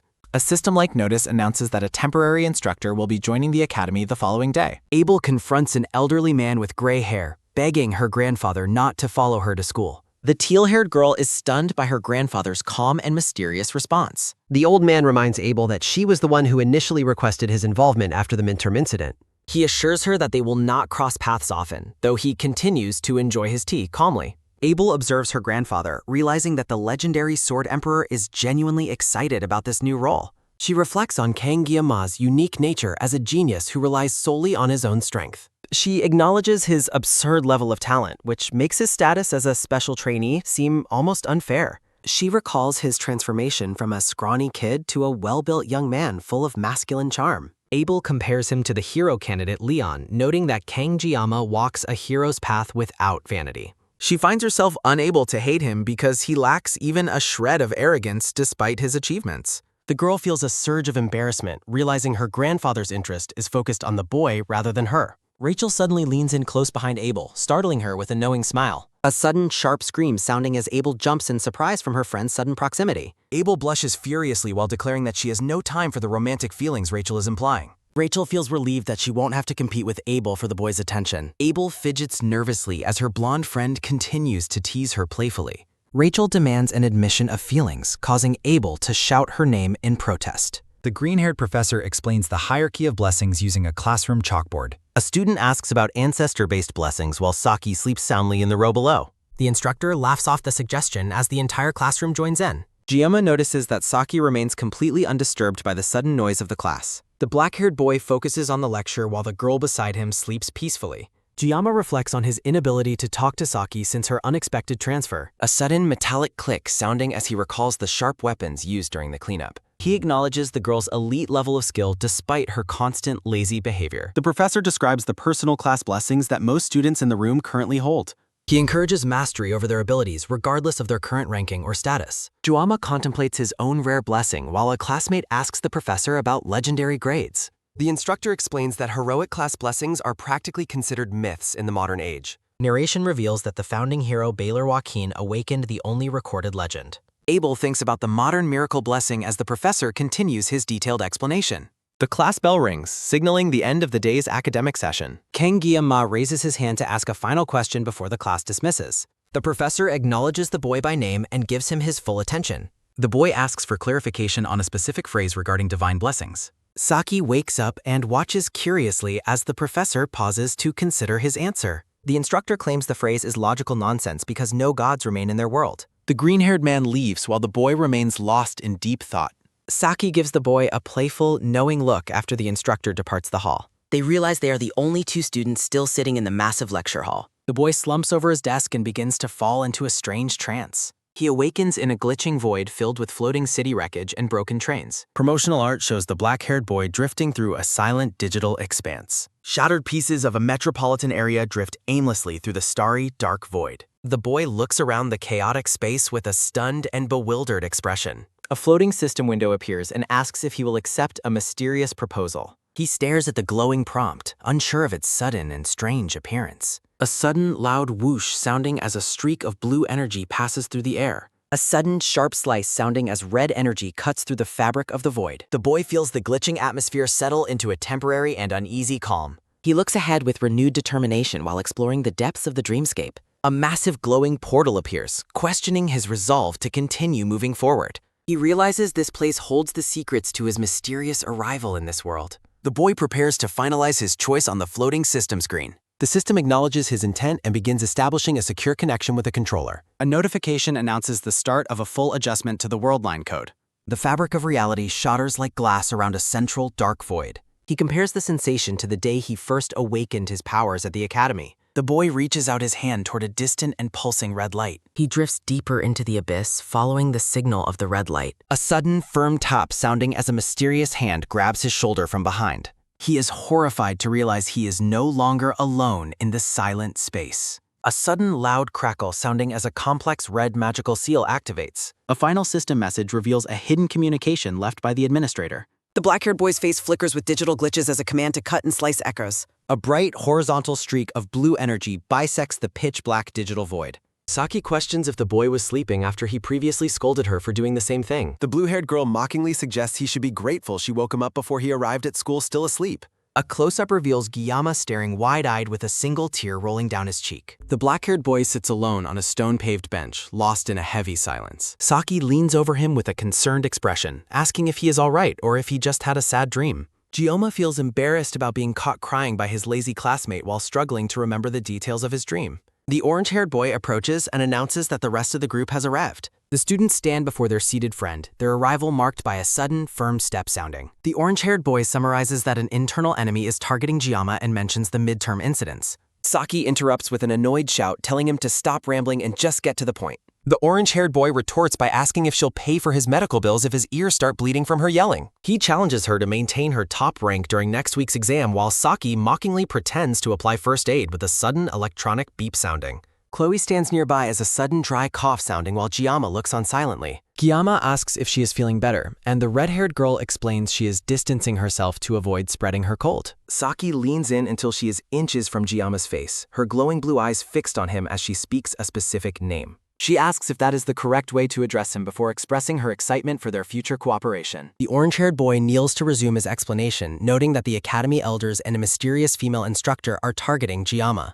He reveals a comical sketchbook drawing of the instructor, which Chloe praises as being well executed. Saki explains that she hacked into the academy's internal database but found one instructor whose identity was strangely unverifiable. Guillaume is stunned by her technical capabilities, but she dismisses it as a trivial skill in a world dominated by modern technology. She details how she targeted the security system's weakest hours at dawn, while Guillaume notes that her stealthy nature is like a ghost. The black-haired boy looks at his phone and realizes Saki figured things out by tracing a message from an unverified user. The orange-haired boy cautions that they cannot simply invade the elders' quarters with threats. The group agrees that acting recklessly would only worsen the situation as they brainstorm their next move. With a dramatic gesture, the orange-haired boy proposes that they form their own student club. Saki explains that the academy provides funding and freedom of movement to clubs to encourage cooperation between cadets. She highlights the protection clubs receive as affiliate organizations, though the orange-haired boy pushes her aside to emphasize that being a simple cadet isn't enough. The blue-haired girl notes that a club would act as a double barrier against their enemies. Guillaume recognizes the club system from a game he played, which allowed players to decorate private spaces and invite allies. He recalls how building character affinity in such games was a popular way to spend resources. The black-haired boy asks about the specific requirements for founding a club at the academy. The orange-haired boy clarifies that he wouldn't have mentioned the idea if he didn't intend for them all to join together. Chloe and Saki both voice their support, citing past debts and the need for a balanced tamer. Guillaume reflects on the rare sincerity of these people who choose to trust him despite the world's harsh social hierarchy. After the boy thanks his friends, the orange-haired boy suggests they pick a name for their new group. Chloe suggests a name focused on assassinating corrupt powers while clutching a glowing red item. The orange-haired boy flatly rejects the edgy suggestion, leaving the red-haired girl feeling disappointed. Saki suggests a long, random name based on a hometown folktale, prompting the orange-haired boy to tell her to be quiet. The group stands together as the orange-haired boys suggest a classic Fight Club name, which Saki immediately shuts down. Guillaume proposes a travel club that would focus on clearing dungeons and exploring the world outside. The rest of the group agrees that the suggestion sounds like a big plan. The orange-haired boy points out that they need to find a faculty advisor, leaving Guillaume to wonder if their chosen theme is truly acceptable. Saki explains the biggest hurdle is that an advisor must hold a professor-level rank or higher. Chloe suggests asking the popular and kind professor who teaches blessing studies. The orange-haired boy notes that Professor Damien is likely too busy to take on more responsibilities. Saki complains about the lack of available staff for first-year students, calling the system contradictory. Guillaume asks for clarification on whether the requirement truly only specifies a rank of professor or higher. Saki confirms his question but points out that finding anyone ranked above a professor in the academy is nearly impossible. The blue-haired girl and her companions find the black-haired boy sitting alone on a stone-paved bench. A formal notification explains that the head of any new club must apply for registration in person. As the black-haired boy approaches the administrative office, a final message signals the start of his next task. The blonde administrative clerk looks up from her computer with a skeptical and judgmental expression. She mockingly questions his intent while he criticizes her unprofessional attitude toward a student standing. Giamma finds her behavior annoying but insists that she process the application as long as he follows protocol. The clerk leans forward aggressively, claiming that no faculty member would ever agree to advise someone of his status. She continues to berate him, asking if he truly thinks he can find a professor to support a special admission student. Giamma watches silently as she turns away, reflecting on how the Academy's sense of justice is rapidly fading. He recalls his past life experiences in the restaurant business to maintain his composure despite the urge to retaliate. The boy ignores her dismissive remarks and pulls out his phone to place a strategic call. He calmly informs someone on the other end of his location while the clerk watches him with increasing confusion. The blonde woman shouts in protest as Giamma informs her that his contact is already on their way. She demands to know who is backing him while her coworkers watch the unfolding conflict with nervous silence. The clerk brags about her influential family connections while Giamma scoffs at her predictable attempt at intimidation. He leans in close to the trembling woman and tells her she is being far too loud for the office environment. The clerk explodes in a fit of rage, her face turning red as she shouts at him in total frustration. Giamma smirks as he successfully baits her into exposing her blatant hypocrisy and lack of professionalism. The office falls into a heavy silence as the clerk's outrage is interrupted by the arrival of an imposing presence. The other administrative staff members look on with expressions of pure terror and disbelief. A tall woman with green hair and red eyes enters the room and commands the clerk to show proper respect. The authoritative figure walks across the floor in a sleek black dress, radiating an aura of absolute command. She greets Giamma with a warm smile and expresses her happiness at finally meeting him in person. The blonde clerk is horrified to discover that the boy she insulted is actually the top student of the year. The green-haired woman takes the documents and tells Giamma to focus on his upcoming exams while she handles the rest. She sits regally in the office chair while the staff members scramble to accommodate her presence. The clerk desperately tries to plead her case, claiming there has been a massive misunderstanding. The headmaster points an accusing finger, condemning the woman for judging a student based on his background. With a calm gesture, the green-haired woman uses magic to levitate the club application toward the desk. She stares down the administrative clerk with a cold, piercing gaze that leaves no room for argument. The authoritative woman commands the clerk to prepare a specific document immediately. The clerk stares in shock at a resignation form that has been magically presented before her. Giamma checks his phone and sees a text from the headmaster requesting a private meeting after his classes. The black-haired boy enters a dimly lit workshop where the air is thick with smoke and heat. A burly, bearded man looks up from his work as the student steps into the stone chamber. The blacksmith asks if he has come to collect the specialized equipment he requested. Giamma sits at a nearby table and reflects on the blacksmith's notorious reputation as a resource drain in the game world. A digital window shows the blacksmith, Bylent, working at his forge with his signature catchphrase. Flashbacks show how players used to perform desperate rituals just to get decent results from the unpredictable blacksmith. Giamma recalls his own frustration with the man's past failures while the blacksmith asks about his pensive expression. The boy jokes that the blacksmith reminds him of an old friend, which the man takes as a high compliment. The burly man presents the finished blade, boasting that he has created a perfect masterpiece with a special option. The weapon is revealed to be a specialized sashimi knife labeled as the Murasame Sashimi Ver. Giamma shouts the blacksmith's name in utter disbelief, finding the choice of a kitchen utensil as a weapon quite creepy. A system notification appears and confirms that his blessing's activation time has increased to 50 seconds. Sitting on the stone bench, he realizes that the extra 10 seconds will be a massive advantage in future dungeons. He concludes that the recent string of events has led to a very positive development for his growth. Giamma reflects on how he once doubted the usefulness of his unique blessing while holding a wooden practice sword. He pulls out his new weapon and examines its sharp, polished edge under the clear blue sky. A system screen reveals that the Murasame dog is a D-rank weapon with high growth potential despite its small size. Giamma laments that the weapon upgrade rank wasn't as high as he expected despite using rare materials. He feels encouraged that the blade's durability increased, preventing it from shattering during combat. Staring at a system notification for a new feature, he admits to having a persistent bad feeling. An OK signal appears above the boy as a red warning flash signals an impending complication. Successful weapon growth unlocks special ability slots. He's shocked to learn that mana is required to fill the 3 newly available ability slots. A mana stone shatters violently as an unknown voice expresses intense frustration. The bearded man huffs in rage, his reflection distorted by the jagged cracks in the mirror. He drinks heavily from a large bottle to drown out his growing irritation. He throws the empty bottle across the dark room in a fit of drunken despair. Slumped on the floor, the man wonders aloud what his next move should be. Legends tell of the 7-star heroes. Memories of a father's sacrifice during a long-past Legion subjugation haunt the present. He recalls the ruthless elimination of his own treacherous relatives to restore his family's honor. He once believed it was his destiny to rule over humanity as one of the chosen. To maintain control, they used demons as a common enemy until unpredictable variables began to emerge. He believes Leon is the Heaven's chosen champion destined to defeat the Demon King. He remains convinced that Leon has no realistic chance of victory against such overwhelming power. He reflects on the founding hero's legend and vows that such a miracle will never be repeated. A clicking sound echoes as the man senses a familiar, threatening presence approaching in the shadows. Violent red slashes tear through the dark. He recognizes the woman as a villainous half-demon who made a pact with a Legion commander. He complains that dealing with Leon and the special admission student is making his plans increasingly difficult. A dark silhouette looms behind him. With a determined gaze, the bearded man orders the immediate summoning of the Undertaker Squad. A monstrous silhouette prepares for combat. The blonde girl with pigtails excitedly announces she has come to watch the cover shoot. Saki explores the spacious studio and wonders if the others are in the dressing room. Rachel considers changing her hairstyle while preparing herself in front of the brightly lit vanity. The blonde girl sneaks up behind the green-haired woman to surprise her. Saki jumps in fright as the blonde girl's loud laughter rings through the studio. The blue-haired girl stares in shock at the specialized kitchen knife used for the shoot. Gioma sketches his new weapon. He sits in class and wonders where he can find the mana stones needed for his upgrades. He realizes that having 3 open slots for stones is an incredible opportunity for his growth. He reflects on the nature of dungeon bosses while Saki sleeps soundly at the neighboring desk. He observes his sleeping friend and reflects on the cursed fate associated with his own name. A week has passed since their successful clearing of the Water Buffalo dungeon. Saki stirs as Gioma considers the powerful behemoths that guard the highest quality mana stones. Legends speak of the massive giant. Terrifying S-rank monsters roam the world. He concludes that while farming stones is dangerous, it is a necessary step for his survival. Chloe approaches and asks the black-haired boy if the seat next to him is available. Chloe stares intensely at the boy.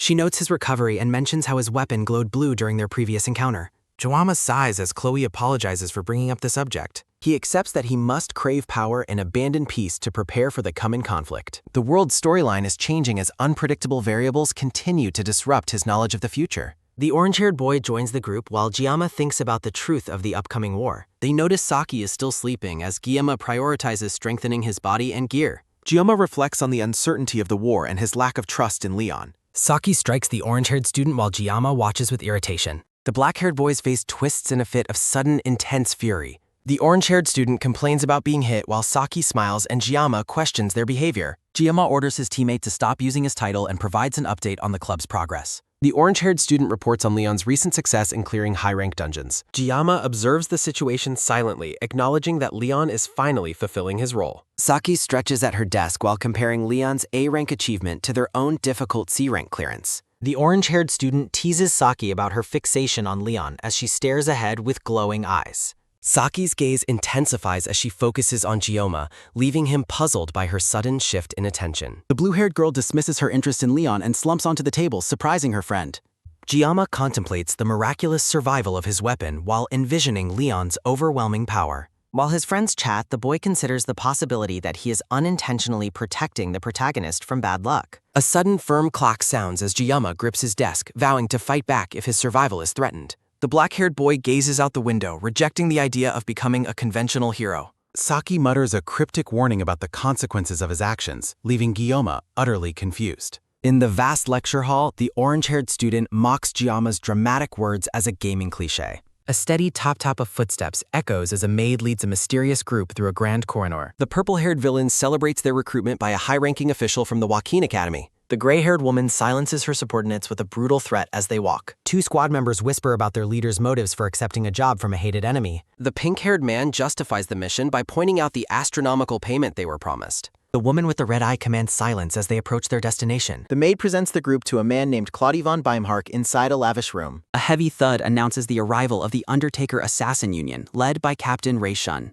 Claude sits behind his desk and formally welcomes the dangerous mercenaries to his office. Ray Shun listens intently with a cold, focused expression. A quick snap sounds as the old man signals for the group to receive their target's information. Ray Shun examines a dossier containing photographs of Gianna. Parikh scoffs at Giama's appearance, dismissively labeling him as a privileged and unimpressive target. Claude reveals the plan to eliminate the student during an upcoming survival training exercise on a deserted island. The assassin captain inquires about the protocols for disposing of the body after the hit. The old man coldly suggests that the surrounding sea will provide the perfect cover for the murder. Gioma eats lunch while studying the history of divine blessings in preparation for his exams. He feels a sense of irony regarding his club members' top rankings while he remains focused on his own path. A sharp buzz sounds as his phone alerts him to an early morning text from Saki. The boy is annoyed by his friend's maternal concern regarding his breakfast habits. Saki bombards him with messages about the health benefits of eating red bean jelly before a test. Giamma questions Saki's bizarre behavior despite her status as the academy's top-ranked student.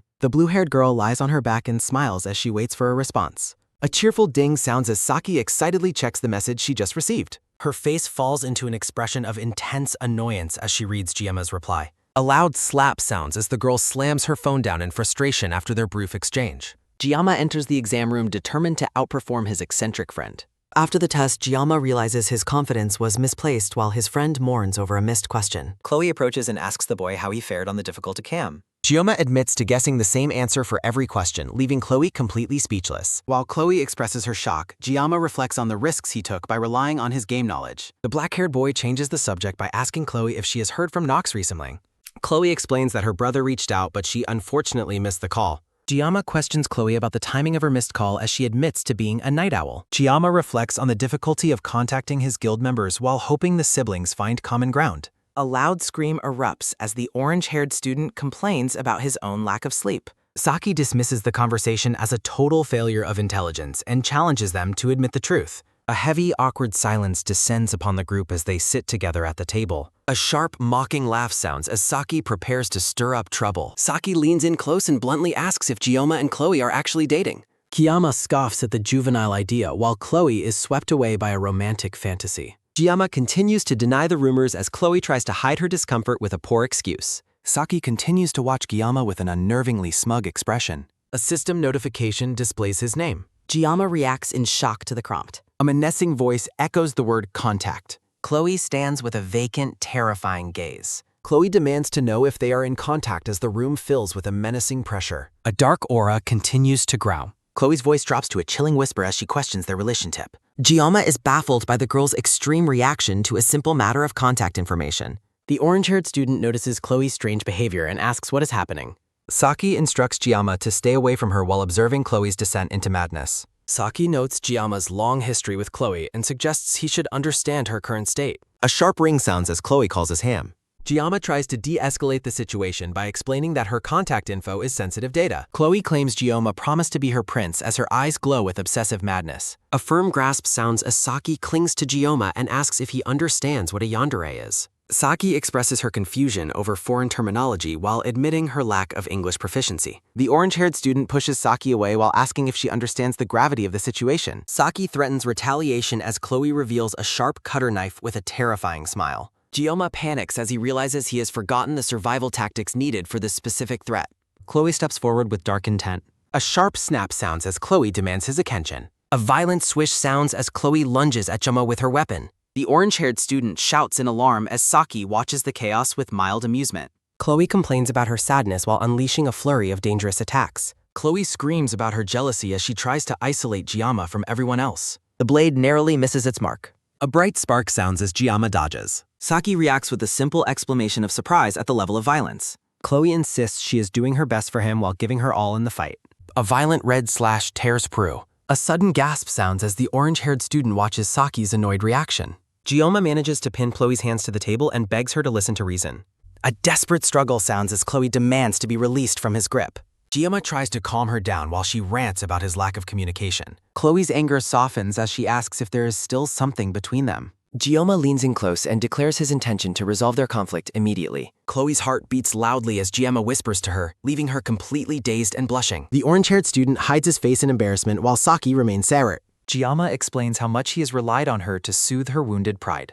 Chloe is overjoyed by his words while Giamma sighs with relief at having survived the encounter. The orange-haired student asks Drama if he is doing okay, and the black-haired boy reassures him that he is fine. Saki asks Giamma what their next topic of discussion should be as the group stands around the messy table. Giamma watches the blue-haired girl leave while wondering about the cause of her strange behavior. While walking through the academy grounds, the orange-haired student contemplates Gemma Kang's character. A dark glowing aura surrounds a silhouette as the narration describes Chloe's sudden and terrifying killing intent. A quiet gasp sounds as the orange-haired student recalls seeing Chloe's hidden blade behind her pleasant smile. The orange-haired student observes Giamma's unique leadership style, which combines conversation with the strategic use of fear. A radiant light shines behind a throne, symbolizing the qualities of a ruler. The orange-haired student remains certain that Giamma is destined for greatness while Saki focuses on her phone. The boy asks Saki why she's been sulking as they walk together at sunset.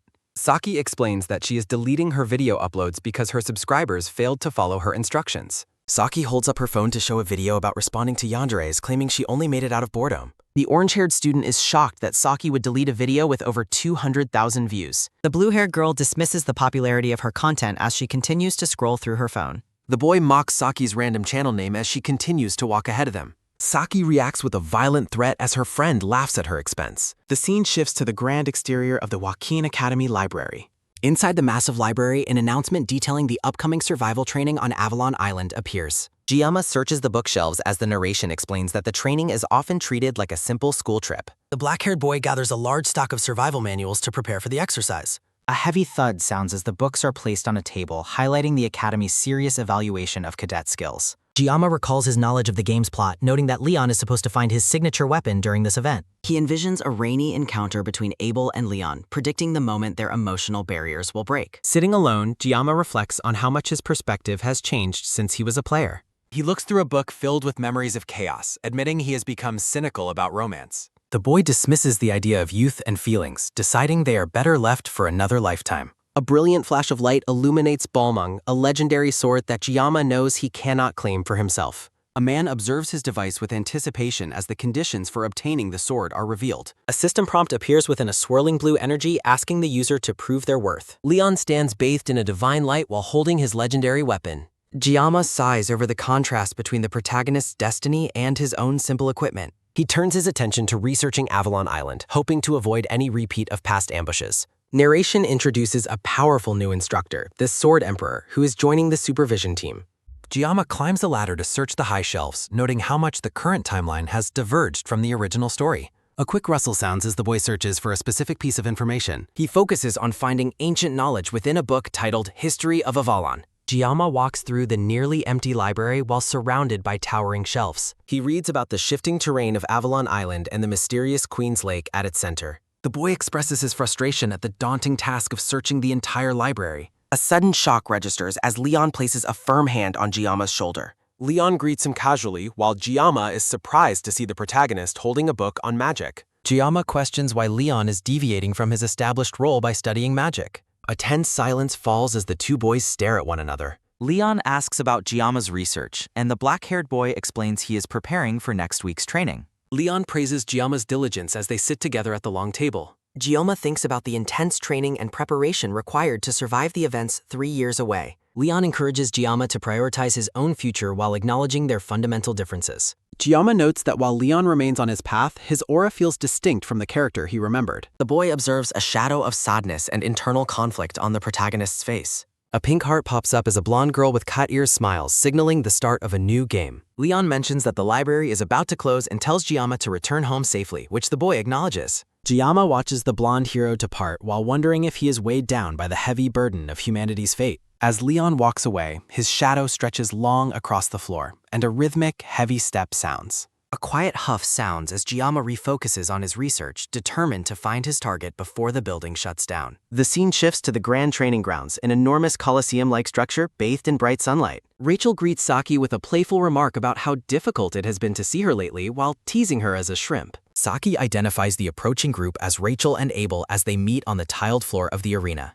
The group gathers beneath a large announcement for the upcoming deserted island survival training exercise. Saki asks if they are prepared for the event, and Abel responds that she will simply continue her usual routine. Rachel accuses Saki of sneaking into the advanced class behind their backs, but Saki insists she followed the correct procedures. Rachel expresses her intense frustration over the idea of Giamma being taken away by other girls. Rachel rants about how Saki and Abel have already spent significant time with Giamma in dungeons and school clubs. Abel asks if Giamma wanted to participate alone, and Saki confirms that he plans to act solo during the trip. Rachel is overjoyed to learn that Giamma has not been officially paired up with anyone for the upcoming training. A high-angle view shows the girls standing together as Rachel begins to formulate a new plan.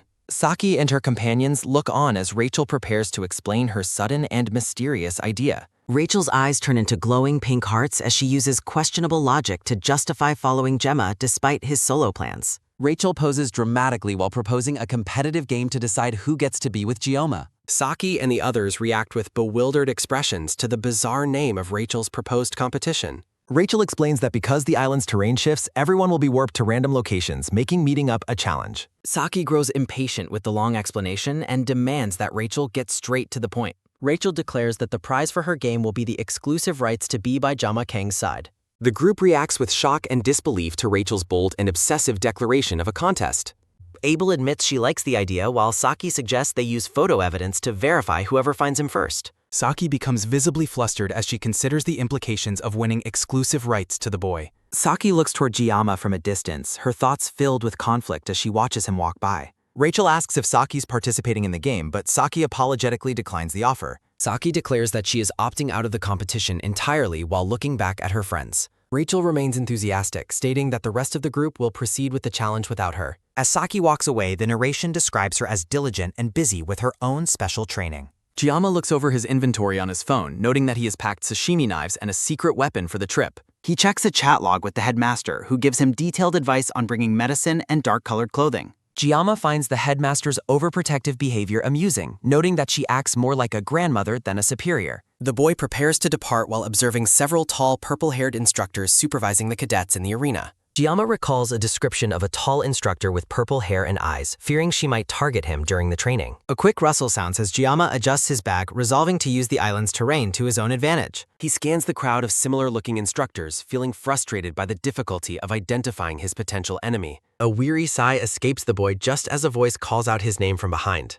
The Sword Emperor approaches wearing a floral shirt and carrying a large case, while Saki follows him with a startled look. The legendary instructor remarks that the best results come from combining great talent with extreme hard work. He encourages Jiyama to enjoy the training, while the boy respectfully wishes the old man a successful catch of his own. The Sword Emperor is flattered by the clever comment and offers a small, self-conscious cough before excusing himself. Saki stares at Jiyama with a piercing, unreadable expression as the older man walks away. Jiyama is confused by her intense gaze until Saki huffs and turns her head away in silence. He thinks Abel should lighten up because she will find a boyfriend soon, unaware that she is sneaking up on him. A sharp, sudden thwack sounds as Jiyama instinctively strikes Abel on the forehead as she tries to surprise him. Abel shouts in pain, complaining that she was only trying to pull a joke and didn't expect to be hit. Jiyama apologizes for his reaction, explaining that his instincts took over when he felt a sudden presence behind him. Saki angrily declares her departure as Jima admits to himself that he really cannot figure out her character. Jiyama notes that Saki has been barely sleeping and constantly hovering around him, becoming erratic whenever he doesn't react. Jiyama dismisses interest in Leon, stating he wants to avoid forming any unnecessary close relationships. A system message announces the activation of a dimensional gate leading students to Avalon Island. The black-haired boy stands before a pillar of brilliant blue light as he prepares to depart. Jiyama hopes for a Pleiad experience and requests the protection of a shadow-warding blessing. Footsteps echo across rugged terrain. He reflects on the surreal environment, finally feeling as though he has truly entered a fantasy world. A towering tree stands amidst floating rocks on Avalon Island, the sacred land of the trial. Jiyama identifies the massive flora before him as Yggdrasil, the legendary apple tree of beginning. Abel and other students prepare for the survival training, determined to focus on the upcoming challenges. Several students, including the red-haired weapon, show mixed expressions of resolve and anxiety for the training. Walking alone, Jama sets his sights on discovering a new blessing during his time on the island. The survival trial officially begins. Abel falls through a deep blue void, her body floating weightlessly in the shimmering light. A dark, monstrous silhouette looms behind a glowing sigil, hinting at hidden dangers within the trial. He notes that he carries a map of Avalon Island, which he painstakingly copied from the library. Jiyama examines his phone, which displays a marked location for a blessing of regeneration on the island. Recalling game memories, he deduces that the blessing is located near a rock at the island center. He plots a path through rocky terrain and forests, noting he has 3 days to reach the goal. Jiyama reviews the mission to collect orbs for points and materials, treating it like a high-stakes scavenger hunt. Production credits are displayed for the chapter, featuring a striking image of Abel with her sword. He begins his preparations by consulting survival tips from a book by an author named Bear Garlix. Jiyama reveals a 50-centimeter machete he purchased from a supermarket as his secret tool for clearing paths. He decides to practice with the machete to conserve his limited blessing of painlessness for more critical moments. A sharp hup sounds as Jiyama swings the blade, though he finds the weapon's balance somewhat awkward. He considers his options, deciding he will only resort to using his sashimi blade if things go wrong. A massive muscular rabbit appears. Unfazed, Jiyama views the creature as a source of food, confident after having defeated much stronger foes. He lunges forward to attack, but he is stunned when his intended skill fails to activate. Somewhere else on the island, Abel looks around with a bewildered expression as something catches her eye. Abel kneels beside a small, fluffy rabbit and wonders aloud if it would make a good meal. She decides the creature is too cute to harm, asking it where its mother is while reaching out. A sharp ouch sounds as the little rabbit unexpectedly bites Abel's finger with surprising force. Abel is left shocked and insulted as the small creature quickly scampers away into the woods. Retracting her mercy, she draws her blade and angrily chases after the rabbit for betraying her kindness. She views the chase as a training opportunity, determined to prove that a mere rabbit is no match. The rabbit displays incredible speed, dodging Abel's strikes with rhythmic movements that leave her completely confused. Abel realizes the creature was hiding its true skill, comparing its deceptive nature to the black-haired boy she knows. Declaring her lineage as the granddaughter of the Sword Emperor, she makes a final, desperate lunge at the beast. Her eyes widen in shock as the terrain beneath her feet suddenly vanishes, leaving her falling through space. A massive portal of light erects. Descriptions of her noble heritage appear as Abel is pulled into a swirling, magical blue vortex. Both the rabbit and Gioma are shown caught in separate magical whirlpools as they are teleported elsewhere. The name Gioma Kong glows brightly amidst the surging blue energy of the mysterious watery dimension. Abel continues to descend into the light-filled blue abyss, her expression one of silent, dawning realization. Birds fly across a purple sky. Gioma struggles to evade the giant rabbit's aggressive strikes, barely sliding away from a powerful blow. Out of breath, he laments his lack of strength without an active blessing, despite his rigorous physical training. A rhythmic huff sounds as the exhausted boy stands his ground against the relentless, muscular white rabbit. He decides to give up on the hunt to save his energy, telling the rabbit to just leave. A sudden shift in the air occurs as Gioma's true weapon is activated, casting a brilliant blue light. Sunlight filters through the forest canopy. A joyful shout sounds as Rachel leaps. The hard-eyed girl is full of energy. She lands gracefully in the clearing. Rachel wonders if she is going in circles, noting that things are going poorly while reflecting on why they are calling it the Rachel game. She asks herself where she should go, finding the awkwardness of being lost funny as she laughs. A gasp sounds as a crow flies. Rachel is amazed to see a black-haired boy with a crow on his head, marveling at the sight of him. Recalling that crows like shiny objects, she realizes that running in that direction will surely lead her to Gamakun. Rachel declares that thinking is a waste of time and that she must move instead of overanalyzing. She leaps toward a bright light, shouting that she is coming to see Gamakun right now. Abel pauses, wondering if she just heard Rachel's voice or if it was just her imagination. She checks her supplies, noting she has jelly snacks, a blanket, and a cardigan packed while her thoughts drift back to Gamakang. Reviewing her location, she notes that she landed on the shore and must use the terrain to reach her target, determined not to lose the game. Abel observes that the only unchanging landmark on the island is the world's boundary. Predicting Giema's personality would lead him to a secluded part of the central forest. She sighs at the hassle but notes she has no choice. Despite the effort, she admits she wants to see him and does not want to lose him to anyone else. A steady thud sounds as she walks, resolving to pay him back for a previous forehead flick and telling him to wait for her. Night falls over the dark forest. Fierce wolves growl as they prepare. A yelp sounds as Weapon strikes. Weapon smiles to herself, telling Gioma to wait for her on this island. She is suddenly alerted to a human presence, certain that she has found Gioma at last. A fast dash sounds as she sprints toward a distant fire while calling out Giama's name.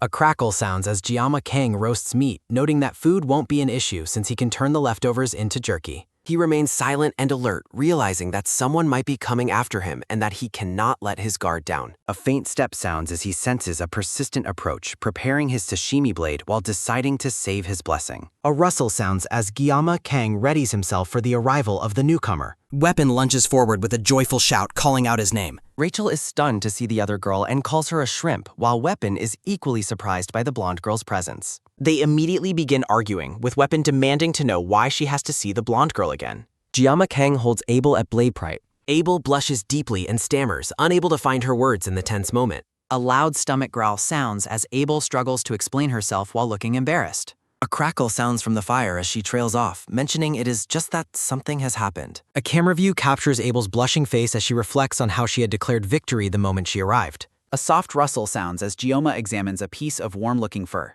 Abel sits by the fire thinking about the rabbit while looking at the jerky that will keep her hunger away. She laments that even here she is lost to Gioma once again. Shivering in the night air, Abel admits to herself that she is cold and embarrassed. A quick gasp sounds as she looks up. Gioma tells her to cover herself with the rabbit fur, leaving her bewildered by his sudden kindness. A quick snap sounds as Abel calls herself dumb for not being able to resist the smell of the food. Abel tries to thank him but winces as a sharp ouch sounds, realizing she must have twisted her ankle earlier while noting how warm it feels. She panics and asks what he is doing as he reaches for her leg. A pained groan sounds as Giamma explains that her ankle will get infected if they do not treat it immediately. Abel quietly thanks him after he finishes bandaging her injured foot. These sit in silence by the fire. Giamma asks why she is wandering around by herself, to which she reacts with surprise. Abel recalls a conversation where it was agreed that whoever found Guillaume-kun first would claim him, leaving her lost in confusing thoughts. Guillaume Kang notes that being alone felt easier, while teal-haired Abel admits there were things she wanted to do. A ghostly blue figure of a woman watches over a blushing, silent Abel. Guillaume Kang tends the fire, unaware a phone camera captures his every move. Teal-haired Abel watches Giamma through her screen, her face flushed with secret embarrassment. In a chat, Rachel and a companion react with overwhelming laughter to Abel's secret photo. A blue-haired girl and Rachel shout in shock while the red-haired weapon looks on. Teal-haired Abel stares at her phone screen in a stunned, silent daze. Giamma offers a meat skewer to Abel, who accepts it with a startled, compliant reply. Wisps of smoke drift into the starry, deep purple night sky. Abel eats in silence as Giamma reflects on the heavy, awkward atmosphere between them. A masked man reflects on surviving the Academy's hardships while raising all sorts of hell. Giamma credits his progress to an amazing teacher, prompting teal-haired Abel to ask for more details. Abel recalls her grandfather's training, realizing she's never seen a sword style quite like Giamma's. Abel asks Giamma what exactly he learned and inquires about his family name. Giamma explains that being strong doesn't always lead to victory, leaving Abel quite curious. Giamma notes that those who never give up and survive to the end are the real strong ones. Teal-haired Abel calls him a geezer and teases him for sounding like an old man. Abel laughs as she tells Giamma he sounds exactly like her own grandfather. Abel warmly notes that this conversation reminds her of their previous talk on the bench. Giamma offers another meat skewer, which teal-haired Abel accepts with a soft, quiet confirmation. Abel admits the food is good, her expression softening as she eats. Rhythmic snoring sounds as the scene transitions to the early morning hours. A sharp gasp sounds as teal-haired Abel wakes up with wide, startled eyes. Chirping birds sound as Abel wakes to find herself alone in the quiet camp. She notes that Giamma has left everything behind without saying a single word. Abel recalls the gentle way Giamma tended to her injured leg during the night. She looks down at the sturdy, dark tie wrapped around her bandaged ankle. Teal-haired Abel wonders why she's crying as tears stream down her face. She reflects on how she never had the luxury to cry while facing huge obstacles. Abel wonders why Giamma would go so far for someone like her. She admits she once resented those who showed kindness without expecting anything in return. Resolved, Abel grips her sword, noting that crying will not change her situation. With a determined blush, she decides she should return the favor. Draped in white fur, Abel charges forward with a fierce, resolute shout. Elsewhere, Guillaume Kang walks alone through the shadows of the forest. He notes the shifting temperature, commenting on how the night's chill has become heat. Giamma considers that Abel is likely awake, admitting to himself that she is pretty. He reflects on her character, describing her as a truly aloof, noble lady. Giamma acknowledges that he offered her kindness only because she looked so pitiful. He observes that being kind once will not change the world as he leaves. Giamma Kang begins sliding down a rocky, steep incline. He wonders if Abel will give the blanket to Leon, feeling hit by reality. He dismisses his useless thoughts, determined to find the blessing before sunset. A notification explains that the spirit-level blessing of regeneration rapidly boosts a user's recovery. Giamma notes that his unique transfer blessing allows him to bypass the usual user limitations. He decides to take the blessing, knowing Leon will grow monstrously strong regardless. Giamma climbs a high point, noting how the scenery differs from game graphics. Exhausted, he finally discovers the glowing blessing of regeneration amidst the ancient ruins. He is delighted to find a massive bonus orb alongside the blessing. Giamma hopes his luck is finally turning after being stingy for so long. Giamma Kang reaches for the glowing blue orb, noting his weakness for shiny objects and his desire to finish before nightfall. A soft gasp sounds as Giamma Kang turns to find Leon standing in the shadows, calling out his name. Leon questions Giamma's presence, suspecting that the black-haired boy has a secret motive beyond just finding the orb. Giamma Kang insists he only came because he saw the object from a distance, but Leon remains unconvinced. Leon draws his glowing blue blade, declaring that Giamma must go through him if he wants to claim the prize. The two students face off amidst the crumbling ruins as the sunset casts a red glow over the battlefield. An ominous, shadowy presence looms over the scene, signaling a dark turn in the confrontation.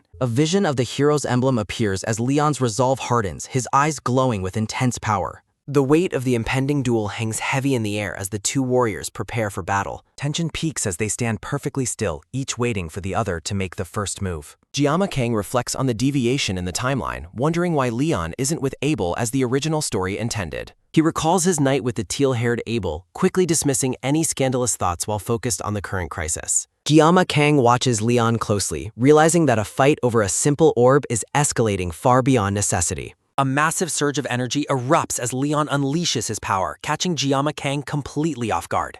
Jiama Kang is stunned to see Leon wielding the legendary sword Balmung, even if the weapon is currently incomplete. A system description reveals Balmung as a wicked demonic sword neutralized by a holy gem embedded in its hilt. Jiama Kang worries about Leon's character, knowing the sword's nature shifts between holy and demonic based on its wielder. He finds it terrifying that Leon can wield such immense power without even utilizing mental imagery. Leon stands firm against the fading light, admitting he has no talent for deception or holding back. Jiama Kang realizes that Leon intends to use him as a sacrificial stepping stone to reach a new level of strength.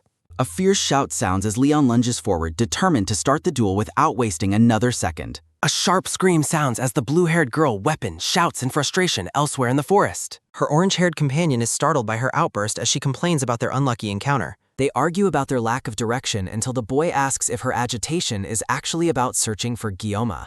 Weapon confirms her goal, prompting the boy to tease her about having romantic feelings for the black-haired student. Weapon turns away, questioning why he would ever come to such a ridiculous conclusion. The orange-haired boy points out her sudden change from a lazy archer to a hyperactive hunter whenever Jiama is mentioned. A sharp yelp sounds as the boy bumps into Weapon after she suddenly stops dead in her tracks. Weapon looms over him with a shadowed, terrifying expression that makes the boy freeze in fear. She suddenly turns shy, fidgeting and blushing as she wonders if her secret feelings were truly that obvious. The boy reacts with horror, questioning if she has been possessed or placed under a powerful mental spell. A heavy thud sounds as Weapon delivers a swift punch to his throat, telling him to shut up. They both fall silent as a distant, earth-shaking sound echoes through the trees, scaring away the birds. Weapon looks toward the source of the disturbance, realizing that Jiama Kang must be involved in the chaos. Back at the ruins, Jiama Kang narrowly dodges an attack, his own blade already shattered from the force. He grows suspicious, wondering why Leon is intentionally missing his strikes instead of finishing the fight. Leon stares him down with cold, glowing eyes, accusing Jiama of lacking any respect for their duel. Jiama Kang admits to himself that he is overwhelmed by the speed of Balmung and hesitates to join an incomprehensible battle. He realizes that holding back his own blessing is no longer an option if he wants to survive Leon's onslaught. Leon commands him to draw his sword, stating that this clash was destined to happen eventually. Jiama Kang casts aside his hesitation, acknowledging that Leon is a monster that cannot be faced with naive half-measures. A system notification announces the simultaneous activation of their blessings as they prepare to clash for real. A violent explosion of light and sound rocks the ruins as their two powers collide head-on. Jiama Kang uses his small blade to parry the massive force of Balmung in a desperate struggle for dominance. He is pushed back by the sheer pressure, sliding across the cracked ground as energy ripples through the air. The struggle for survival reaches a boiling point as external pressures and internal resolves collide. A sudden flash sounds as Leon leaps high into the air, bringing his glowing sword down for a finishing blow. Their weapons meet again in a blinding purple flash, with Jiama Kang barely holding his ground against the monster. Leon swings with terrifying strength, forcing Jiama Kang to brace himself against the raw magical output of Balmung. Leon tightens his grip, his face a mask of determination as the ground shatters beneath the weight of their duel. The ancient ruins settle as the dust clears between the two opponents. Jiama Kang readies his short blade while the golden-haired Leon watches from a distance. A sharp mechanical clack sounds as the black-haired boy adjusts his grip on his weapon. Jiama Kang is stunned when his opponent suddenly vanishes, leaving only a white feather drifting in the breeze. He reflects on the duel, acknowledging Leon's intent to grow stronger while asserting his own refusal to lose. Jiama Kang looks at the shattered metal on the ground, noting how close he came to death. He admits he spent the entire fight dodging Leon's overwhelming power while focusing on the nearby blessing. Jiama Kang considers the damage to the legendary sword, trusting Leon will find a way to repair it later. He celebrates his narrow victory, relieved that he managed to win without actually harming Leon. Jiama Kang decides that claiming the treasure is a sufficient reward for his efforts. A loud crash sounds as he finally reaches into the stone pedestal to claim the prize. A system window congratulates him on acquiring the Blessing of Regeneration, which heals wounds but cannot restore limbs. He tests the new ability by slicing his arm, watching with a smile as the cut instantly seals. A soft crackle sounds as Jiama Kang sits alone by a campfire during the quiet night.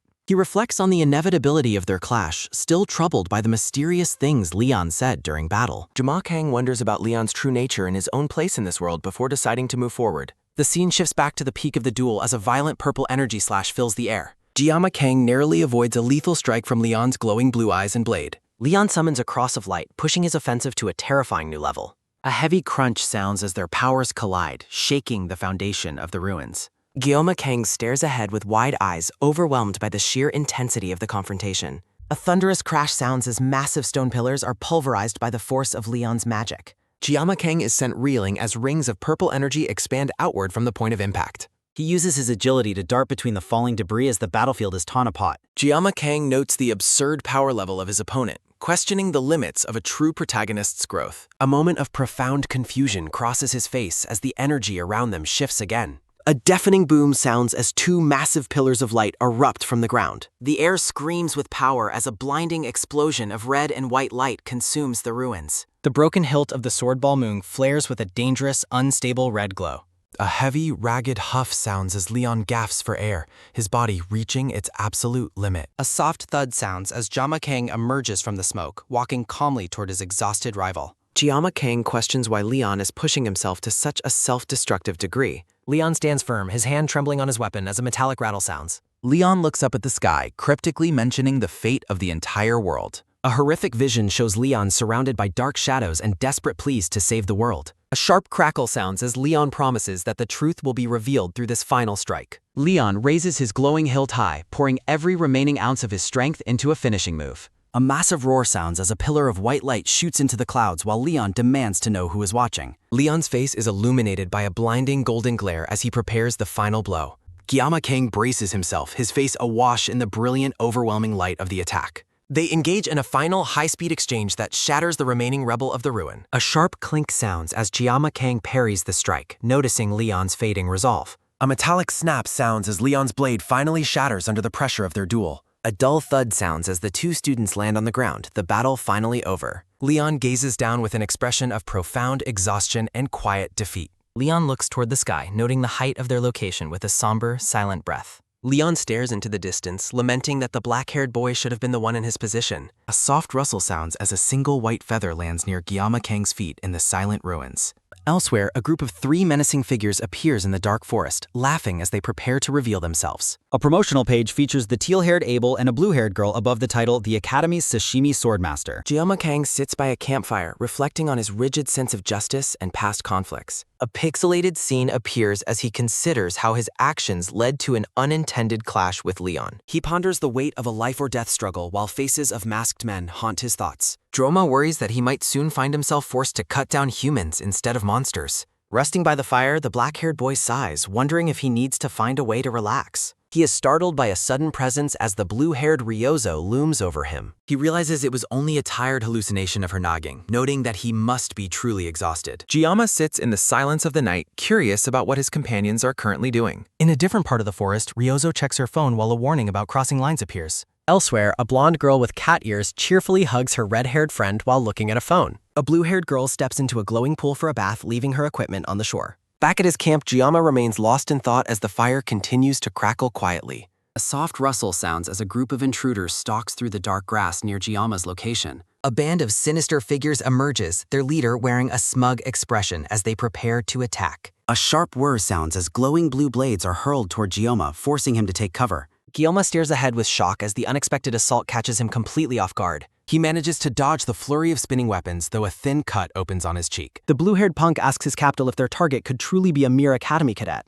He suggests scouting the boy instead of killing him, noticing Gyoma's impressive reflexes. The gray-haired woman commanding the group sharply tells the talkative punk Parik to be quiet. A vision reveals her tragic past as a noble daughter turned contract killer following her family's betrayal. The squad surrounds Gyoma, mocking him for struggling against their supposedly held-back opening moves. Parik is fascinated by the cold look on Gyoma's face and urges the captain to consider recruiting him. Gyoma is frustrated, questioning why these hitmen fail to recognize his status as a student cadet. The punk with the mohawk laughs, telling Gyoma he has guts even as he prepares a lethal blow. The red-haired member of the group notes that Gyoma is far from average despite his superficial wounds. Gyoma reveals he knows their identity, calling them the Corpse Disposal Squad and naming their secret elder patron. The assassins are visibly stunned that a random cadet would possess such classified information. Parik demands to know who Gyoma works for, but the captain silences him, accepting the truth of his words. Gyoma openly mocks them, labeling them as nothing more than butchers who murder for coin.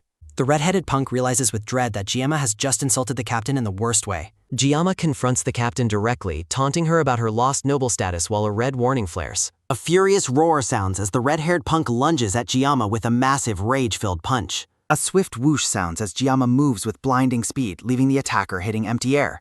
A heavy thud sounds as Gyama stands victorious over his fallen foe, a kitchen knife held firmly. The remaining members of the squad cry out in disbelief at the sudden defeat of their comrade. Gyama stands amidst the ruins of the confrontation, firmly asserting that this battle is happening in reality. A digital display glitches across the screen, showing the time 1:21 amidst a flurry of red slashes. The captain is frozen in shock as glowing purple energy manifests around her in a deadly display. Gyama is bathed in a red and blue glow as a divine blessing is invoked during the fight. A sudden shout sounds as an old man in a floral shirt reacts with pure shock to the chaos. A promotional page features a smiling, white-haired elf woman in a dark outfit. A credits page displays several characters and silhouettes above a list of Scanlation team members. A close-up shows a smartphone screen displaying the date as December 7th and the time as 12:07. A chef in white attire checks his phone, expressing his desire to finish his task and go home. He sighs while looking into a commercial refrigerator, wondering where he left his humanity. The interior of the fridge reveals strangely labeled cartons referencing the sword god and various blessings. Gyama stands in the kitchen, bewildered by the bizarre organization of the items in the cooler. He leans in closer to inspect a carton that has been labeled with a sharp command to cut it. He stares at the next shelf where the labels on the cartons clearly spell out the words "no matter." A loud crash sounds as a red light floods the dark room. System windows track his lethal precision. A digital display monitors his slaughter. Gyama Kang cuts down a man as an onlooker screams for the vice captain. An assassin orders his squad to catch the boy immediately. A sharp gasp sounds as an attacker realizes their target is just a kid. A confused gasp sounds as he vanishes into the red fog. Gyama Kang lunges forward with his Bikinef. An assassin screams a death threat during his lunge. A heavy thud sounds as he acrobatically flips over his enemies. A pained scream erupts as he carves through the squad. Gyama Kang stands victorious amidst the carnage. The pink-haired captain screams at her men to get a grip and attack the brat all at once. The captain is shaken, questioning if he is really a cadet, while her remaining man panics and asks for orders. A sharp slice sounds as he appears behind a man who barely has time to question his speed. A dull thud sounds as the captain watches her last subordinate fall. She laments that she completely underestimated the difficulty of the job. The captain reflects on the old man's bonus offer, cursing him for sending her into a trap against a monster. Gyama Kang stands among a pile of corpses. A sharp whir sounds as he moves like a blur. The captain spits out a hateful insult, calling him an evil bastard as a sharp clink sounds. A moment of shocked silence passes. Gyama Kang pins the captain down, calmly noting that her entire squad has been neutralized. She groans in pain as she lies defeated. He reflects on the time lost to Leon in this group, hoping he won't have to kill again. Gyama Kang feels no regret for killing butchers who came for his life. He watches the bound captain in silence. He decides that crushing her with fear is the best way to get her to confess his enemies' names. Pointing to her fallen men, Gyama Kang tells her to start talking while he is still being nice. The captain grits her teeth, calling him demon scum through the cane. A ragged cough sounds as she gets up. She laughs weakly, finally understanding why a hit was placed on someone as dangerous as him. The captain reveals that his personal records, relatives, and parents were all systematically erased from existence. She curses the old man for hiring them to kill a villain in disguise, causing Gyama Kang to pause in confusion. A blurry vision of his parents haunts him. He struggles to remember their faces. Gyama Kang demands to know what she just said. A sharp crackle sounds as he looms over her, asking if she meant his parents were erased. He tells her he originally planned to kill her peacefully after getting a name, but his intentions have changed. Gyama Kang clarifies that this is no longer a negotiation but a direct threat. He cold-bloodedly warns her that she can still speak even if she loses her limbs. A massive roar sounds as the air grows heavy. The captain gasps, overwhelmed by a sudden crushing wave of magical pressure emanating from him. She wonders if the blood of her fallen men is reacting to his terrifying power. A panicked scream sounds as she begs him to stay away from her. Gyama Kang stares with lethal intensity. Elsewhere, the old man in the floral shirt admires his fishing gear despite the lack of bites. He gasps in excitement as his line finally catches something. A confused gasp sounds as a swarm of fish erupts from the war. The old man stares in pure disbelief. The old man in the floral shirt is paralyzed by a sudden, overwhelming surge of magical power. He realizes with horror that a powerful commander has arrived as a massive demonic silhouette looms over him. The mohawk-wearing punk screams in agony as a violent energy begins to consume the area. Gyama Kang stands ready with his knife while the pink-haired captain desperately offers to reveal everything to him. She's gripped by a sudden, intense fear as she admits her desperate desire to stay alive. A brilliant explosion of golden light suddenly pierces through the dark night sky. A massive pillar of roaring flame erupts, illuminating the surrounding forest in a harsh orange glow. The intense heat continues to surge as the ground is scorched by the demonic fire. Elsewhere, a girl with purple-tipped hair looks out her window in shock, sensing a disturbance. The sky is painted in shades of blood and ash as the inferno continues to rage. A figure with hair of living fire laughs with chaotic joy from the center of the flames. Gioma Kang is stunned by the realization that this entity hasn't appeared in the human realm for centuries. The girl groans in pain as the new consciousness fully takes control of her borrowed body. The entity identifies herself as Agor, the succubus queen and commander of the Demon King's army. Her terrifying title as the bewitching flame Agor is revealed amidst a sea of fire and heat. A promotional image displays Agor and the captain standing back-to-back as the confrontation intensifies. Agor's mocking laughter echoes through the air as bluebirds take flight from the thick smoke. She admits her lack of human manners after spending 700 years away from this world. Agor introduces herself playfully and asks the young boy to tell her his name. She finds his silent treatment cold as he stares her down with unwavering intensity. Gioma Kang focuses his mind, desperately trying to recall any information that could help him survive. A memory of a master chef reminds him that even a simple tool can be a mirror to the future. He realizes his knowledge of a specific game gives him a strategic advantage in this dangerous world. A digital status window reveals Agor is a fire-type demon specializing in devastating mental magic. He identifies her as a host-possessing demon and wonders about her true intentions for descending. Agor stands over the blood-soaked battlefield, her flaming hair casting a long and menacing shadow. She expresses her surprise that he has remained sane after looking directly into her eyes. Finding him promising, she suggests that he might eventually become a decent warrior if he lives. Agor leans forward with a dangerous smile, offering him a chance to make a binding contract. Gioma Kang is completely bewildered by her bizarre and sudden proposition. She mocks human nobility while promising him a special chance to ascend above others. Agor criticizes the human nature of chasing personal benefit through the infliction of pain and death. She lifts his chin, inviting him to share a glorious dream with her instead of fighting. Distorted visions of past trauma and carnage flash through Gioma Kang's mind as she speaks. He considers the possibility that joining the Demon King's army might be his best hope for survival. Agor smiles warmly at him, adding that she also finds him quite good-looking. A surge of survival instinct fuels his determination as the scene blurs with intense energy. He acknowledges the gravity of the situation as he prepares to face the succubus queen. Agor is shocked that he broke through her spell, blaming her weak and complaining host body for the failure. Gioma Kang begins to laugh softly, confusing the demon who wonders what he finds so funny. The two stand in a silent standoff as the embers of the forest settle around them. He clarifies that his laughter was about her ridiculous suggestion of him becoming her slave. With a sharp movement, Gioma Kang rejects her offer and lunges forward to attack. Agor sighs in disappointment, criticizing his bad manners as the battle resumes in earnest. A massive burst of blue energy explodes from his blade, clashing with the demon's fire. Agor hums a cheerful tune as she effortlessly dodges his opening strike. She yawns mockingly, completely unconcerned by the boy's desperate attempt to kill her. Gioma Kang's sashimi knife glows with a fierce blue light as he channels all of his mana. With a smug look on her face, Agor beckons him to try his luck against her. He unleashes a blinding slash as Agor's maniacal laughter fills the night air. Agor admits that she is genuinely tempted to make him her slave. Moving with blurring speed, she calls herself his big sister. She challenges him to prove the extent of his skills as she unleashes an inferno. Amidst the swirling flames, Agor taunts the little one to give his best effort. Gioma Kang stands ready as fire rages around his focused silhouette. A massive burst of fire and energy erupts across the battlefield. A sharp slice sounds as Germa lunges through the fire, surprising her with his speed. He continues his rapid, calculated assault with a series of blue glowing slashes. Agor notes that he has transcended human limits, while admitting her adjustment to the host body is slow. A brilliant flash sounds during their intense exchange of blows. Agor is shocked that he caught up to her so quickly. Blue and orange energies clash violently, creating a cascade of sparks and heat. A massive explosion of smoke and fire engulfs the forest scene. Gioma lunges at Agor with his blade glowing intensely blue. Agor mocks his haste, but Gioma insists that there is no time to waste. A sharp whir sounds as he moves like a blur of energy. A digital timer counts down 8 seconds as Gioma's eyes glow with power.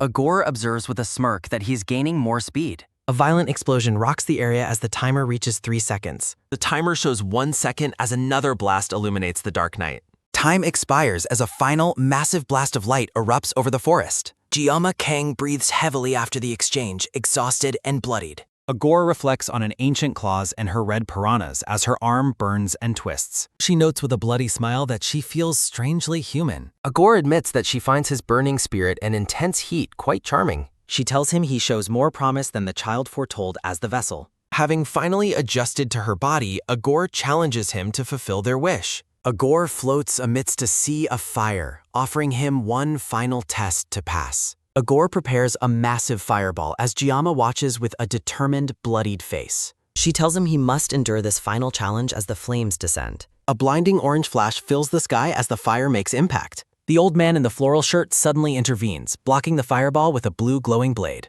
He yells at the swordmaster to get a grip on the situation. Agor tells the man to move, but he refuses to let her harm the boy. The old man insists the boy must be protected while Agor dares him to try. Agor lunges forward with a manic, chaotic smile. The old man stands protectively in front of Giamma, ready for combat. Giamma Kang finds the process of checking his status to be annoying. Leon von Reinhardt is confused by the sudden mention of homework. Rachel Demira adamantly denies the interviewer's claims multiple times. Abel von Nibelung states that she is perfectly fine without one for now. The Auditor siblings bicker and silence one another during their interview segment. Speed Weapon questions what the interviewer is doing while confirming his answer. Saki Ryozo laughs to herself while looking at her smartphone.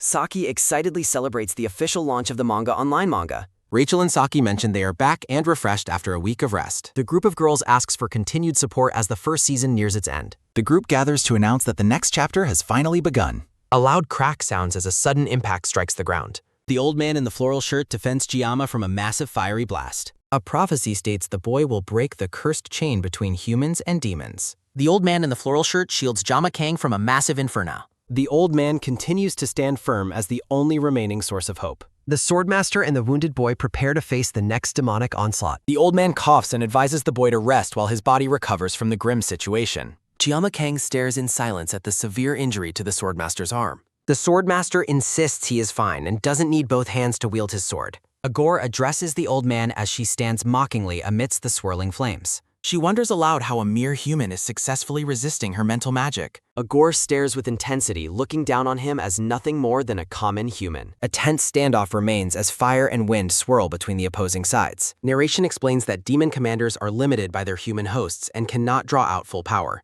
Agor expresses her annoyance that her current body and consciousness are not a good mesh. She is frustrated by her struggle against a lively brat and a half-dead old man. Agor prepares a new attack, determined to end the old man's interference this time. A sudden lunge occurs as Agor swears the human won't escape with just one arm. The swordmaster expertly parries the demon's rapid flaming strike with his glowing blue blade.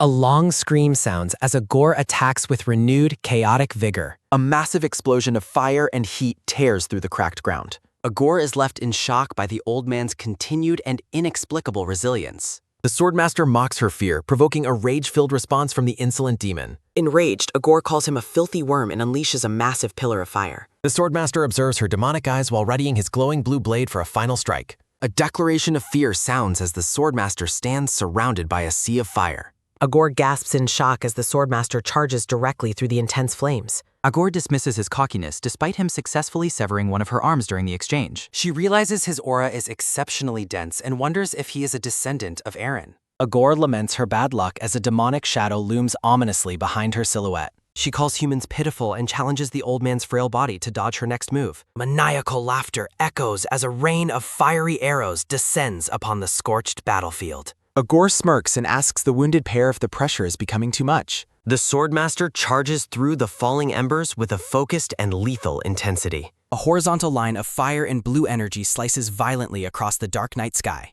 Giamma Kang calls out to the swordmaster in a moment of desperate concern. Giamma struggles to stay conscious while fearing the loss of his blessing as a shout echoes. The old man moves with blinding speed, leaving a trail of brilliant blue light.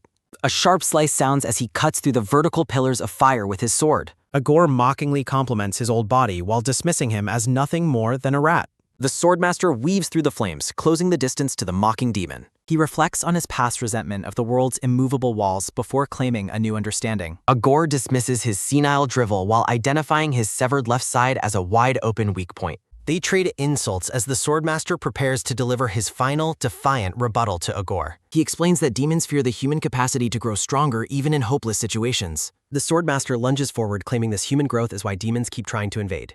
Agor is momentarily stunned into silence as the swordmaster's blue blade nears her throat. She dismisses his claim with a sharp refusal and prepares a counterattack from below. The swordmaster is caught off guard as fire spikes erupt violently from underground. Agor begins to laugh mockingly at the human's impending failure and certain death. She refuses to listen to any more speeches and strikes him with a flaming fist. A heavy impact sounds as Agor's fire punch hits the old man directly in the chest. The old man in the floral shirt is struck, coughing blood amidst the swirling inferno. A sharp crack sounds as he grunts in pain, his body mangled and bleeding from the demonic assault. Agor mocks his weak resistance while standing over the fallen warrior as fire rages. She dismisses humanity as predictable and calls his struggle a decent final will before death. Gyama Kang watches in horror, crying out for the Swordmaster as he bleeds. Agor turns her attention to the boy, mockingly confirming his identity as Kang Gyama. She offers him the results of his earlier test while a dark clawed shadow emerges from the flames. The Swordmaster desperately yells for Gyama Kang to run away as fast as possible. Agor declares he passed as she reaches for the terrified, bloodied boy. She mocks his coming servitude to demons and tells him not to resent her in hell. The Swordmaster screams that Gyama is just a cadet as Agor turns her back on him. Agor dismisses the old man's yapping, calling him a walking corpse that should be ignored. She pulls the boy close as a purple glow begins to emanate from his open mouth. A violent crackle sounds as Gyama Kang grips his knife while purple energy surges through him. The Swordmaster hurls an insult at the demon while Agor wonders if he is offering a compliment. Purple circuitry patterns cover Gyama's body as a pillar of energy erupts into the sky. A red system alert warns of an unauthorized intrusion and initiates a defense program. System notifications state the program cannot operate due to low user level and world line tier. Using Yggdrasil as a catalyst, the system elevates the user level to synchronize the world line. Digital numbers flicker wildly against a background of glitching trees and circuits. A complex digital grid glows blue, signaling a massive calculation or reality shift. Agor notices the Swordmaster is slowing down and questions how he is still moving. She laughs maniacally, comparing humans to worms that wriggle even after their heads are cut off. A sharp whir sounds as the Swordmaster vows to take her legs with him even if he dies. Agor recognizes his evolving aura as that of the Sword Saint from the ancient war. She decides to execute the old man immediately, calling him a descendant of Aaron. A colossal beam of blue light strikes the battlefield, causing Agor to scream in pain. Shocked and terrified, Agor wonders if the boy has transformed into something else entirely. She senses an unsettling presence identical to one she faced 7 centuries ago. Divine blessings for pain immunity and regeneration activate to prevent world line tearing. Agor rages against the persistent interference from those she calls maggot-like bastards. She screams the name Hawkeen in a fit of pure, unbridled demonic fury. A system message confirms the blessing of the Sword God has disengaged. Gyama Kang walks forward, his back glowing with intense light and mysterious markings. Agor is stunned, struggling to understand how the brat is appearing this way. She admits her judgment failed, realizing Hoken's human body could not possibly be alive. Agor watches the radiant Gyama Kang approach while the wounded Swordmaster remains behind. Agor stands in a pillar of fire, her face contorted with confusion and hatred. A glowing figure floats above the clouds, crackling with arcs of blue electricity. A low hum sounds as the luminous warrior descends slowly toward the scorched earth below. The teal-haired girl stares into the distance, noting it is finally the final day. She looks out over a dark mountain range, lost in silent thought. An orange-haired cadet asks why she hasn't slept yet, since it isn't even dawn. She claims the time has already passed, confusing her orange-haired companion. She insists sunrise happened while he questions if the sky is still pitch black. She announces it is time to return to the academy as fellow cadets rest nearby. A massive explosion of smoke and fire clears on the battlefield.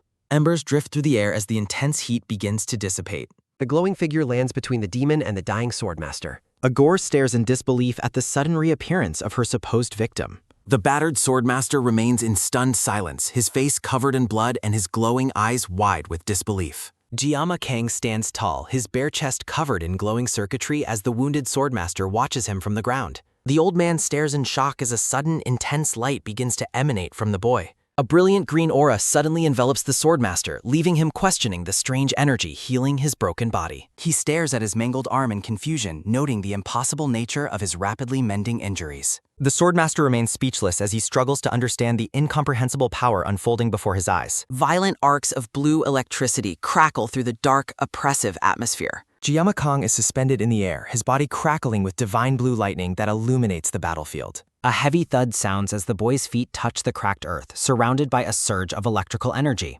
Agor flinches in surprise, her fiery form flickering as she faces the boy's overwhelming new presence. A sharp gasp escapes her as she stares at Gyama Kang, her demonic eyes reflecting pure terror and shock. Agor's mind races as she realizes his movement is beyond her perception and his form is impossible to grasp. She recognizes the extreme danger, concluding that the boy has transcended human limitations entirely. A sudden, heavy stomp echoes as Agor apologizes to Gyama Kang, admitting she must retract her earlier assessment. A massive explosion of fire and debris erupts as she declares her intention to take back everything she said.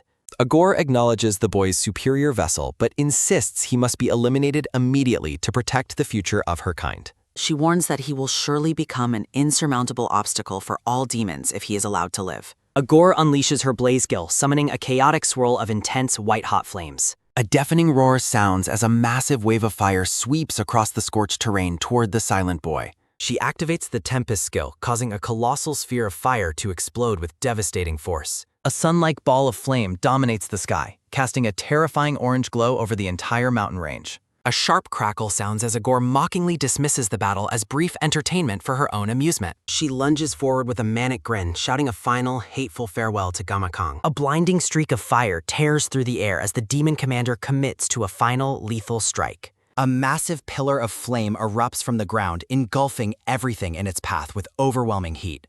The landscape is transformed into a sea of fire as the demonic energy continues to rage across the battlefield. The Swordmaster looks up in shock as a calm voice declares that it will be the one to finish the fight. A blue system window announces the activation of divine blessings for flexibility, regeneration, and transference. Giamakang promises to cut the demon down as a massive blue energy wave slices through the inferno. A rhythmic thud sounds as Giamakang walks calmly past the wounded Swordmaster toward his enemy. A complex grid of glowing red lines appears, signaling a precise and multifaceted energy attack. The red circuitry patterns sharpen, focusing intense power into a singular point in space. A violent slash sounds as the energy grid collapses, cutting through the demonic fire with surgical precision. A brilliant pillar of light erupts around Giamakang, reaching high into the darkened sky. A thin, lethal beam of light pierces directly through Agor's massive fireball, splitting it in two. Agor is caught in the blinding radiance, her expression one of pure, unadulterated shock and pain. The intense light begins to consume the demon's fiery aura, overpowering her demonic strength. A sharp whir sounds as the horizon is sliced by a horizontal line of pure white energy. Agor stares blankly as the boy's radiant presence begins to completely overwhelm her consciousness. A soft sigh sounds as the demon realizes the magnitude of the power she is facing. A heavy thud sounds as Agor collapses onto the scorched earth, her fiery body broken and fading. She stares up in defeat, blood trailing from her mouth as the light around her begins to dissipate. Nearby cadets point toward the distant horizon in shock, wondering what the massive light source could be. The teal-haired girl watches the sky in silence while her orange-haired companion expresses his utter disbelief. A chorus of gasps sounds as the cadets marvel at the false sunrise, unable to comprehend the scale of the event. Agor realizes her mana has been severed and she can no longer regenerate, facing her impending death. A steady footstep sounds as Giamakang approaches the dying demon under a clear morning sky. He looks down at Agor in silence as she struggles to maintain her form on the cracked ground. Agor laments her meaningless end, warning that the boy will become an absolute catastrophe for all of demonkind. A final roar of fire sounds as the demon commander attempts one last desperate release of her failing energy. A blinding blue energy beam strikes Agor directly in the face. A sharp crack sounds as Siegfried slashes the screaming demon commander. Siegfried notes that Agor is surprisingly more durable than the previously defeated Basmon. Siegfried tells the demonic bastard to burn in hell as he strikes again. Siegfried stands firm over the scorched earth where the demon fell. The demon commander's physical form completely disintegrates into ash and smoke. He firmly declares that his true name is Siegfried von Nibelung. Siegfried gazes down at Giamakang, who lies shirtless and unconscious nearby. A soft rustle sounds as Siegfried kneels to lift the boy's head. Siegfried questions Giama's nature, noting his body acted reflexively like a true swordsman. Ancient text reflects on how humans worshipped supernatural forces for their own protection. Siegfried looks toward the clearing sky with a pensive and tired expression.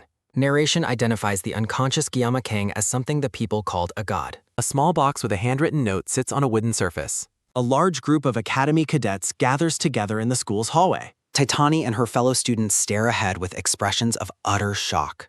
The title Sashimi Swordmaster appears over the gathered group of cadets. Siegfried follows a medical gurney as Giamakang is rushed into the building. Abel tries to restrain a frantic Chloe as she reaches for her friend. Chloe screams out Giama's name in a fit of panic and grief. Titani watches the chaotic medical evacuation with a grim and silent gaze. Abel covers her mouth in horror while Rachel and Titani stand nearby.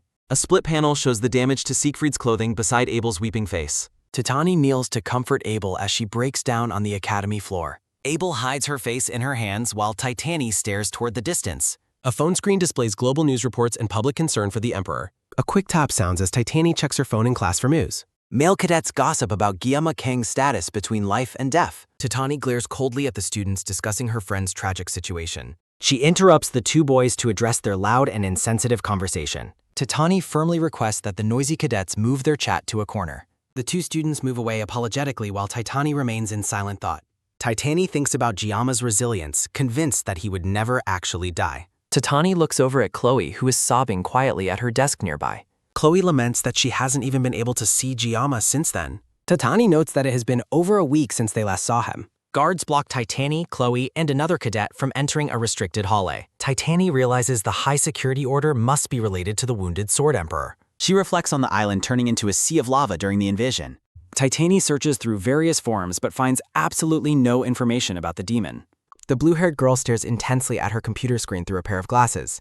Director Medea manages the media and keeps all information about the situation suppressed. Rhythmic taps echo as Tatani scrolls through her previous text messages from Giama. She types a message asking Giama to text her as soon as he rakes. A heavy sigh sounds as Tatani sits alone in the quiet academy classroom. Tatani remembers a moment where Giama reached out to touch her forehead. She looks down at her desk, admitting her deep worry for her friend. A wooden sign for the star class hangs over the doorway. Abel and Rachel sit together in the classroom in heavy contemplative silence. Rachel checks on her friend, asking Abel if she is doing all right. Tatani apologizes to her blonde companion for being lost in her own thoughts. In the classroom, a green-haired girl asks if the Sword Emperor is all right, mentioning that her uncle, the Spear Saint, is also concerned. The blue-haired boy confirms he is fine and thanks them for their worry. Flashback narration shows Director Medea wondering why she is personally caring for Guillaume Kang while noting that he was surely injured while helping her grandfather, the Swordmaster. Tatani clenches her tie as a sharp rhythmic squeeze sounds, reflecting her internal tension.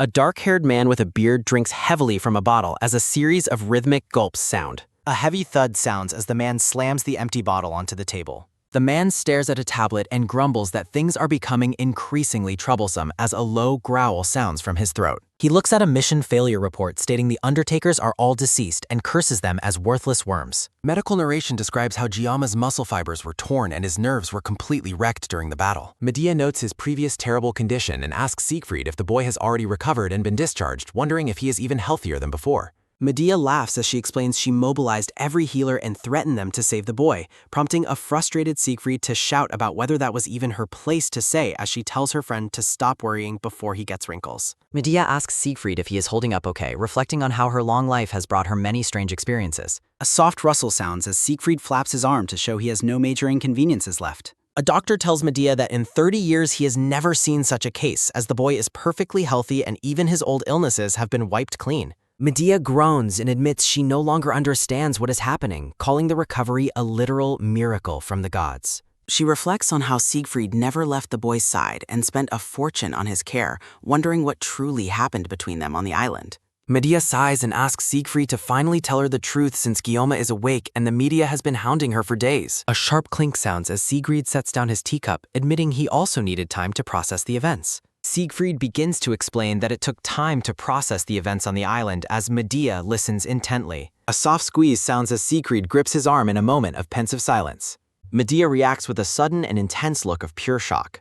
She stands up in disbelief, asking if he truly said the name Agor and insisting it is impossible. Siegfried stares ahead with glowing eyes, confirming that Agor was indeed the one who took his arm in the past. Medea asks if Guillaume was hurt by her as well and urgently demands to know what happened to the demon commander. Siegfried reveals that the demon was eliminated and he saw it with his own eyes, laughing as he asks Medea if she really thinks he could have taken her down solo. A heavy thud sounds as Medea sinks back into her seat in stunned silence. She thinks to herself that since Siegfried couldn't do it alone, even with help, the opponent was still a powerful commander. Medea stares at the silver-haired man in shock as she realizes who must have actually defeated the demon commander. Siegfried reaches for his tea and promises to explain everything when they are all together soon. Siegfried smiles and tells his friend that there is a place a youth should visit before worrying about adult matters. Medea looks back at him with a silent and skeptical expression. The two sit together in the quiet office as the conversation comes to an end. Outside the academy, Saki presents a bright, colorful poster to recruit for their club, hoping it will lift their spirits. Saki insists they need to do something for Giama since they always rely on him, but Chloe and Tatani remain silent. Tatani admits she is surprised by Saki in many ways and doubts she could ever make something so unique. Saki defends his work, telling the teal-haired girl that color is everything in a poster. A sharp slice sounds as Chloe suddenly cuts through the poster with a knife.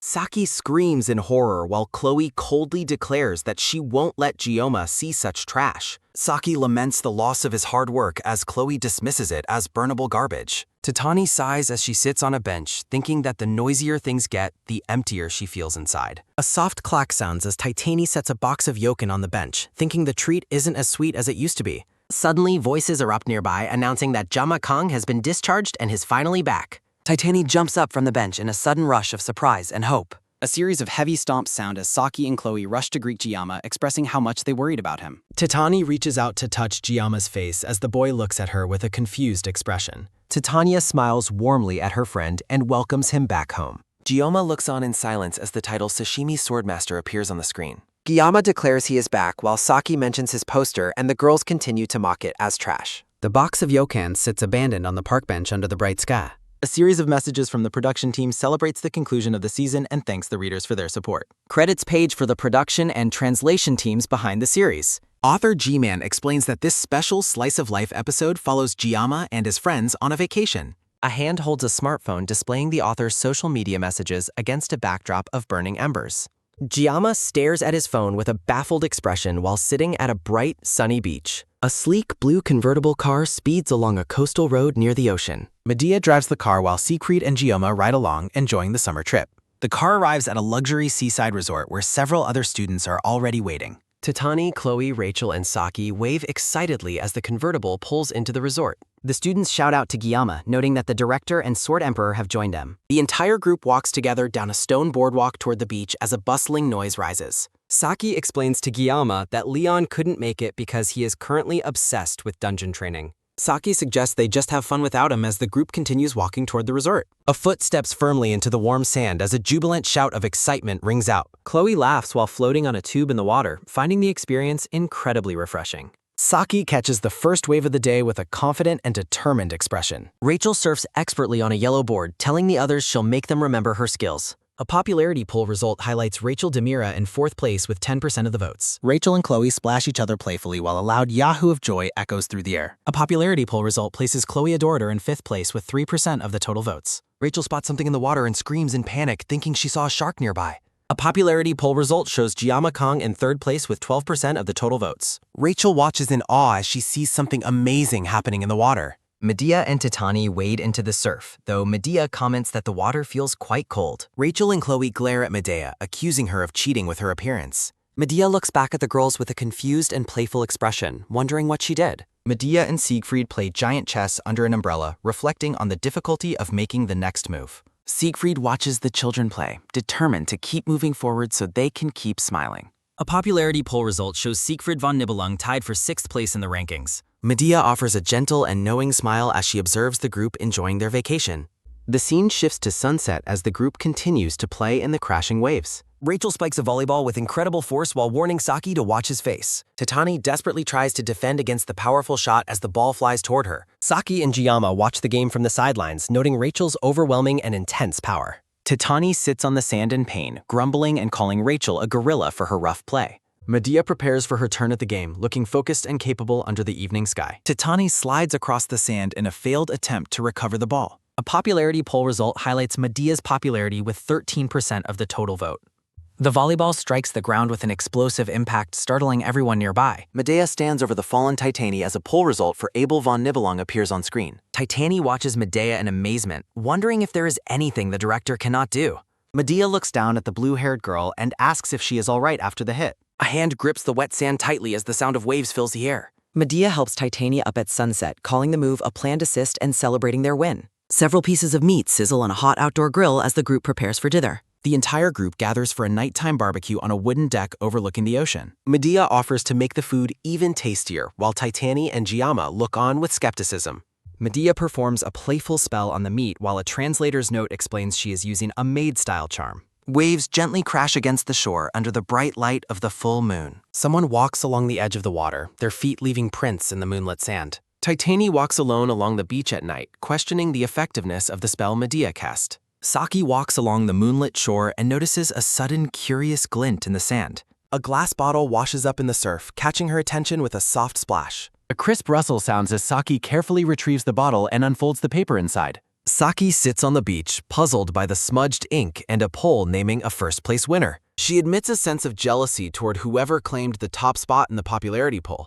Saki slumps onto the sand with a heavy flop, wishing she could experience such success. A loud growl erupts from her stomach, causing her to laugh at her own hunger. Saki reflects on how pretty Abel is, thinking that even she couldn't reject her if she were a guy. Saki notes the shifting atmosphere between her friends as her stomach gives another loud growl. Giamma arrives with a snack, asking why she is outside as she yells at her stomach to be quiet. Saki jumps in total shock, her face flushing as she realizes Giamma Kang has found her. Giamma explains he simply walked there while Saki worries about whether he heard her talking to herself. A soft splash sounds as the two stand together on the quiet, moonlit beach. Saki struggles to find the right words to break the awkward silence between them. A growl sounds as she takes the meat skewer Giamma offers, her embarrassment deepening. Saki eats happily, noting the food is delicious and compares it favorably to her beloved Yokon. Giamma tells her to eat slowly, but Saki suddenly grabs his arm and insists they leave. Saki celebrates her overwhelming victory in the popularity poll, having secured 60% of the votes.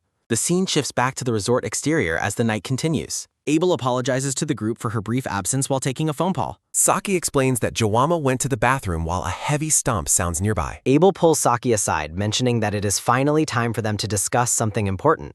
Abel apologizes for a past photo incident, which Saki dismisses as part of the past. Abel remains quiet while Rachel exclaims about the beauty of the movie they are watching. Abel promises to ensure there is nothing to apologize for when they meet next time. Saki looks on with a neutral expression as Abel offers a knowing smile. A soft thud sounds as Jamar rejoins the group, noticing the movie has yet to begin. Siegfried von Nibelung commits to seeing the story through to its very end. Abel reflects on how her appearance has changed and improved since the beginning of the series. A smartphone displays the physical statistics and personality types of the main cast members. Saki shares her birthday while the author explains the mechanics of her powerful vermilion bout. Giamma discusses his favorite color and the possibility of future harem plotlines. Medea and the author express their profound gratitude for the immense support from the readers. Rachel playfully calls someone a nerd while the author lists his favorite manga and anime. Chloe chooses her favorite chapter while the author reflects on his regrets regarding early episodes. A flashback shows Giamma Kang being introduced to the academy as a special entrance student. A student mentions that a girl is expected to arrive later for her club interview.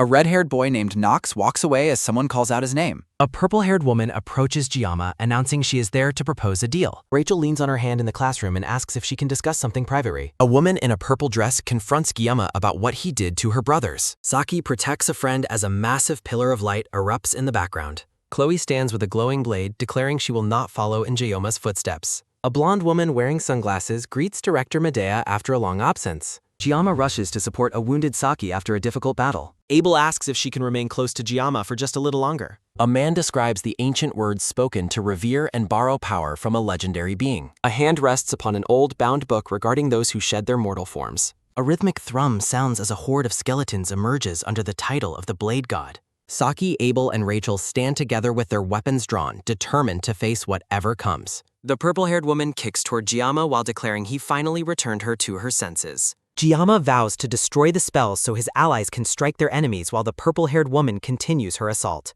A man with red eyes screams in terror, begging the demon to stay away from him. Giamma slashes through enemies as a sudden loud slash sounds, noting his humanity is fading as his synchronization increases. A glowing blue silhouette tells Giamma that they trust him completely. Saki watches as text describes a holy blessing from a crowned skull figure. A massive beam of light strikes a stone structure with a deafening boom sounding against the masonry. Saki carries a white cloth and reflects on her deep desire to return it. Saki blushes and shouts for Giamma's attention. Rachel stands before a message explaining that the serialization is on break until November for the author's health. Siegfried and Medea share tea over a closing message thanking readers for supporting the series. Medea is completely shocked by the mention of a Legion commander named Upor. Siegfried explains that he is telling the unbelievable truth about the one who severed his arm. Medea sighs, doubting Siegfried's ability to take on a Legion commander alone, even with help. Rachel struggles against her friends as she confronts a silver-haired woman. Medea yields to the difficult conversation with a simple agreement while sitting with Siegfried.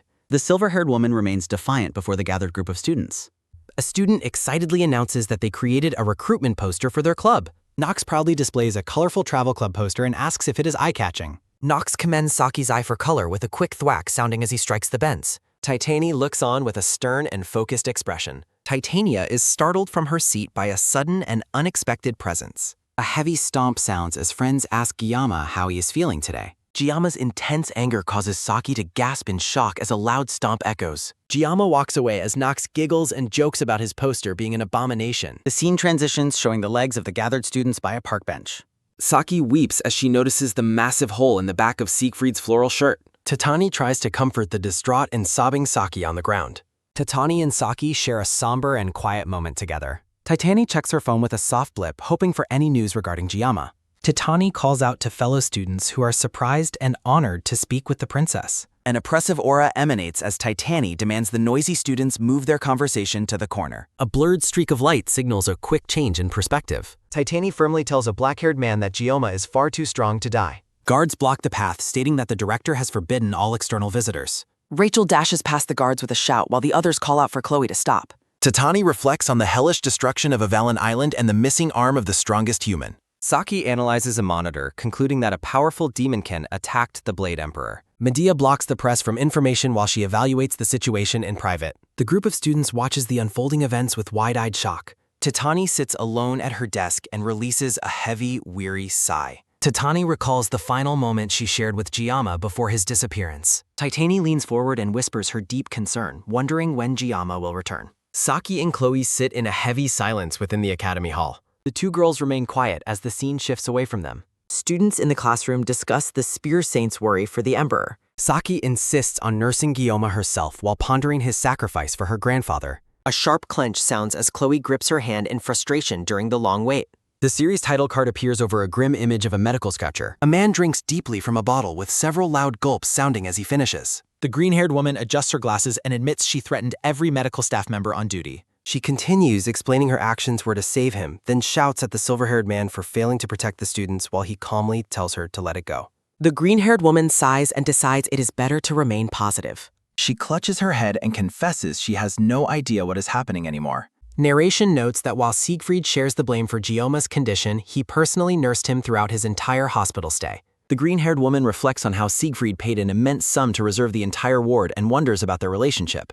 She notes her perception blessing is useless while Siegfried asks for an explanation now that Gioma is awake, prompting her to mention her exhaustion. A moment of silence passes as the two share tea while light blue eyes watch from below. Saki asks how Giama arrived on the beach, and he simply replies that he walked. Saki's face flushes as they lock eyes in the moonlight. A hunger grumble sounds as Giama offers Saki a delicious meat skewer. In a daytime memory, Rachel and Nox excitedly shout that they have found Giama. Saki pulls Giama away while a graphic celebrates her first-place finish in the popularity poll. A voice notes her location outside the resort at night. Abel joins her friends in the theater and apologizes for missing time due to a phone call. Saki informs the group that Giama has stepped away to use the toilet. Abel turns to Saki and begins to bring up a sensitive topic. Abel apologizes for a past incident involving a photo, which Saki dismisses as something from the past. A series of panels shows friends rushing toward Giama during a bright, sunny day. Gioma takes a seat in the theater and notes that the movie has not started yet. Titania looks on with a stern expression. Nox encourages everyone to enjoy their rare free time as the group walks through the resort. Text on the sand introduces the results of the first popularity vote. A loud crunch sounds as a foot stomps the sand. Saki slides down a wave on a floaty, shouting that it feels refreshing. Nox splashes through the water and boasts about catching the first wave. A graphic shows that Nox tied for 6th place with 2% of the votes. Rachel surfs past on a board, declaring she will soon remind everyone of her identity. A loud axe sounds as the author shares a note about the characters enjoying their vacation. A joyful Yahoo sounds while the author laments his lack of a vacation compared to Giama. A graphic reveals that the red-haired Chloe claimed 5th place in the poll. Rachel jolts in surprise on her surfboard and screams about a shark in the water. A graphic shows that Giama Kang earned 3rd place with 12% of the votes. Rachel and Saki glare at Giama and accuse him of cheating. Saki looks at the author's message on a smartphone and asks for clarification. Abel offers a confident smile while Saki watches with a disgruntled expression. Medea watches the beach activities with a knowing and pleasant smile. A graphic shows that Medea Poison also tied for 6th place with 2% of the votes. A loud screech sounds as a blue car stops suddenly. Saki slides across the sand looking surprised. Abel stands over Saki on the beach as a name graphic identifies her. Saki reflects on how Abel is talented at everything. Saki clenches the sand as she recalls a past moment shared in a car. Abel reaches out a hand to help Saki up, praising her for winning the game. A loud fss sounds as meat strips sizzle on the grit. Abel and Giama stand together at night as she playfully recites a magic spell. A soft sploosh sounds as waves hit the beach. A rhythmic step sounds as Saki walks along the shore. Saki sighs and laments that nothing is going her way today. Saki stops as she spots a curious Guru. Saki looks down as a glass bottle washes up on the shore with a soft sploosh sounding. Saki, holding a paper titled The First Sashimi Popularity Vote, expresses confusion as a gentle rustle sounds. Saki sits alone on the sand and admits she is jealous of the winner while her friends gather further down the beach. Saki lets out a frustrated sigh as a sudden flump sounds while she slumps onto the sand. Saki looks toward her friends and reflects that even she would find it impossible to turn down the beautiful Abel if she were a guy. Saki notes that everything has felt different since the incident at Avalon Island as a quiet grumble sounds from her stomach. Saki is interrupted while yelling at her hunger by Guillaume, who asks what she is doing out here when the movie is about to start. Saki shouts a startled "ah" while jumping with a sharp jolt sounding, telling Guillaume he scared her because she didn't hear him coming. Guillaume asks Medea if she rented out the entire venue while they ride in a car, to which she replies she wants to spend her money while she can. A message from the author thanks the readers for supporting the series while Siegfried and Medea share tea in the background. A smartphone displays the physical stats and personality types for various characters including Rachel, Chloe, and Medea. The orange-haired Nox sits and tries to remember his father's name, while a message from G-Man promises a character will return with their hair down later. Medea admits her perception blessing is useless against things beyond her comprehension,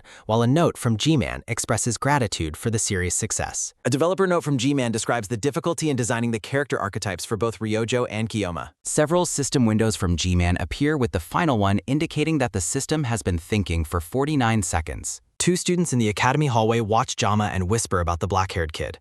A green-haired girl gasps and whispers that he is the one who used a sashimi knife to cut people up. Guillaume Kong walks past the gossiping students as text identifies him as the special entrance student. Siegfried stands by a window and mentions that he has been searching for a student with truly exceptional talent. A purple-haired woman approaches Jama at night and announces that she has arrived to make a deal. A blonde student in her uniform leans on her desk with a look of pure boredom.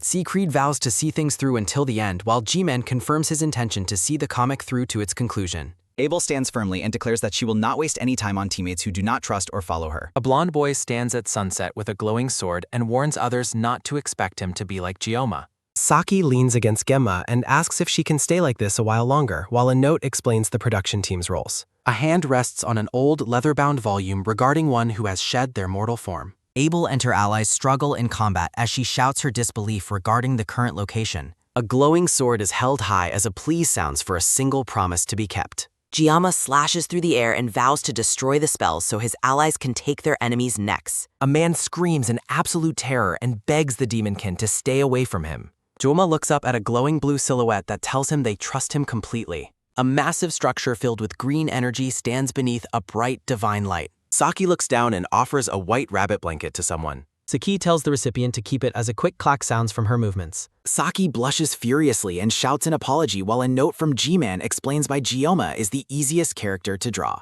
Text explains that the series is taking a short break for the author's health, while Chloe looks on with a somber expression. A promotional banner invites readers to join the community Discord for more updates. Guillaume tells his friends he is heading out first while they watch him walk away from their table. Nox and Chloe wonder why the department head was called away so suddenly, while Saki drinks her beverage in silence. Guillaume reflects on his life and realizes that all records of his parents and relatives have been completely expunged. Guillaume walks through the city alone and wonders if this is what Shen Lei had been talking about. Jama looks at his cadet record held by Medea and notes that his entire family history and parental information are missing.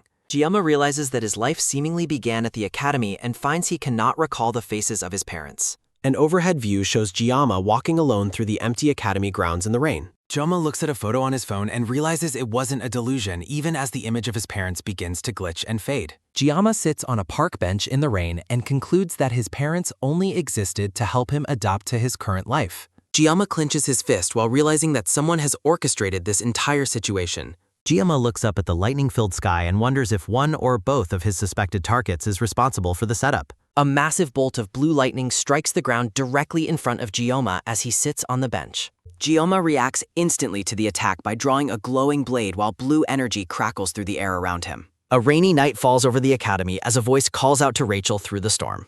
The blonde girl dismisses a crowd of boys by explaining they simply are not on her level. Back in the classroom, she reflects on the daily struggle of dealing with unwanted attention while the teal-haired girl listens. A heavy sigh escapes the blonde girl as the teal-haired student wonders if her friend is feeling down due to the weather. The teal-haired girl asks for advice regarding a personal worry of hers. The blonde student confesses that her self-esteem has hit rock bottom despite her confidence in her looks and strength. Her pupils take the shape of hearts as she begins to boast about her own traits. The blonde girl claims she has a top-tier figure, while the teal-haired student reacts with shock and embarrassment at her touch. The teal-haired student changes the subject by mentioning that Giamma has started a new club. She asks if anything romantic happened between the blonde girl and Giamma during their time on Avalon Highland. The blonde girl recounts an injury and Giamma's early departure, while the teal-haired student remains skeptical. The teal-haired girl offers a polite apology for being overly sensitive about the situation. The blonde girl recalls once claiming she had absolutely zero interest in Giamma as her friend listens with a smile. The blonde girl suddenly asks if her teal-haired friend has developed feelings for Giamma as well. The teal-haired student becomes flustered and questions why the conversation is taking such an unexpected turn. The blonde girl explains that human relationships are never absolute before returning to the topic of Giamma's club.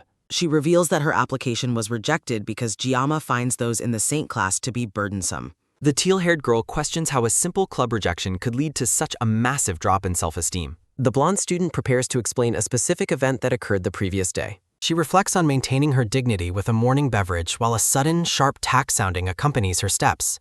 The blonde girl cheerfully orders a cold iced Americano at the cafe car. She justifies the cold drink by noting how much hotter the local summer is compared to her home country. The teal-haired girl spots Giamma through the window and excitedly refers to him as her next prey. Her excitement turns to surprise as she sees Giamma sitting at a table with another female student. Giamma and the girl with glasses share a pleasant conversation inside the cafe.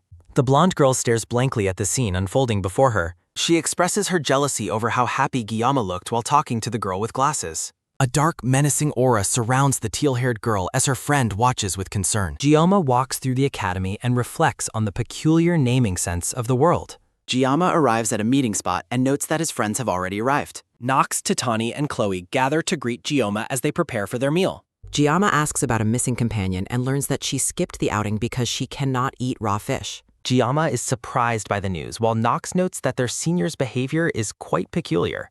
The group enters a restaurant as a soft, quick step sounding follows their entry. Giamma feels a sense of nostalgia upon entering the establishment and requests a table for 4. Chloe suddenly stops in her tracks with a look of pure shock on her face. Giamma reacts with confusion and asks his friends what has caused them to freeze up. They find an acquaintance working as a waiter who explains he has taken on a part-time job. Giamma is baffled as to why a member of a wealthy and prominent family would be working undercover like this. The restaurant boss harshly scolds the new waiter for being distracted as Titani looks on. The group decides to take their seats and leave the busy waiter to his work. Nox and Titani look over the sushi menu and are impressed by the variety offered. Chloe remains in a somber, silent state as they settle at their table. Giamma encourages Chloe to focus on the meal and move past the awkwardness of seeing the waiter. The atmosphere remains heavy as the group reflects on the stiff and difficult relationship between siblings. Titani praises the value of the sushi set, while Giamma is horrified by the astronomical price tag. Giamma gives up on the argument and tells the others to order whatever they want since they are paying. Titani enthusiastically prepares to place the order as a sudden, sharp clack sounding marks her movement. Giamma reflects on the vast class disparity between himself and his wealthy companions. The group is delighted when a tray of incredibly fresh and high-quality sushi is served at their table. Saki asks Giamma about his pained expression and if his stomach hurts. Giamma admits the ingredients are high quality but senses a major flaw. Giamma insults the chef's knife skills as Saki, Titani, and Chloe react with shock. Nox realizes that Giamma just insulted the boss's greatest pride. Saki gasps in surprise as a customer approaches their table during the tense moment. The sushi chef looms over Giamma and demands to hear his criticism once more. A heavy silence falls over Nox, Titani, and Chloe at the table. Giamma bluntly states the skills do not justify the price, prompting an immediate challenge. The chef challenges Giamma to personally demonstrate his supposed superior knife skills. Nox and Chloe watch with concern as the confrontation escalates at the table. The chef stands over the group and demands Giamma show his skills now. Nearby students whisper in anticipation of a fight while Saki watches with a nervous smile. Giamma stands up to accept the challenge as Saki asks what he plans to do. The chef offers free food if defeated, and Giamma insists there is no going back. The chef scoffs at Giamma, planning to humiliate the student with a difficult flounder. The chef suggests using a flounder, but Giamma demands a red snapper instead. Giamma points out the red snapper on the cutting board, shocking the chef. The chef tries to intervene as Giamma confidently heads toward the kitchen area. Nox tells the chef to watch while the chef frets over the expensive fish. Nox assures the worried chef that Giamma is a man who can be trusted. Giamma stands ready as he faces the expensive red slapper. His true mastery is finally revealed. A tray of exquisite sushi class. The defeated chef falls to his knees and admits his total failure. The restaurant patrons buzz with excitement over the boss's unexpected loss. The chef begs to become a disciple while Giamma urges him to adapt. Giamma declines the discipleship but offers to provide some expert technical advice instead. The chef eagerly prepares to record every word Giamma has to say. Giamma advises the chef to switch to a left-handed blade for better results. The chef is baffled by the suggestion to use his left hand. Giamma explains the chef's right arm power is mushing the delicate fish flesh. Overwhelmed with respect, the chef once again asks to call Giamma master. Giamma tells the chef to pay him back by feeding everyone for free. Nox excitedly announces that the customers will be treated to a free meal. Giamma focuses intently on his task while his friends watch from their table. Chloe watches Giamma and admits she never knew he could make such focused expressions. Saki quietly agrees while reflecting on the scene unfolding before them. Titani enthusiastically suggests they join in and help out the busy club president. Saki urges Chloe to assist as well since Giamma is working so hard. A sudden presence startles the Yanstum. Nox offers to teach Chloe the ropes of the restaurant work. Chloe blushes and politely accepts the offer with a soft thank you. Giamma stands in a quiet hallway. Giamma reflects on the party and his 50-second sushi preparation. Giamma finds peace in the simple task and considers his future career. Giamma is surprised by Nox's sudden appearance in the quiet corridor. Nox reveals that the day's work is finished and mentions Chloe's concern. Nox passionately recalls Giamma's earlier advice regarding the value of hard work. Nox is shocked that Giamma seemingly forgot the wisdom he shared. Giamma confirms his belief in hard labor while Nox reflects on the experience. Nox asks Giamma for advice regarding how to handle difficult and intoxicated customers at work. The two students converse while standing in the quiet and dimly lit academy corridor. Nox finds it difficult to believe that Giamma is truly the same age as him. Giamma asks his friend if he has any more questions to her. Nox mentions that Chloe has been avoiding his calls regarding their family matters. Nox reveals that the auditory's background check into Giamma has been cancelled. Nox declares his personal intention to participate in the record-breaking investigation squad. Giamma offers his sincere thanks for the trust and difficult information Nox shared. A firm, respectful handshake cements the growing bond of trust between the two boys. Giamma reflects on the visible improvement in Nox's relationship with his sister, Chloe. Giamma suddenly asks Nox if he is familiar with a student named Ha. Nox confirms that he knows of the girl who recently joined Giamma's club. A flashback reveals Hana's uncanny ability to consistently achieve perfectly average results in class. Nox expresses surprise that Giamma is showing interest in another student. Giamma remains silent as Nox stares at him with an unreadable and curious expression. The sushi chef bursts through the door at closing time while searching for Nox. The chef offers Giamma a meager gift as a token of gratitude for his help. Giamma reminds the man that a chef should never part with his blade so easily. The chef admits that a real master values personal skill more than their tools. Giamma agrees to accept the gift while the chef bows in a show of deep respect. A gleaming and incredibly high-quality sushi knife is revealed for the first time. Giamma reflects on the blade's quality, noting that it feels more like a weapon. Memories of his previous master's questionable and humorous naming sense for tools surface. Giamma explains that he is merely taking a quiet moment to name the new blade. Giamma reflects on the long history and pride associated with the Shiori Kang family line. Giamma declares that the official name for his new gleaming blade is Everfrost. A glitched and distorted mobile phone screen displays a portrait of Giamma.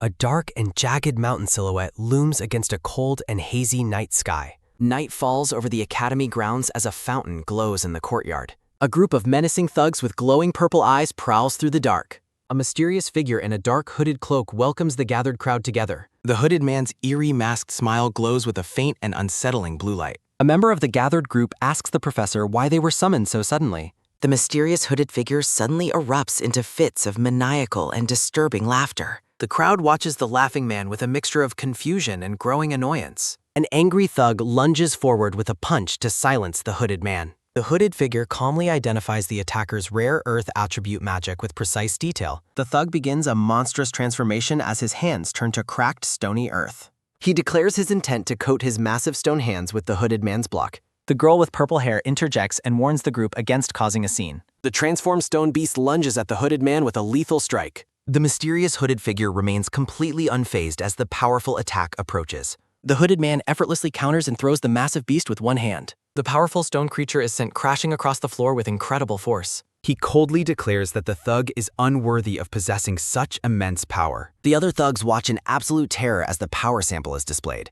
The hooded man asks the group if they are ready to proceed with the meeting. The purple-haired girl identifies the mysterious man as the second General Quarn's instructor. The man admits he is still adjusting to being referred to as a teacher. The purple-haired girl reveals the truth about her master Agora's death at Giamma's hands. The question of Leon being the next hero remains. Giamma reflects on the situation as a quiet, rhythmic skak sounding follows his pen. He notes that things are becoming increasingly important as he categorizes reality and dreams in his notebook. The Council of Elders is viewed as the pinnacle of noble greed, treating even the auditores as pawns. Giamma considers himself lucky that the Council's mistakes have effectively turned the auditores into his allies. He remembers how groups attempting to weaken Leon disappeared in the game once the Council was caught scheming. Observing the dynamic of his current group, Giamma realizes he is in a very similar situation. Giamma reflects on how the auditore's mercy spared Leon while worrying that he is in even deeper trouble. With the Council of Elders checked off his list, Giamma focuses on the mysterious female instructor. Recalling past information, Giamma wonders if the female instructor is actually a two-faced individual. He notes her traits while acknowledging that villains in the game could easily change their physical appearance.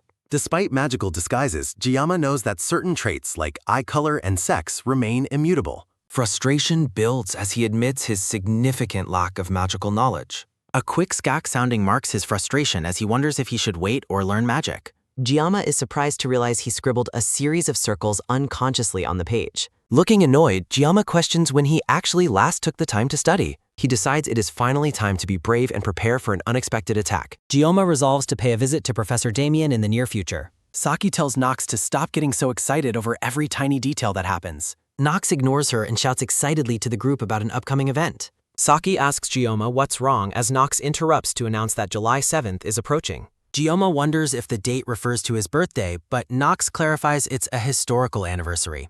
Nox asks if Giamma was saying something, but the club president quickly dismisses the thought. Nox insists there is more to the story, while Saki urges him to stop making a fuss. Information about legendary heroes like Altair Auditore, Mao Lan, and All Mute is revealed. Nox is overjoyed that these legendary heroes will be participating in the Academy Festival. Nox suggests doing club work to please the principal, but Saki accuses him of just wanting to party. Giamma watches the chaotic bickering of his club and sighs at the mess. Titani asks Giamma if he has any specific plans for the festival break. A sudden sharp tack sounding interrupts Titani just as she's about to ask a question. Nox proposes a tasting booth to advertise the club, highlighting Giamma's mastery with a knife. A dark, menacing aura radiates from Titani at the interruption while Nox sweats in fear. Sensing Nox's life is in danger, Giamma quickly agrees to the plan, shocking Saki and Titani. Saki stands up and questions Giamma's interest in such a vulgar and public display of power. Giamma explains that they should enjoy the festival now because they will soon be busy clearing dungeons. Saki stands over Giamma with an intense, glowing gaze that demands a better explanation. She leans in close and asks Giamma if he is privy to some secret information. Giamma feels trapped between the clashing, terrifying auras of Saki and Titani. Nox frantically begins drawing a poster on the whiteboard to distract from the tension he caused. Chloe admits she originally joined the club because of Nox's posters, leaving Giamma stunned. Nox tells Saki to stop getting in the way while Giamma wonders what the deal is. Saki stares coldly and declares that the club has far too many people trying to lead. Traditional courtyard stands in sunset glow. Nox and Saki agree to a duel to decide whose plan for the festival will proceed. Giamma watches with confusion as his friends suddenly turn the situation into a competition. A preview reveals the girls in maid outfits as the club president prepares for a chaotic future. A notification introduces the world of Grokthar, filled with lizardmen and legendary beasts. Promotional material features community memes and a request for reader support. Nox smirks confidently while promising to show who is truly more helpful to the club. Saki prepares for the challenge, refusing to let Nox's arrogant comments slide. Nox stares intensely at Saki while strategizing how to counter her longbow by keeping his distance and using debuffs. The duel begins with a sudden, quick caw sounding as Nox raises a recorder to his lips. Saki lunges forward with a sudden, sharp paw sounding, her red bow gripped tightly as she closes the gap. Her incredible speed catches Nox off guard with a sudden, quick tack sounding as she nears him.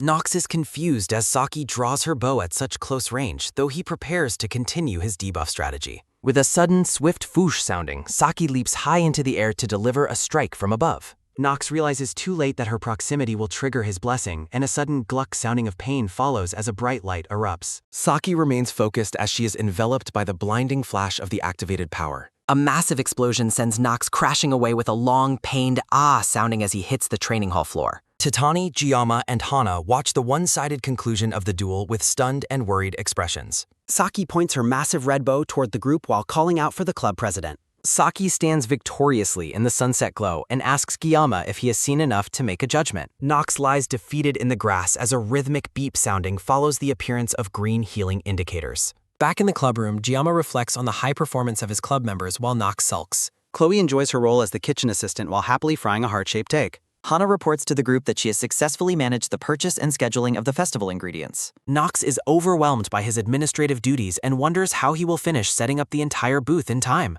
Saki shouts for Nox to be quiet and finish his work as punishment for losing their duel. Saki grumbles about the manual labor of making kimchi stew while questioning why the winner has to work so hard. Jiyama considers the limitations of a sushi booth and notes that his magical blessing won't last long enough for a full festival. He reflects on his past, noting that he has been working since he was 17 and has never enjoyed a festival. Jiyama wonders if his attraction to mobile games was a secret desire for a normal and boring life. Looking out the window, he laments that his peaceful life ended when the demons targeted Leon, making this his final festival. Hana interrupts his thoughts to ask why he looks so sad and what is on his mind. Hana accurately guesses that he is acting as if this festival is his last, leaving Giyama stunned by her intuition. She asks Jiyama if he remembers her words from when she first joined the travel club. When he fails to recall the detail, she smiles and tells him to simply forget about it. Jiyama tells Saki he is stepping out for a moment while Nox continues to panic over the workload in the background. As he leaves, Jiyama asks the group to handle things for him, promising to explain his whereabouts later. Saki watches the door with a silent and thoughtful expression after the club president departs.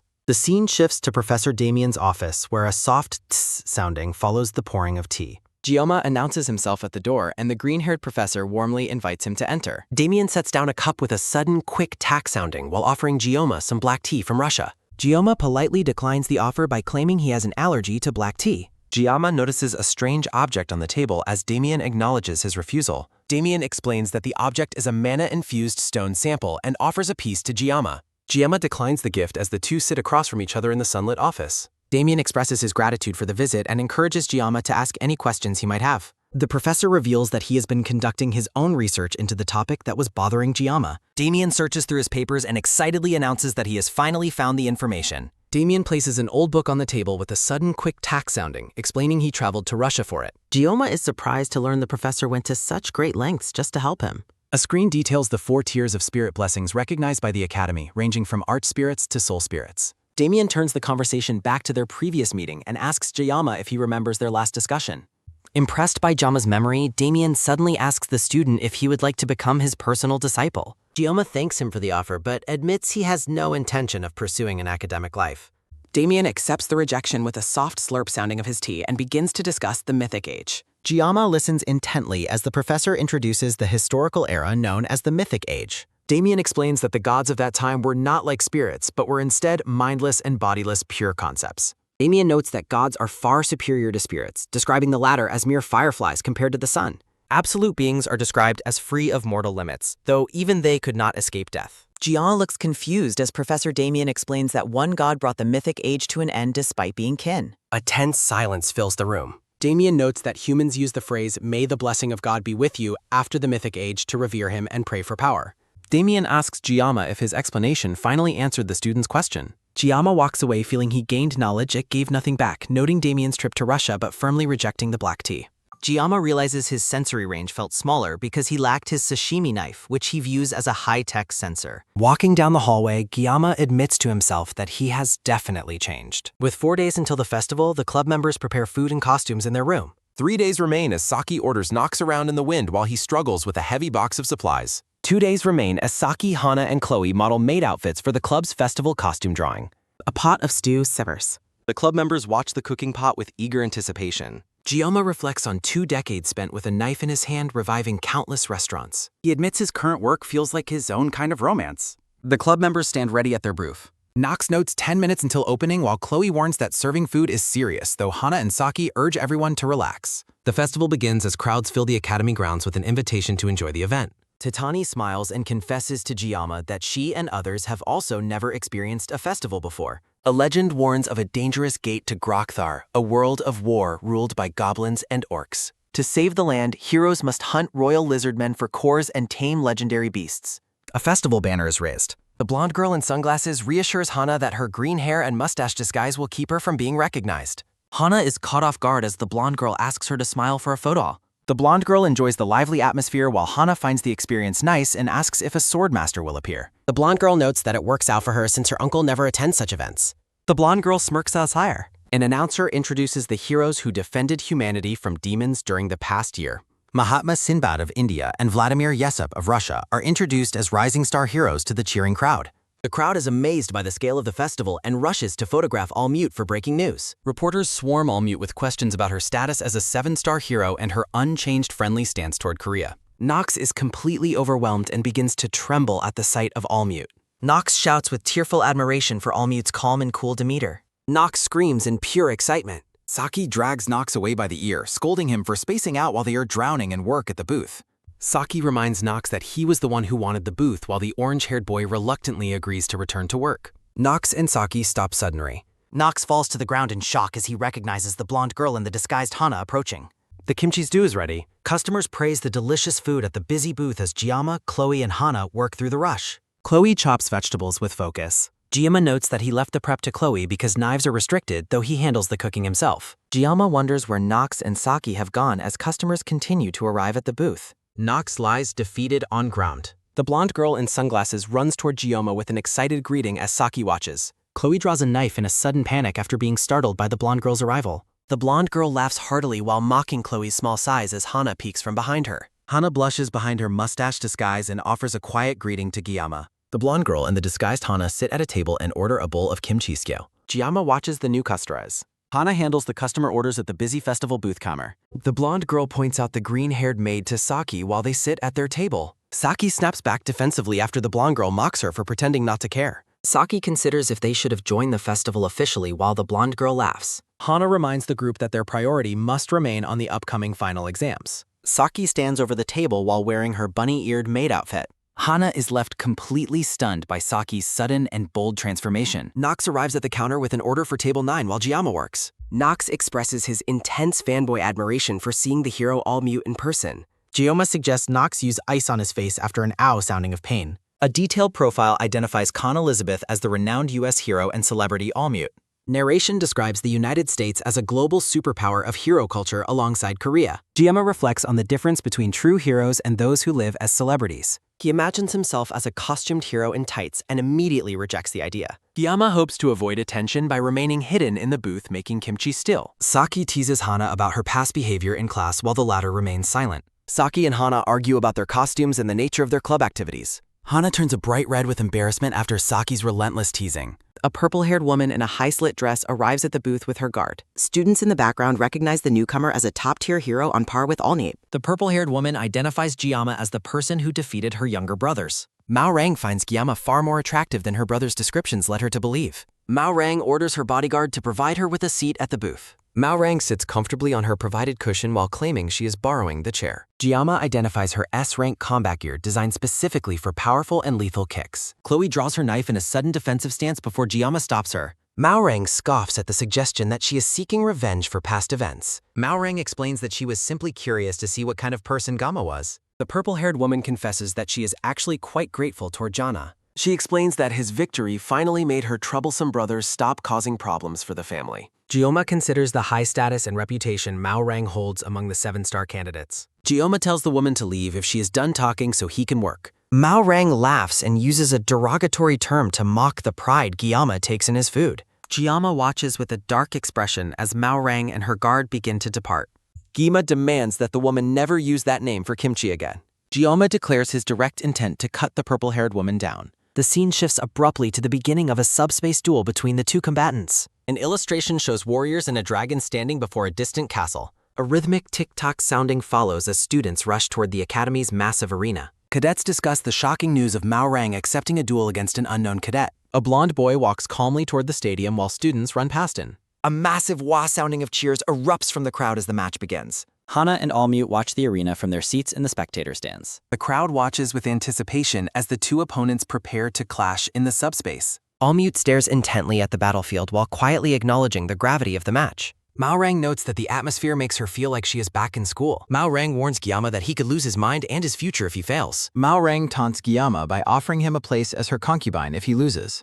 Giamma deduces that her real motive is using the match for her family's political justification. Mao Rang laughs heartily and admits Giamma is far smarter than she initially thought. A subspace barrier is deployed as the duel begins. Mao Rang questions if Giamma is clueless as she prepares a high kick while he readies his sashimi knife. Giamma lunges forward while Mao Rang considers reconsidering her concubine offer. A massive shockwave erupts from their initial clash in the arena. Mao Rang notes Gilma's skill and mocks him for hiding in the smoke. Mao Rang is surprised as the smoke clears to reveal an unexpected development. Mao Rang stares in shock at the sudden strike. Nox asks if anyone is worried about Giamma, while Hana notes others went after them. Nox stresses that the customers at the booth are the bigger concern than their leader's duel. Saki tells Hana they just need to hold their positions until the others return. Hana quietly acknowledges Saki's decision. Cadets in the stands are confused by Mao Rang's sudden staggering during the duel. Allmute looks on in disbelief as she observes the match from the stands. Mao Rang is visibly exhausted and breathing heavily while Giamma stands ready. Mao Rang realizes they are still locked in combat and questions what just happened. A narration describes a martial realm reached only by supreme masters as Giamma holds his blade. A memory shows a young Mao Rang looking up at the hero Allmute. Spectators wonder why Giamma deployed a domain in a subspace tool that doesn't affect reality.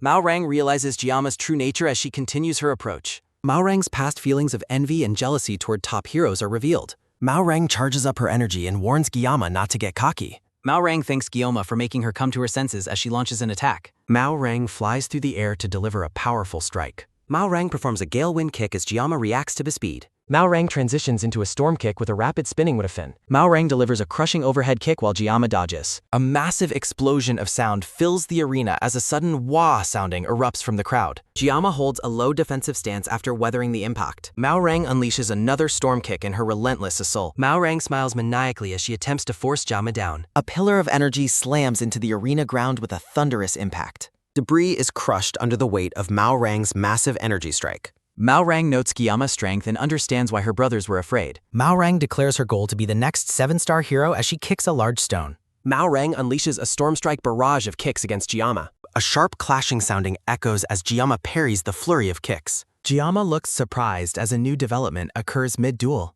Mao Rang executes a heavenly crown strike with a glowing, massive foot. Mao Rang is shocked that Giamma blocked her strike with his thin blade. The onlookers are stunned as the two combatants clash once again. Giamma is enveloped in electricity with a quick crackling summon. Mao Rang is overwhelmed by Giamma's sudden and incredible speed. Giamma appears instantly behind Mao Rang as she tries to react. Mao Rang attempts to predict his moves only to be struck by a sudden slash. Mao Rang stands frozen in confusion as Giamma walks past her. Mao Rang lets out a pained cry, sounding as she is overwhelmed. Giamma is envisioned standing alongside the world's most powerful heroes. Giamma praises Mao Rang's momentum while his allies recognize his legendary stance. Mao Rang trembles as she refuses to accept defeat. Mao Rang screams that she doesn't want to lose as she releases a final surge of energy. Mao Rang is frozen in a state of sheer disbelief. Allmute reflects quietly on the weight of a name. Mao Rang questions her limits while Giamma stands victorious over her. Allmute observes the aftermath of the duel with deep concentration. A system announcement officially declares Giamma as the winner of the duel. Saki reacts with a start to a sudden, massive wah sounding of cheers. Saki celebrates the victory with her stunned club members. Saki laughs as she boasts about her accurate prediction of their return. Hana checks on her lady as Allmute laments missing the kimchi jail. Hana claims that she is already feeling satisfied.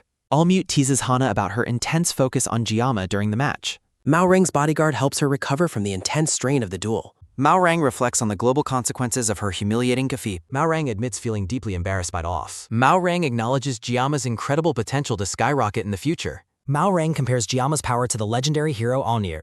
The bodyguard expresses confusion over Giamma's seemingly impossible level of power. Mao Rang stares at the palm of her hand in silent contemplation. Mao Rang envisions Giamma walking alone in the center of the massive stadium. Mao Rang recalls the history of the world's most elite heroes. Narration describes a path that is unreachable through mere effort alone. Mao Rang identifies Giamma as a true monster. A social media post about the monster rookie begins to go viral. Video of the duel reaches millions of viewers across the globe. Students at the academy discuss the massive online popularity of the match. Festival attendees marvel at the viral video while waiting in line for food. The club members manage a chaotic crowd outside their busy festival booth. A student desperately tries to secure a brief interview with Giamma. Saki threatens the persistent interviewer to stop interfering with their business. Saki is overwhelmed by the constant clicking of cameras and flashes. Giamma handles the kimchi while a new trending hashtag appears online. Headlines flood the internet celebrating the arrival of a new monster rookie. Giamma reflects on the title once held by the retired Sword Emperor. Giamma wonders how he inherited such a ridiculous-sounding nickname. His club members tease him relentlessly while checking the latest updates. Giamma considers his new public title to be a complete joke. An orange-haired student checks on the status of the next due order. The booth faces an overwhelming waitlist of over 1,000 people. Gioma notices Chloe accidentally cutting herself during the rush. Chloe reassures him that the injury is only a minor scratch. Gioma's master and Nox arrive at the bustling groove. The master explains that they have come to help manage the crowd. Nox lets out a pained axe sounding while being dragged by the master. Gioma gratefully accepts the extra assistance for the kitchen. The master mocks Gioma by using his new viral title. Chloe teases Nox about his behavior as they prepare the work.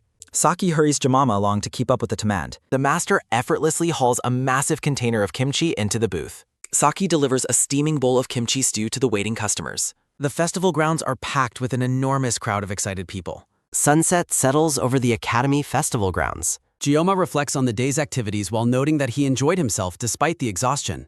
Nox approaches to report that the cleanup is nearly finished and the boss is bringing more ingredients. Gioma offers his thanks, but Nox defers the credit to their leader, while Gioma tells him not to be modest. After acknowledging their help, Nox asks Gioma if he has any free time later that evening. Gioma questions the request as a heavy silence falls over Nox. Nox reveals the momentous news that the family master personally wishes to meet with him. Narration introduces Altair Auditore, the legendary Old Man of the Mountain and head of the assassin family. Gioma realizes the master recognized his domain ability while watching the earlier duel from afar. Nox stresses that the invitation is an incredible honor rarely granted even to the world's top heroes. Noticing Gioma's lack of reaction, Nox asks why he has suddenly gone silent. Gioma delivers a blunt refusal to attend the meeting, leaving Nox completely speechless. When pressed for a reason, Gioma simply explains that he is far too lazy and tired to go. Gioma strolls away like thanking him for the help, leaving a stunned Nox calling out his name. The chairman welcomes a visitor inside. A visitor arrives for a long overdue meeting with the chairman.